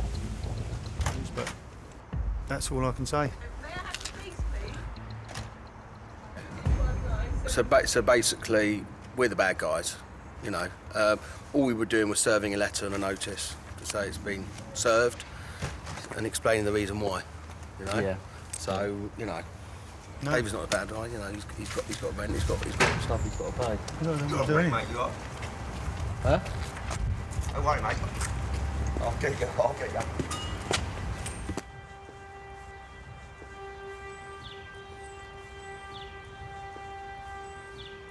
I think it's going to probably turn a little bit nasty and a bit aggressive, but so be it. I've got no choice. Can't just let the people live there rent-free. What do you do? I think we should move away. All right. I just hope he doesn't go any further, to be honest. I just want him to go out. Why do I have to put up with this? It's just not fair, really.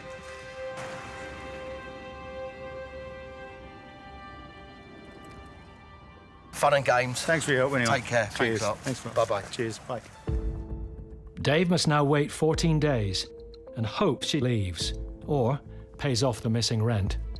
If she doesn't, he has little choice but to take her to court, which is going to cost him yet more money in legal fees and lost rent.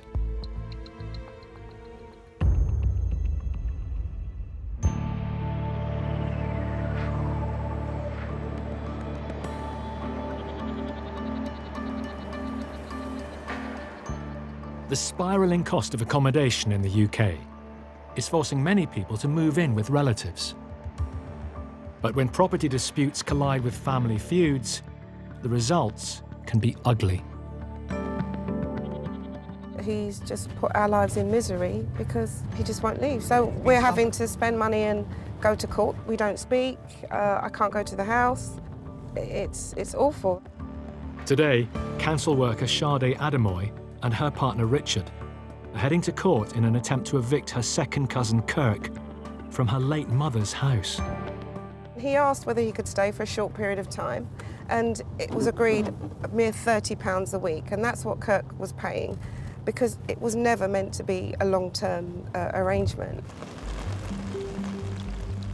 In 2013, Kirk rented a room on the cheap from Sade's mum.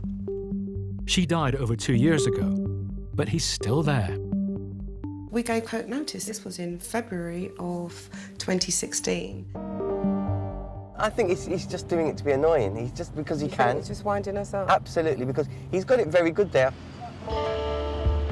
It's far from a cut and dry case.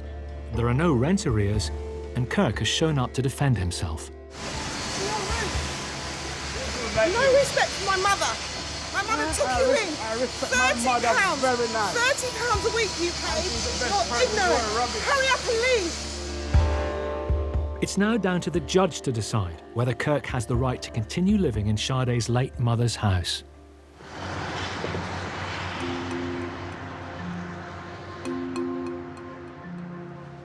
I did feel a sense of vindication when the judge said, I order possession in your favour. I felt elated, actually. I shouldn't have to fight family members to take back what is mine. I've got my property back. So you go and find somewhere to live, and you go and find somewhere, you pay for it yourself out of your money, and stop living off of me and my sister. Go away, go away, go away, you're rubbish, go away. Go and pay rent now. Now you're gonna know what rent is. Now you're gonna know what rent is. Gone. You should be so ashamed of yourself. I'm ashamed that I know you. That's what I'm ashamed of. I'm ashamed that I ever laid eyes on you. I'm ashamed that you're even part of the family. I think one of the reasons why I got so upset and got so upset quickly was because I wasn't able to grieve for my mum properly, and the house was a part of it. Remember that, it's not your house. It's not your house. Bye. He can say whatever he wants to say. This has gone on for 2.5 years. I'm just glad this day's over and we can all move on, and I can now think peacefully about my mum's memories and not have Kirk blur my vision. Because Kirk has no contract and has been given reasonable notice, the court ruled that he needs to leave within 14 days. Sade's a mean person. There's no guarantee that he'll comply.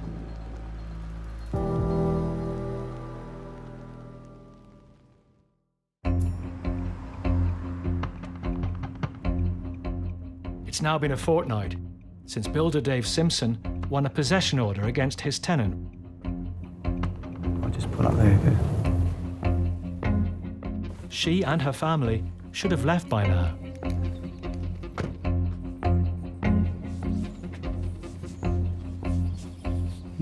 All looking fairly similar.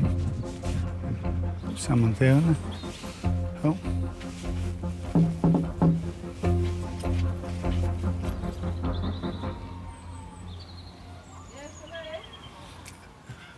Hello there. Yeah, you're supposed to be out by yesterday. Well, I've never received anything, so go back to your accountant or whoever you're with and don't forget sending, all right? Okay, so you've got no intention of leaving then? Excuse me? But we haven't had any notification or nothing, so go back to the people you're paying to do your dirty work, and I suggest you get something in writing, all right? Suspecting this might happen, Take yourself off of my doorstep. It's my doorstep, right? Dave brought a copy of the court order with him. There's it there. That's from the judge. What a pathetic loser you are, eh? Go on now, off you trot. Oh, and sorry, did you say it was so bad for you yesterday? Well, we're still here. She's saying she hasn't obviously got the letter from the court. I don't believe that. I don't believe anything she says, so... I'm sorry, but for someone who's paying someone to do your dirty work, you're a bit thick. Right, so now we get this letter, so now we're here, all right? So sorry to waste your time, so off you trot now. We ain't going nowhere right now, so... You know how it works, don't you? Or are you really that thick? It doesn't look like she wants to leave anyway, so I don't know. Still here! We'll have to call Paul, get the bailiff sorted out, get them out. As soon as they can get them out, the better. I just want them out, just want them gone, let me get on. No, it'll be a good day to see the back of them.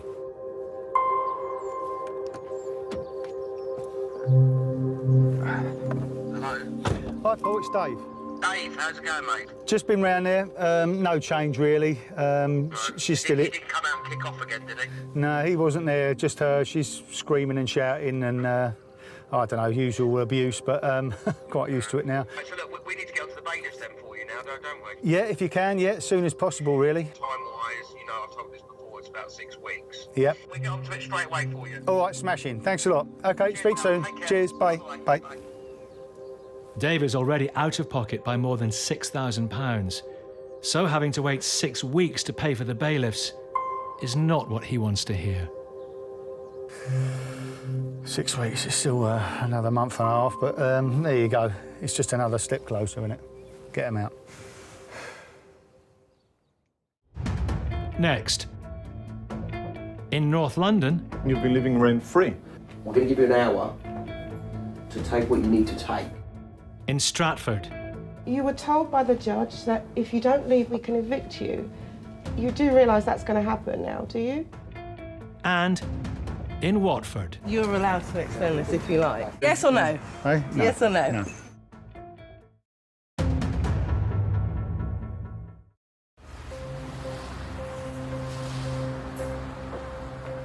Yossi Harrell has just flown into London to evict the tenants living in his 3-bedroom house. At first, they appeared perfect. These tenants, they seem lovely. They look trustworthy. They're both teachers, they were educators, you know, people with values. The perfect family that you want in your home. And it's just not the case. For 10 years, this was Yossi and his family's home. But when he moved overseas for his work, he decided to rent it out. 8 months ago, his tenants stopped paying the rent. He's now thousands of pounds in debt and struggling to pay the mortgage. I had to take loans. I had to ask my family for support, and you know it's not an easy situation. I haven't seen a penny in 8 months. I've had so many nights of non-sleep, and today was probably the peak. I can't wait. I can't wait for this nightmare to be over, and then debt collection begins. 6 weeks ago, the case went to court, and Yossi was awarded possession of the property. The court also ordered the tenants to pay the £16,000 they owe in rent. How are you feeling? Can't wait. You could have brought the weather from Israel, couldn't you? Paul Champlina has been helping with the case. I've been here a little bit earlier. They're here. They've been looking out the windows, so they know they're going to be evicted shortly. The High Court sheriffs have arrived to carry out the eviction. Hello, mate. How are you? Nice seeing you. They're also allowed to seize any goods, which will go towards repaying Yossi the rent he's owed. Good morning, sir. We'll come to take possession of the property. I've got an N245 on the report that says I don't need to let anybody in. Just paperwork, please, sir. The tenant says he's applied to the court for a last-minute stay of execution. Been no sign of packing at all. It's just like a denial. It's not going to happen. Despite his claims, the tenant fails to show the relevant paperwork. Tried to evade the system. Yeah. But we beat him to it. He's obviously been looking on the internet, Googling, and he's just got himself a load of information that's... Is it worth me having a chat with him? You can have a chat, yeah, no problem at all. Okay.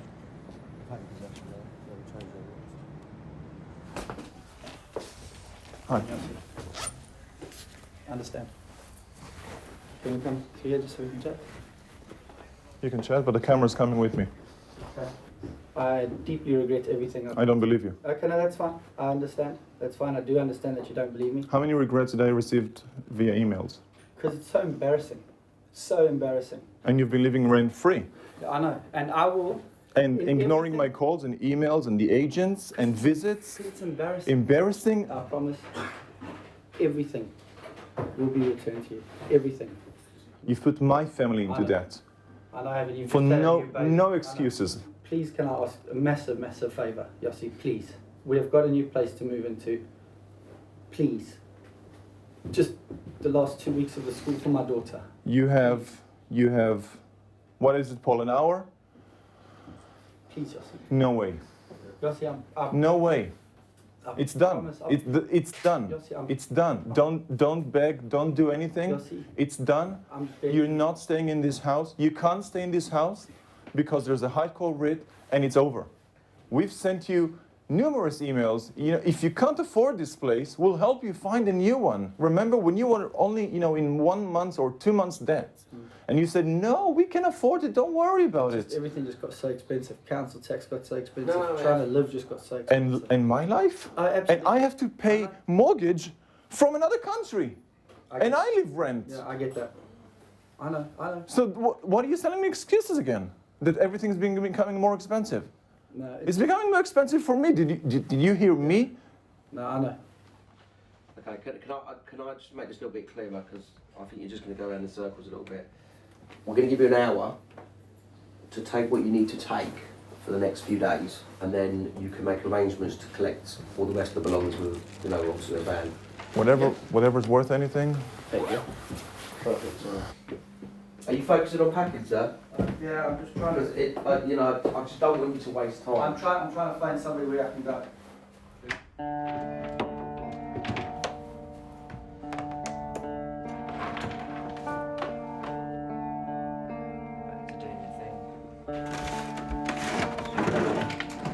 These guys bought all of the stuff that you see in a year.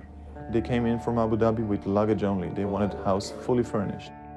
So, the TV, the surround system, the huge trampoline, garden furniture, barbecue, and, the list goes on and on and on and on. They have money, they just decided not to pay. Give me a few minutes, let me get all my okay. stuff out of the way then. The tenant and his family finally start packing some essential items while the locks are changed. For Yossi and Paul, there is no pleasure knowing a family will be forced to find a new home. It's really difficult.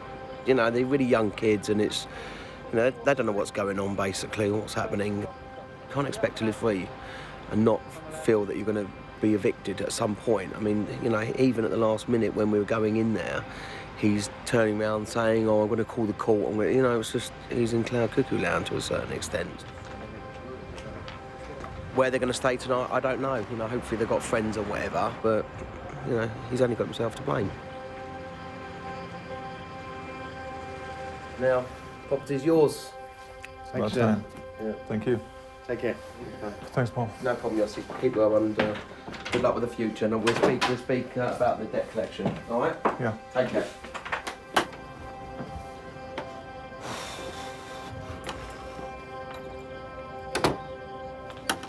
I put 2 kids out there. Yes, I feel bad. I have conscience, I'm happy that it's not me, but if we'd continued this way, it would have been me.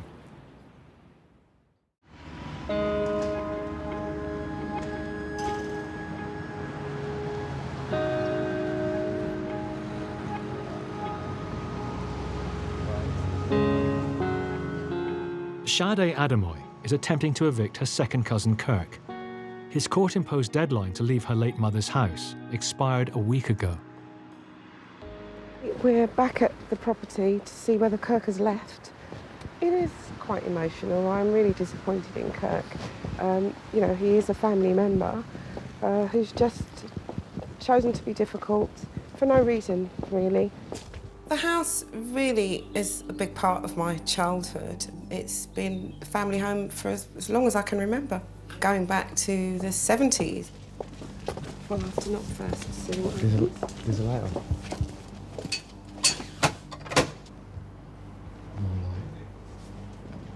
It's me, Kirk. Sade. Can you open the door, Kirk? Kirk, can I speak to you, please? So, Kirk, why are you still here? Why is that?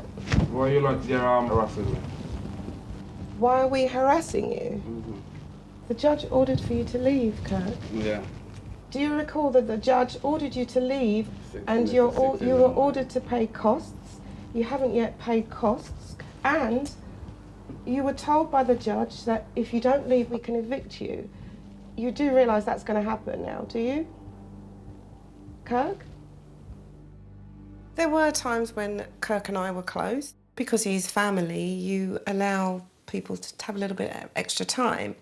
But when it came down to it, and he took advantage of our kindness. Talk whatever you want to talk.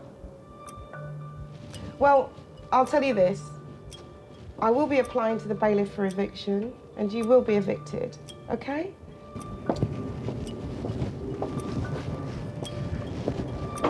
You know, at that point, I looked at Kirk and I thought, this is not my cousin, this is not a family member, this is just a person who I want out of my life. I guess we'll just apply to the bailiffs and we'll have him evicted. I want the property back. It doesn't belong to Kirk. Kirk has no idea what it really means to me and my sister. I just want him gone, and I want this over.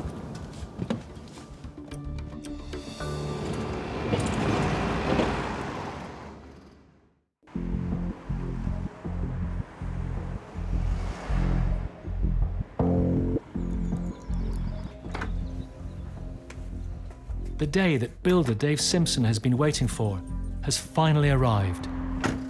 Later this morning, bailiffs are due to evict his non-paying tenant and her family.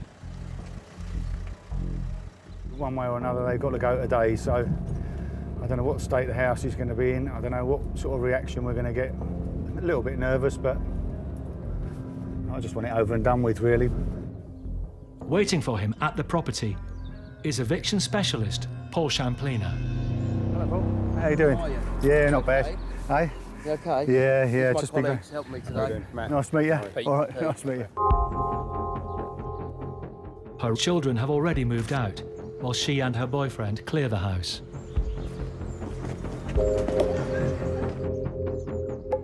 Despite being forewarned about the date of the eviction, So, Mr. Simpson. she wants more time. Yeah, but you're allowed to extend this if you like. 6 months. Yeah, but we only found out yesterday where we were going. Not my You problem. know. The court's been So, informed you. yes or no? Hey? No. Yes or no? No.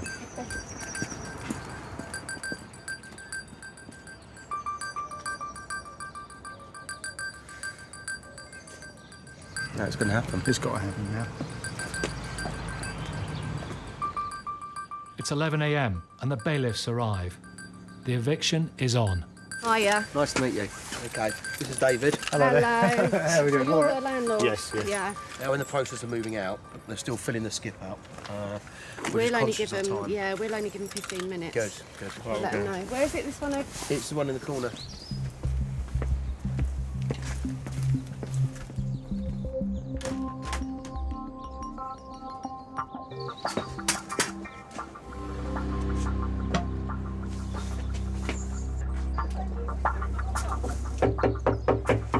Yeah, there's a bit of shouting going on upstairs. The reality's kicking in, unfortunately. Okay. Hiya, how are we progressing? Miles away. Okay. What we can do for the time being, we can only allow you 15 minutes. All we'd advise now is just to make sure you get any ID, medication and stuff like that. Okay. You can make Can we make a start on the lock? Start on the door, With the bailiffs there, Dave can change the locks. Oh, yeah. David, what's going to happen to my staff? You can make an appointment to I'm come not back. talking to you, You'll have to make an sorry. appointment to come and get it.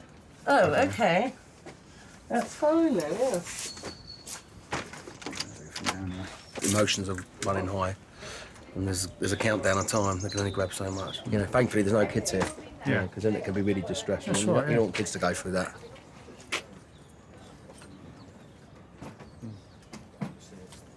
Mr. Simpson, traveller. Out here, I'm afraid. I'll tell you about the debt. Okay. Yeah, well, speak to me. All right. Well, I'll if I pay £200 a month. That's fine, Yeah. Yeah, I'll take it. Well, starting from, say, Monday week. Yeah, that's fine. Is that all right? Okay, yeah, lovely. Yeah, Cool. Thanks. It's the first time I've heard somebody offering to pay their debt. I say anything's better than nothing. I'll accept anything, but we'll have to wait and see about that as well. 15 minutes after the bailiffs arrive, the eviction is over. We're just going to have a quick look around, okay? Two people let us down today with a van and someone's supposed to be helping us, not. You want to come in, sir? Yeah. And Dave's property is finally in his hands. There's still a lot of stuff to take. I can imagine, yeah. But I think, just to let you know, I said he might need help on Sundays. She has 10 days to collect the rest of her belongings. The argument is, what's belonging, what's rubbish. Should we go and check upstairs? Okay. Yeah. Cool. Oh my God. See, the door's missing. I don't know where the door's gone. This room, well, you can't actually get in the room. Now this is their bedroom, so wow. Baby didn't have much room.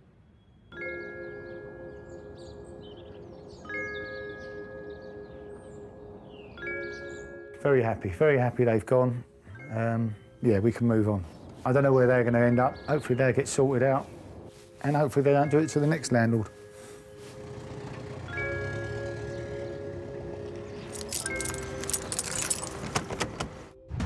Next, in Watford. I can't see me actually getting the money back. And in Stratford. Are you packing? ready to go in about 10 past? Are you packing? The bailiff's coming in 10 minutes.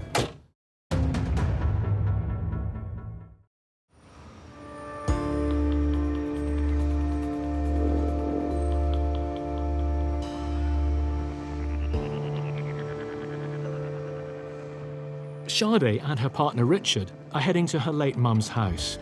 Today, her second cousin Kirk is being evicted. So today I'm hoping that Kirk leaves. We get him out and I get my property back. It's the family home and I'm sad because since my mum died, I've not really been able to frequent the property as I would normally. I can't go to my own home as I would please. So it's really sad. We've been waiting for today for almost 3 years. I just think my cousin Kirk has just had no respect, no value for property, and no value for possessions that don't belong to him. Waiting outside the 4-bed house is Paul Champliner, who the couple have drafted in to assist. Is he in? Do we know if he's in? We don't know if he's in. I'd Right. love to Well, so find out. Let's go and knock on the door and see. Let's do it. Chat with him. No problem. I was a bit nervous. This situation is much worse because it is a family member. So This is the property here, isn't this it? is the property. Right.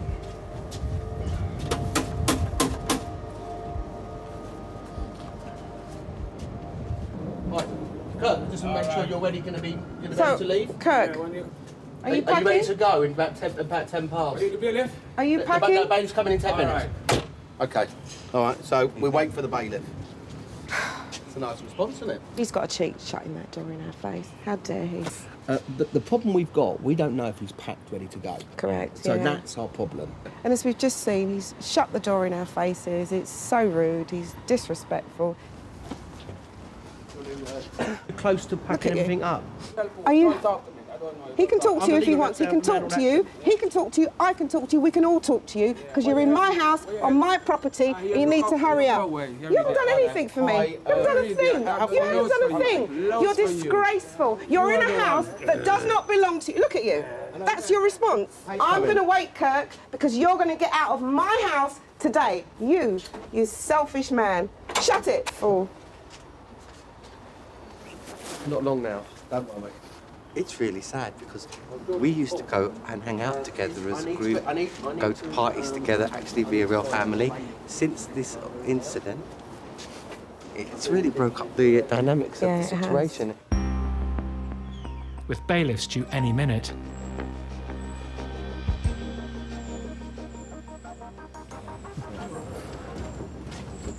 Kirk decides to leave. Take care. Bye-bye. Bye. It's a bit sad because it didn't need to come to this. It really is sad, actually. It's all right, he's gone. I can't believe this. Richard, go in. Let's see this. Come on. Shake hands. Go on. This is great. Over the moon, mate. It's fantastic. I look back and I think Kirk felt he was owed something. Kirk truly believed, I think, that he had some rights somewhere to the property. But you know what he's done? He's really tidied up well. I know he has tidied up, which is good. And even the garden's in quite good nick. He's left it in good condition. Yeah. So I'm really happy. I am feeling a bit weird because, as I said, I do feel a little bit sad for Kirk, and it didn't need to come to this at all. It really didn't. But it has. He just strung it out, didn't he? Yeah, he That's did. what made it worse. So unnecessary. And the abuse he got as well. Yeah. That was unnecessary. Yeah, he was really awful to me, and I haven't done anything to Kirk other than try to help him. Nearly 3 years on from her mother's death, Sade finally has the family home she grew up in back. Kirk's gone. Can't believe that. This was my room, so it's got lots of memories. So that's why it's hard. I don't want to get rid of it, the property. It's got a lot of meaning. Some really great memories growing up there. Lots of family members and friends would come around. Food, cooking, fun, laughter. So we are planning to give the property to a letting agent. There are many families looking for somewhere to live. That's the plan, to give it to a family that can make lots of fond memories.